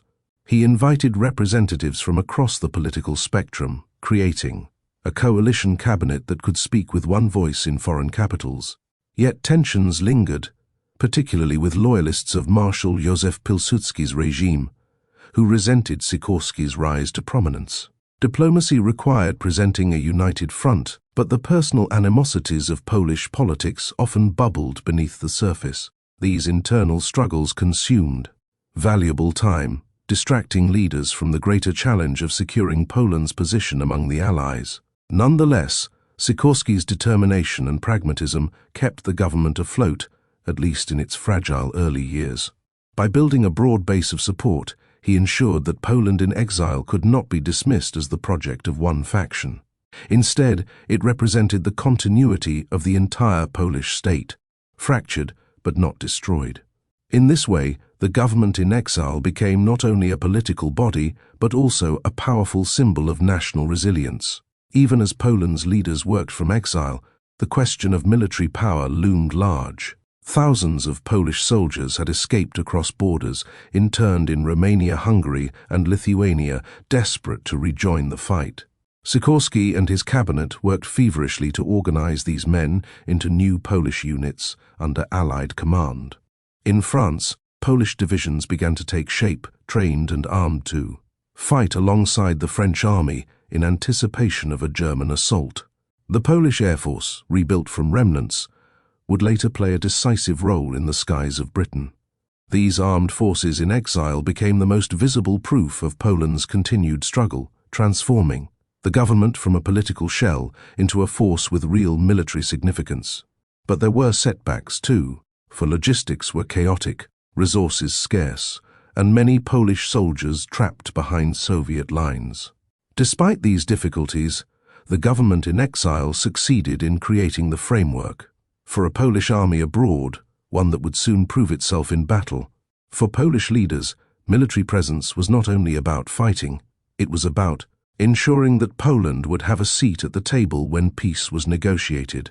The army in exile thus carried both the sword and the shield of Polish legitimacy. The fall of France in 1940 was another catastrophe for Poland's exiled leaders. With German forces sweeping into Paris, the government in exile was once again forced to flee, this time relocating to London. Britain, standing alone against the Nazi war machine, now became the new host of Poland's wandering government. Winston Churchill recognized the importance of keeping the Polish cause alive, granting the exiled leadership recognition and support. From London, the government in exile worked to coordinate both its armies abroad and the underground resistance at home. Polish cryptographers, already famous for breaking the Enigma code before the war, now contributed crucial intelligence to Britain's war effort. The Polish Air Force, flying in the Battle of Britain, earned glory and respect for their daring and effectiveness. London became a new capital of sorts, where Polish culture, politics and military planning intertwined with Allied strategy. For the exiled leaders, this was both a refuge and a stage, a place from which they could keep Poland's fate in the eyes of the world. Yet it also marked the beginning of new tensions with the Soviets, who, after being invaded by Germany in 1941, became reluctant allies of Britain. The entry of the Soviet Union into the Allied camp created immense diplomatic challenges for the Polish government in exile. Stalin, who had carved up Poland in 1939, now demanded recognition and cooperation, even as millions of Poles remained imprisoned, deported or executed under his regime. General Sikorski attempted to navigate this dangerous terrain, signing agreements that allowed for the release of Polish prisoners and the creation of a Polish army on Soviet soil. Yet suspicion and hostility never disappeared, with the Katyn massacre of 1940 remaining a silent wound that poisoned relations. Many Poles in exile distrusted Britain's willingness to challenge Stalin, fearing that their country's independence might be sacrificed for the sake of wartime alliances. Sikorski fought to keep Poland's interests alive, but the imbalance of power between the exiles and the Soviets was overwhelming. In London, diplomatic maneuvering became a daily struggle, as Poland's government sought to assert its voice among giants. The price of survival was compromise, and yet too much compromise threatened to erase the very independence they fought to preserve. The fate of Poland in the post-war world was increasingly out of their hands, dictated by powers beyond their reach. Despite these difficulties, the Polish government in exile maintained a vital connection to its homeland through the underground state. This clandestine network, operating under German occupation, recognized the authority of the exiled government and carried out its directives in secret. From education and cultural preservation to sabotage and armed resistance, the underground state represented an extraordinary act of national defiance. It was a state within a state, invisible yet powerful, keeping the Polish nation alive under occupation. Messages, funds and orders flowed between London and Warsaw through dangerous courier networks and radio transmissions. This bond gave the exiled leaders legitimacy, proving that they were not a government in name only, but one still tied to their people. The existence of the underground state remains one of the most unique features of Poland's wartime experience, unmatched in occupied Europe. It demonstrated that even under the harshest conditions, Poland refused to surrender its identity or authority. The government-in-exile, though physically removed, was spiritually present in every act of resistance. Together, exile and underground formed two halves of a single national struggle. By the war's end, however, the Polish government in exile faced betrayal once more. Despite its contributions on every front, soldiers, intelligence, and resistance, Poland's fate was decided not in London but at conferences in Tehran and Yalta. There, Churchill, Roosevelt, and Stalin agreed to post-war arrangements that left Poland under Soviet domination. The exiled leaders, who had fought tirelessly to preserve their nation's independence, were excluded from these negotiations. Their protests fell on deaf ears, drowned out by the demands of great power politics. Yet, though stripped of influence, they refused to dissolve. The government in exile continued to operate in London until 1990, carrying the flame of legal Polish sovereignty through decades of communist rule. For many in the diaspora, it remained the true representative of Poland, a reminder that the nation's freedom had not been surrendered willingly. Its persistence symbolized endurance, sacrifice, and the refusal to accept injustice. Though its power was limited, its existence was a defiant statement that Poland lived on, waiting for the day of liberation. In this sense, the government in exile was both a political institution and a moral testament, one that ensured Poland's story could never be silenced. When the German and Soviet armies carved Poland into two halves, it might have seemed that the Polish nation had ceased to exist. Yet beneath the heavy boot of occupation, an extraordinary development took place. Poland became the only country in occupied Europe to create a fully organized underground state. This was not just a scattered resistance of partisans hiding in forests, but a secret network with courts, schools, newspapers, and even its own parliament in hiding. From the very beginning, Polish leaders who remained inside the country sought to preserve sovereignty. In the shadows, determined to deny Hitler and Stalin the satisfaction of erasing their nation. They knew that Poland could not win on the battlefield in 1939, but it could endure, nurture its identity, and prepare for the day of liberation. At the heart of this clandestine effort stood the Polskie Państwo Podziemne, the Polish underground state. It was a structure both military and civilian, designed to keep the flame of the Republic alive. Its leaders were chosen carefully, often former civil servants, lawyers, professors, and army officers who had escaped arrest. Each cell was small, so that if captured, it could not betray the entire structure. Despite the ever-present threat of the Gestapo and NKVD, these men and women carried on their work with courage. Their very existence proved that Poland had not died, but only gone underground, waiting for its chance to rise again. The military wing of the underground state, known as the Związek Walki Zbrojny Union for Armed Struggle, later renamed the Armia Krajowa Home Army, was the largest resistance force in occupied Europe. Unlike partisan bands that fought in other countries, the Home Army operated as a disciplined, centralized military command that reported directly to the government in exile in London. It had ranks, uniforms that were worn secretly under coats, and a strict code of conduct. Soldiers took oaths of loyalty not only to fight the Germans, but also to remain faithful to the laws of the pre-war Polish Republic. The Home Army carried out sabotage against railways, disrupted German supply lines, assassinated collaborators, and secretly trained officers for a future uprising. Weapons were scarce, so ingenuity became their greatest tool. Explosives were built in makeshift laboratories, pistols smuggled through underground channels, and even clandestine factories worked in basements to repair stolen rifles. For every act of defiance, the Germans responded with terror, burning villages and executing hostages. Yet the network endured, spreading across occupied Poland until it counted hundreds of thousands of members. It was not simply an army of fighters, but an invisible nation in arms, silently watching, silently preparing. Beyond the battlefield, the underground state sought to maintain Polish culture, education, and law in defiance of the occupiers. The Germans had closed universities, banned Polish from public life, and sought to reduce the population to a mass of illiterate laborers. In response, secret schools were organized in apartments, cellars, and even churches.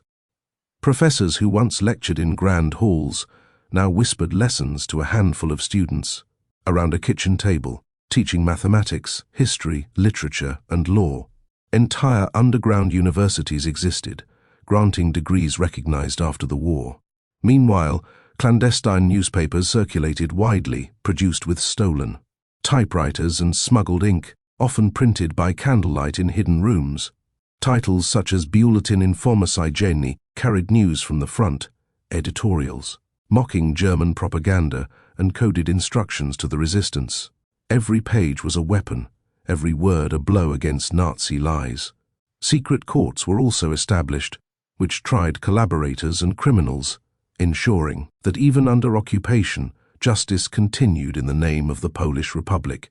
To be judged by these courts was both feared and respected, for they represented legitimacy in a land where law had been hijacked by the occupiers.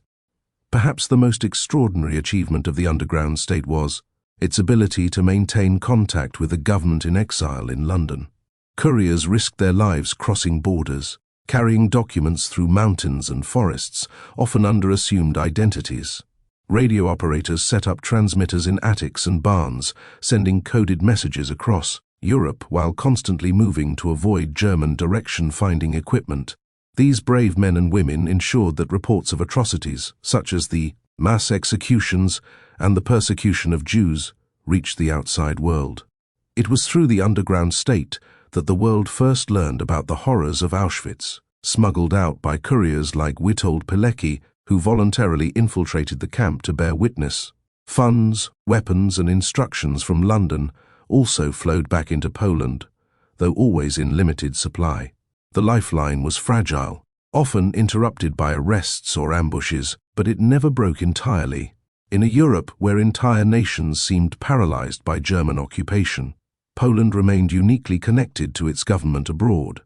This bond of loyalty made the Polish underground more than resistance. It was a state in exile mirrored by a state in the shadows at home.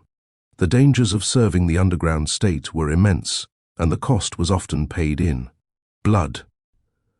German intelligence waged an unrelenting war against the Polish networks, infiltrating cells, torturing prisoners, and executing those caught. Anyone found with underground newspapers or weapons faced immediate death, and reprisals extended to families and entire villages.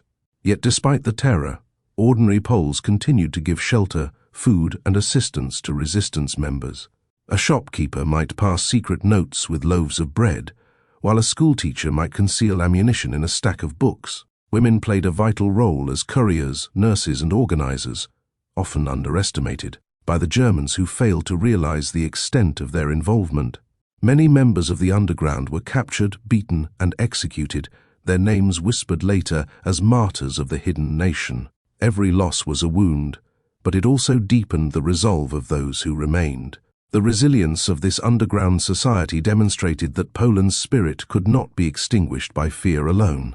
Even in the face of overwhelming occupation, courage became contagious, spreading silently from street to street.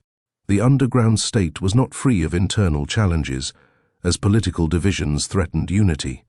Pre-war Poland had been a land of sharp rivalries between left and right, and these conflicts often resurfaced in exile and within the resistance. Yet the overwhelming threat of occupation forced compromises, at least temporarily.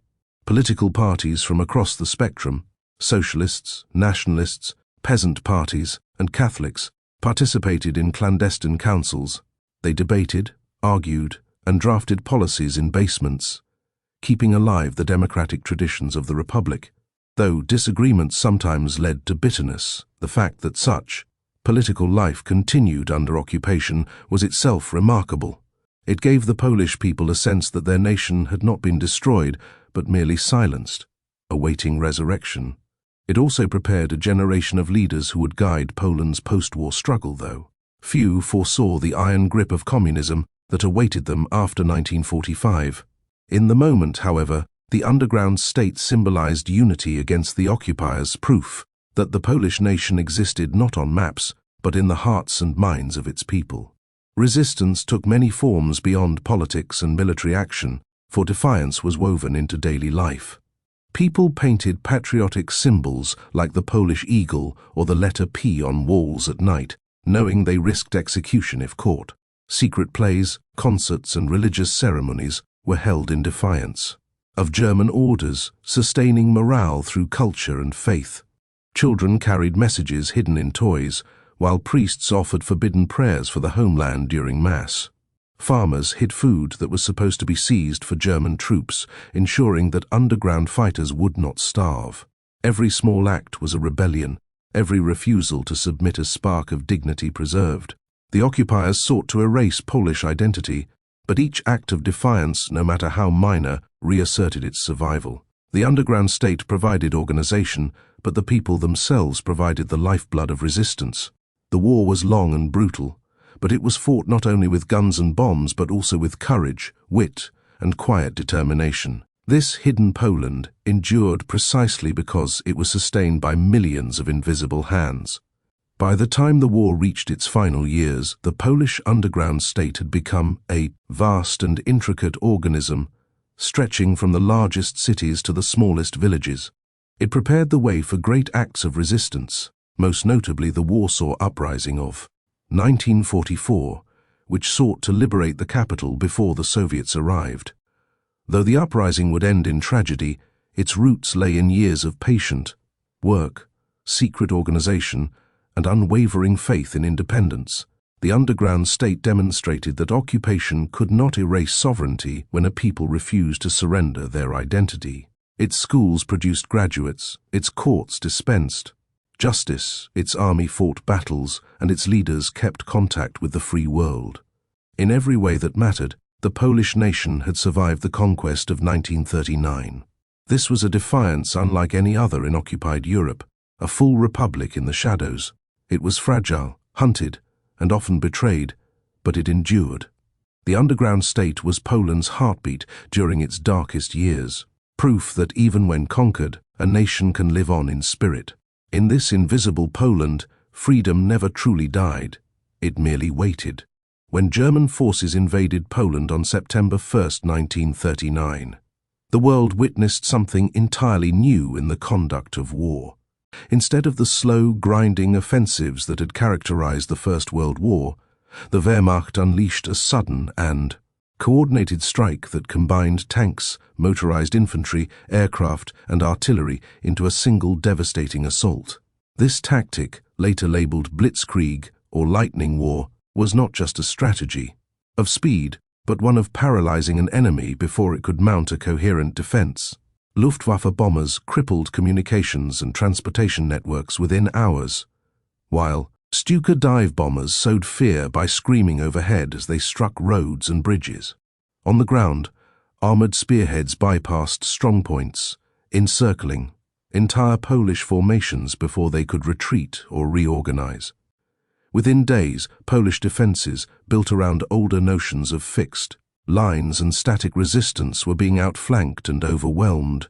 Soldiers who expected to dig in and hold were suddenly surrounded, cut off, and forced into chaotic retreats. The sheer tempo of the German advance created confusion at every level, collapsing command structures and shattering morale. What unfolded in Poland was not simply a conquest, it was the unveiling of a terrifying new form of modern warfare. The Polish army was not weak in manpower or bravery, but its doctrine reflected the lessons of a previous war rather than anticipating the next. Relying heavily on infantry, supported by cavalry brigades and a scattering of outdated tanks, Poland envisioned holding lines until its allies in France and Britain struck Germany from the west. But the German Blitzkrieg nullified such plans by forcing Poland into a crisis before its allies could act. Cavalry brigades, often romanticized, fought bravely but found themselves entirely mismatched against mechanized units, despite some successes in delaying actions. Communication lines were shattered within hours, and Polish commanders were unable to maintain control of their scattered forces. Railway hubs, critical for mobilization, were systematically bombed and rendered unusable, forcing units to march on foot across destroyed infrastructure. With supply depots targeted from the air, many Polish formations ran short of ammunition and fuel within days. Defensive lines carefully prepared in advance simply no longer existed once armored columns bypassed them. The tempo of the war was something few in 1939 had imagined. What was expected to be a campaign lasting months was crumbling within weeks. One of the greatest lessons of the Blitzkrieg was the central role of air power in modern war. The Luftwaffe dominated the skies from the very first day, destroying most of the Polish Air Force while it was still on the ground. Stukas became symbols of terror as they provided precision strikes against enemy columns and fortified positions, their sirens deliberately designed to spread panic. German bombers methodically targeted rail lines, telephone exchanges, and bridges, ensuring that Polish reinforcements could never arrive where they were most needed. The speed of information destruction was as important as the speed of tank columns, severing the ability of commanders to issue coherent orders. Polish troops often fought heroically in isolation, unaware that neighboring units had already been destroyed or forced to retreat. This dislocation of communication made organized counterattacks impossible. In Warsaw, the population experienced firsthand the destructive power of aerial bombardment, as residential districts were deliberately targeted to break morale. For the Wehrmacht, the Polish skies became a laboratory in which the combination of tactical bombing and ground assault proved decisive. Future campaigns across Western Europe would replicate these lessons on an even larger scale. The German use of armor in Poland marked a fundamental shift in military history. Tanks were no longer deployed in small numbers to support infantry advances. Instead, they became the spearhead of entire operations. Panzer divisions operated as concentrated striking forces capable of deep penetrations into enemy territory that fragmented defensive lines. In Poland, these armored units demonstrated the effectiveness of bypassing strongholds instead of wasting time on direct assaults. Infantry would follow behind to mop up resistance, while tanks surged forward, cutting supply routes and isolating enemy divisions. The sight of fast-moving armored columns advancing 40 kilometers in a single day shocked observers, proving that maneuver and speed could achieve results where attritional warfare could not. Polish anti-tank weapons were few, scattered, and largely ineffective against the heavier German models. This left infantry exposed, forced into desperate charges with rifles and grenades against steel behemoths. The campaign was a vivid demonstration that the future battlefield would be dominated by mechanized forces rather than static trenches. What had been tested in military exercises during the interwar period was now validated in real combat with devastating consequences. Yet, the Polish campaign also exposed weaknesses in the German system, even amid its success. Many tanks suffered frequent mechanical breakdowns with entire formations, reduced by attrition of equipment rather than enemy action. Fuel shortages plagued spearheads that had raced too far ahead of supply convoys, forcing pauses in the advance. In some instances, Polish forces managed surprise counterattacks that temporarily pushed back German lines, proving that Blitzkrieg was not invincible when confronted with coordinated resistance. Moreover, the Wehrmacht relied heavily on horse-drawn transport for much of its logistics, a fact often obscured by the image of total mechanization. The rapid victories in Poland were as much a product of Polish unpreparedness and strategic isolation as they were of German invincibility. Still, these weaknesses were carefully studied and corrected before the Western campaign of 1940. What Poland provided was a live battlefield experiment, exposing flaws, but also confirming the fundamental soundness of the new doctrine. The Wehrmacht emerged from September 1939 with greater confidence and valuable insights for the wars to come. For foreign observers, the campaign was a wake-up call that many failed to heed. Military attaches from Britain, France, and the Soviet Union studied the German tactics closely, but interpretations varied widely. Some dismissed Blitzkrieg as only effective against a poorly prepared enemy, believing that stronger nations with modern armies would resist successfully. Others, particularly in France, clung to the belief that heavily fortified lines such as the Maginot would blunt any such assault. Yet those who paid closer attention recognized the revolutionary integration of air power, armor, and mobility. The reports sent back from Poland were filled with warnings that static defenses would be useless against such rapid maneuvers. Still, in the months that followed, the Allies remained reluctant to overhaul their doctrines. When Germany turned west in 1940, they would discover too late that Poland had been the testing ground for a method of war that would sweep across Europe in mere weeks. The psychological impact of Blitzkrieg was as important as its physical destruction. Civilians across Poland experienced war not as distant artillery duels, but as sudden, overwhelming terror from the skies. Villages burned within hours, roads were littered with refugees under constant attack, and cities trembled under bombing raids. Soldiers, too, faced a crisis of morale, as units collapsed not always from casualties, but from the sensation of being outmaneuvered and abandoned. The speed of events left little time for hope or regrouping, creating a sense of inevitability about defeat. Panic spread through communities as rumors of encirclement or annihilation raced ahead of the actual front lines. For the Germans, this fear was an intentional weapon, designed to paralyze resistance and hasten surrender. The ability to combine psychological warfare with rapid assault was a hallmark of Blitzkrieg. In the Polish campaign, the psychological collapse of defenders proved as decisive as the material destruction wrought by tanks and bombers. This dual impact ensured that the campaign ended far more quickly than traditional military theory had predicted. In the end, the Polish campaign became the proving ground for the strategies that would dominate the Second World War. It revealed that wars of movement had returned, replacing the static stalemates of the previous generation. The Wehrmacht tested and refined its new doctrine under real combat conditions, learning both from successes and failures. The Allies, though formally at war, largely observed from a distance, failing to grasp the immediacy of the lessons unfolding before them. For Poland, the cost was catastrophic, as its land and people were sacrificed in the laboratory of modern warfare. The Blitzkrieg shattered centuries-old illusions about defense, exposing how vulnerable nations were in the face of speed and mechanization. In the months that followed, the German military would apply these lessons with ruthless efficiency in Norway, the Low Countries, and France. Yet it was in Poland that the world first saw how swiftly a nation could be conquered by the fusion of tanks, planes, and terror. The campaign was not just the beginning of World War II, it was the dawn of a new era of warfare. The invasion of Poland in September 1939 did not simply redraw borders, it shattered human lives on an unimaginable scale. Estimates suggest that within the campaign alone, nearly 70,000 Polish soldiers were killed and over 130,000 wounded in just 5 weeks of fighting. Civilian deaths during the invasion are harder to calculate, but bombings, executions and mass reprisals left tens of thousands dead. The Luftwaffe's indiscriminate bombing of Warsaw, which lasted for days, turned hospitals, churches, and residential blocks into smoking ruins filled with bodies.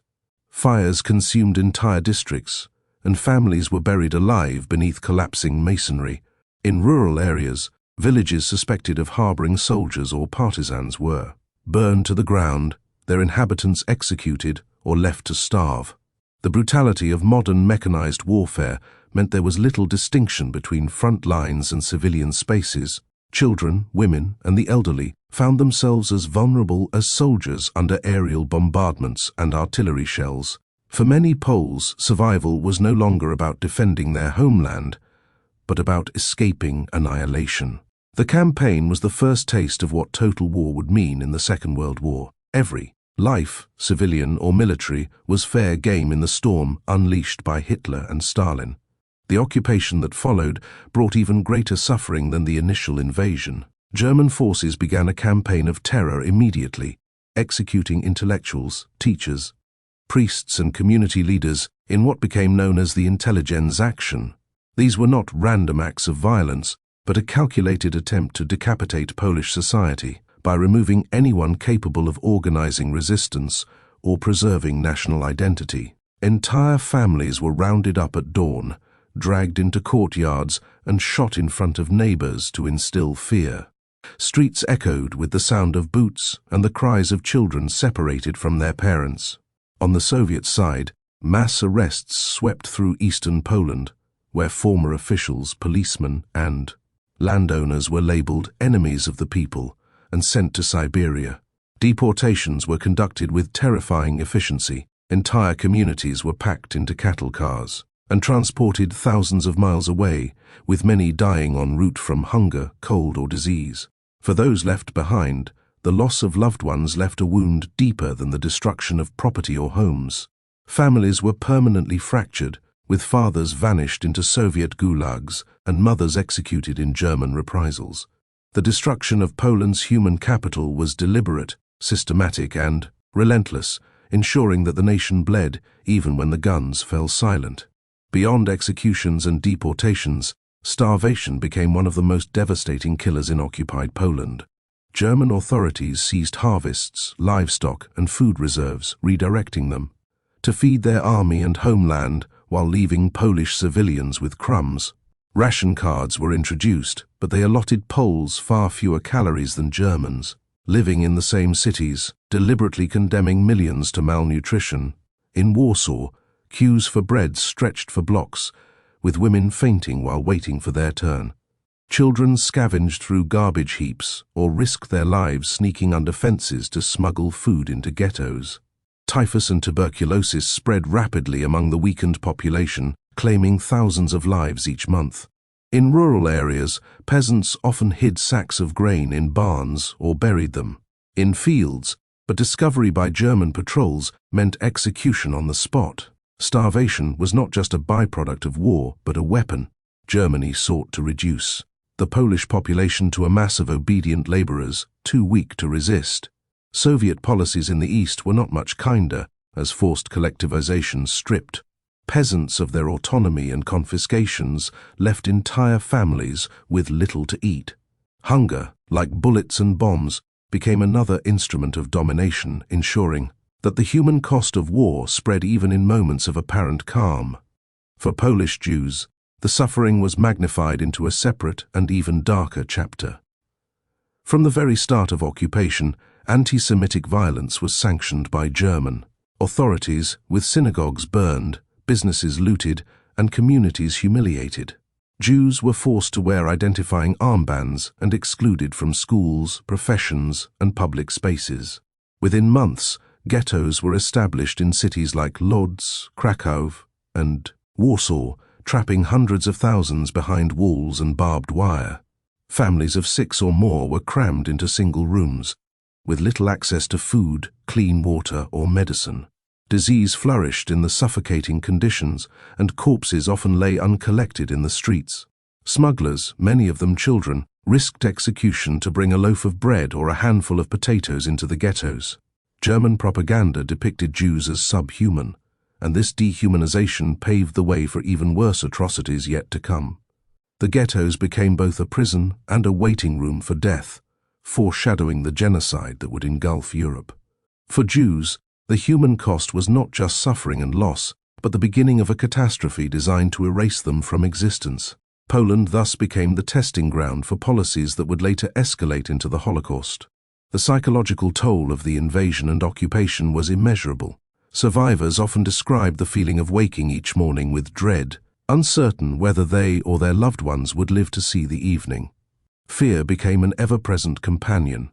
Fear of a knock on the door, fear of an air raid siren, fear of the sudden disappearance of a family member. Children, who should have been playing in parks or attending school, instead grew up amid rubble, hunger, and constant trauma. Their lullabies were the distant rumble of artillery. Their playgrounds were ruins and cemeteries. Parents faced the unbearable task of comforting children while knowing they could not guarantee safety or food. the breakdown of normal life, was so complete that even weddings, baptisms, and funerals became acts of resistance, attempts to preserve humanity amid chaos. Many Poles wrote secret diaries, capturing the despair and horror of daily survival, leaving testimony for future generations. The destruction of faith in stability and security scarred entire generations, with trauma carried long after the war ended. The human cost was not only measured in lives lost, but in the psychological scars etched onto millions who survived. The suffering extended beyond Polish citizens to the very fabric of the nation's culture and identity. Libraries were looted, universities closed, and museums stripped of priceless artifacts. Germany's goal was not only to dominate territory, but to erase Polish heritage, making the population easier to assimilate or destroy. Intellectuals were murdered or imprisoned, cutting off the transmission of knowledge and leadership to future generations. Works of art were stolen and transported to Berlin, while Polish-language newspapers and publishing houses were shut down. Even religious life was targeted, with priests executed, churches closed, and sacred icons desecrated. Soviet policies mirrored this destruction in the East, where schools were Russified and Polish traditions suppressed. Education, which could have offered hope, became dangerous, forcing secret schools to operate in basements and attics. The erasure of culture was a subtler but equally devastating blow, stripping Poles of the anchors that defined their collective identity. A nation can survive occupation of its land, but when its culture is torn apart, its very soul is endangered. The human cost thus included not only lives and bodies, but memory, heritage, and the essence of what it meant to be Polish. The destruction of families was perhaps the most enduring wound of all. Husbands disappeared into POW camps or were executed in forests, while wives struggled to raise children alone amid starvation. Parents clung to family photographs, the only tangible link to loved ones lost forever. In some cases, children were taken by German authorities, stripped of their Polish identity and raised as Germans, leaving parents devastated and powerless. Letters from Soviet gulags sometimes arrived months later, scribbled in desperation, before communication ceased altogether. Funerals were often impossible, as bodies were left unclaimed or buried in mass graves without markers.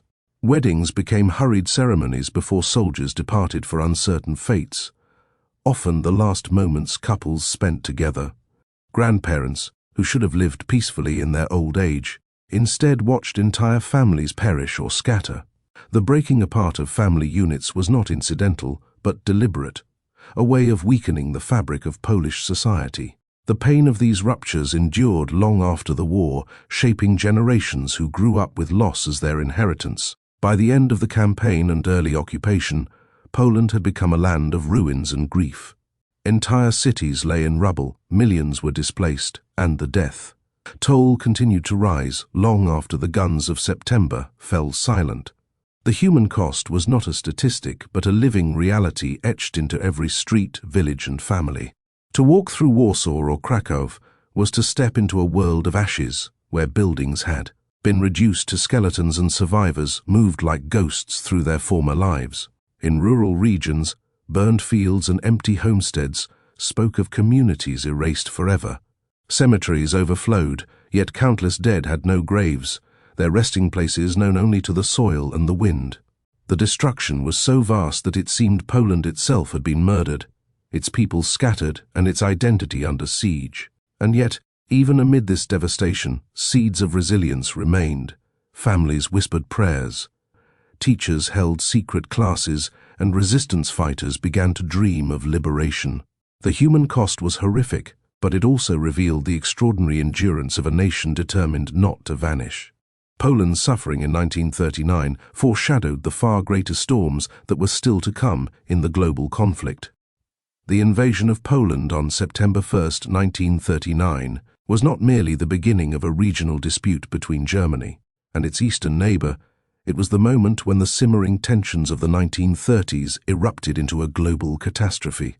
For years, Hitler's aggressive policies, the reoccupation of the Rhineland, the annexation of Austria, and the dismemberment of Czechoslovakia had tested the patience of Europe's great powers. Britain and France, haunted by the trauma of the First World War, had hoped that appeasement might preserve peace. Yet the invasion of Poland crossed a line that could not be ignored. The Blitzkrieg tactics of Germany stunned the world with their speed and precision, leaving no doubt that this was a new form of warfare designed to crush nations swiftly. Civilians awoke to the terrifying roar of Stuka dive bombers, and within days, Polish defenses were shattered. News of atrocities and destruction shocked foreign observers who realized this was not a limited war, but a deliberate campaign of annihilation. Poland's isolation and rapid collapse highlighted the fragility of interwar diplomacy.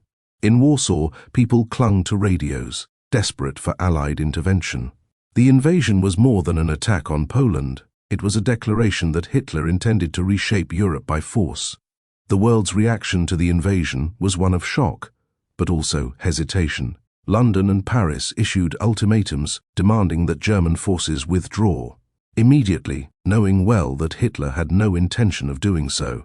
On September 3rd, Britain and France declared war on Germany, yet their actions in the weeks that followed betrayed a reluctance to engage fully. Polish citizens, bombarded by Luftwaffe raids, listened eagerly to these declarations, believing they heralded the arrival of Allied troops. Instead, the Western Allies stood largely idle, beginning what became known as the Phony War. On the streets of Warsaw, anger and despair grew as families wondered why their allies had not struck Germany's vulnerable western border. Hitler, emboldened by the lack of meaningful resistance from France, and Britain pressed forward with unrelenting ferocity. Soviet entry into Poland on September 17th sealed the nation's fate, making clear that both totalitarian powers were united in their conquest. The Western world watched with a mix of disbelief and denial, failing to grasp the full consequences. The fall of Poland was not just a tragedy for its people, but a signal that the world was heading into an abyss from which there would be no easy return. For Germany, the Polish campaign served as both a triumph and a terrifying demonstration of what the Wehrmacht was capable of. The combination of mechanized infantry, armored divisions, and air support proved devastatingly effective, a sharp contrast to the slower, trench-based warfare of 1914 to 1918. Military observers from across Europe noted how Poland had become a proving ground for Hitler's new doctrine of total war. This success, however, came at a horrific cost to civilians, as entire towns were destroyed in the process.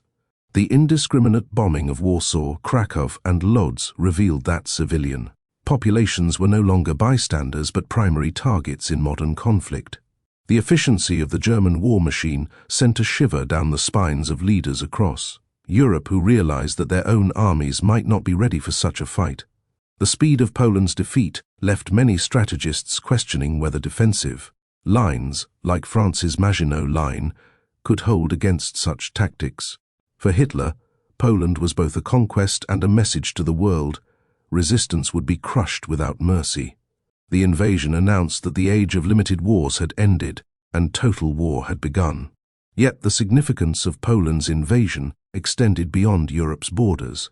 From Washington to Tokyo, world leaders and diplomats carefully analyzed the unfolding events.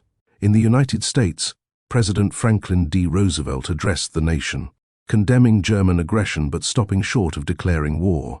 America's isolationist mood remained strong, yet many Americans realized that the conflict in Europe would eventually touch their lives.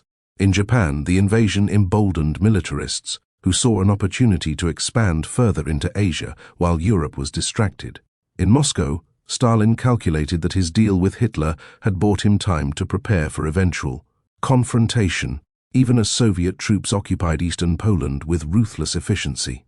Smaller nations, from the Balkans to Scandinavia, now faced a grim reality: neutrality offered no real protection in a world where treaties were shredded overnight. The global order, carefully crafted after 1918, was collapsing at breathtaking speed. Poland's fate was a warning that aggression unchecked in one corner of the world would soon spread everywhere. The spark in Eastern Europe had ignited a firestorm destined to consume continents. For ordinary Poles, the invasion was not a geopolitical chess move, but a catastrophe that destroyed lives overnight. Families were torn apart as men were conscripted, women fled with children, and homes were reduced to rubble by relentless shelling. Refugee columns stretched for miles as peasants with carts, soldiers without weapons, and entire communities tried desperately to escape advancing armies. In towns like Lwów and Białystok, people witnessed German and Soviet troops meeting, shaking hands, and dividing their homeland as if it were a prize. The betrayal was unbearable. Poland had been sacrificed by its allies, carved up by its enemies, and left to suffer alone.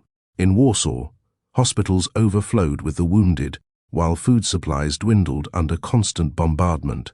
Stories circulated of executions, arrests, and atrocities committed against both soldiers and civilians. Resistance groups began forming almost immediately, though they faced overwhelming odds. For many Poles, the invasion was not the end of the fight, but the beginning of a struggle for survival that would last the entire war. The human cost was immense, and yet the spirit of defiance refused to die. Internationally, the fall of Poland shattered illusions about Hitler's intentions. Those who had once argued that Germany only sought to revise the unfair terms of the Treaty of Versailles could no longer maintain that position. The sheer brutality of the campaign, coupled with the cynical Soviet invasion, demonstrated that Poland was merely the first step in a much larger plan. British Prime Minister Neville Chamberlain, once the face of appeasement, now found himself forced into a war he had hoped to avoid. France, with its powerful army on paper, discovered its leadership was paralyzed by caution and fear of heavy losses. Neutral nations, watching from afar, understood that their own independence could easily vanish under similar circumstances. In Berlin, Hitler celebrated his triumph, but already looked westward toward France and Britain. Poland had been reduced to a conquered land, yet its fall marked only the opening act of a far greater tragedy. The invasion was the spark that revealed the world's divisions, fears, and weaknesses, all of which Hitler intended to exploit. The symbolic meaning of Poland's invasion resonated across the globe, far beyond its immediate military consequences. It showed that international treaties, such as the non-aggression pacts Poland had signed with its neighbors, were worthless against raw power. It proved that authoritarian regimes could cooperate, as seen in the shocking partnership of Hitler and Stalin, despite their ideological hatred. It exposed the fragility of collective security, the very foundation on which the League of Nations was supposed to rest. For smaller nations, the message was devastating. Without strong allies willing to act decisively, survival was impossible. For the great powers, it was a wake-up call that the coming war would demand sacrifices greater than anyone had imagined. For millions of civilians, it was the moment when fear of war became the reality of war. And for historians, the invasion of Poland stands as the exact moment when the Second World War truly began. Every bomb that fell on Warsaw, every handshake between German and Soviet soldiers, and every refugee fleeing east or west contributed to a defining rupture in history. The invasion of Poland was, in every sense, the spark that ignited the world into flames. What began as a calculated gamble by Hitler quickly spiraled into a global conflict that drew in dozens of nations across every continent. Poland's suffering, though immense, became a symbol of the larger tragedy that was to follow: occupation, resistance, and eventual liberation at an unimaginable cost. The September Campaign, as Poles called it, lasted only weeks, but its consequences shaped the next 6 years of global history. It marked the end of illusions, the failure of appeasement, and the dawn of total war. In its aftermath, millions of soldiers would march, millions of civilians would perish, and the world order itself would be torn apart and rebuilt. The flames that consumed Poland in September 1939 spread rapidly across Europe, Asia, Africa, and the Pacific, leaving no nation untouched. The story of Poland's fall is thus not only the beginning of the Second World War, but the story of humanity's descent into its deadliest conflict. The world would never be the same again, for the fire ignited in Poland would burn until 1945.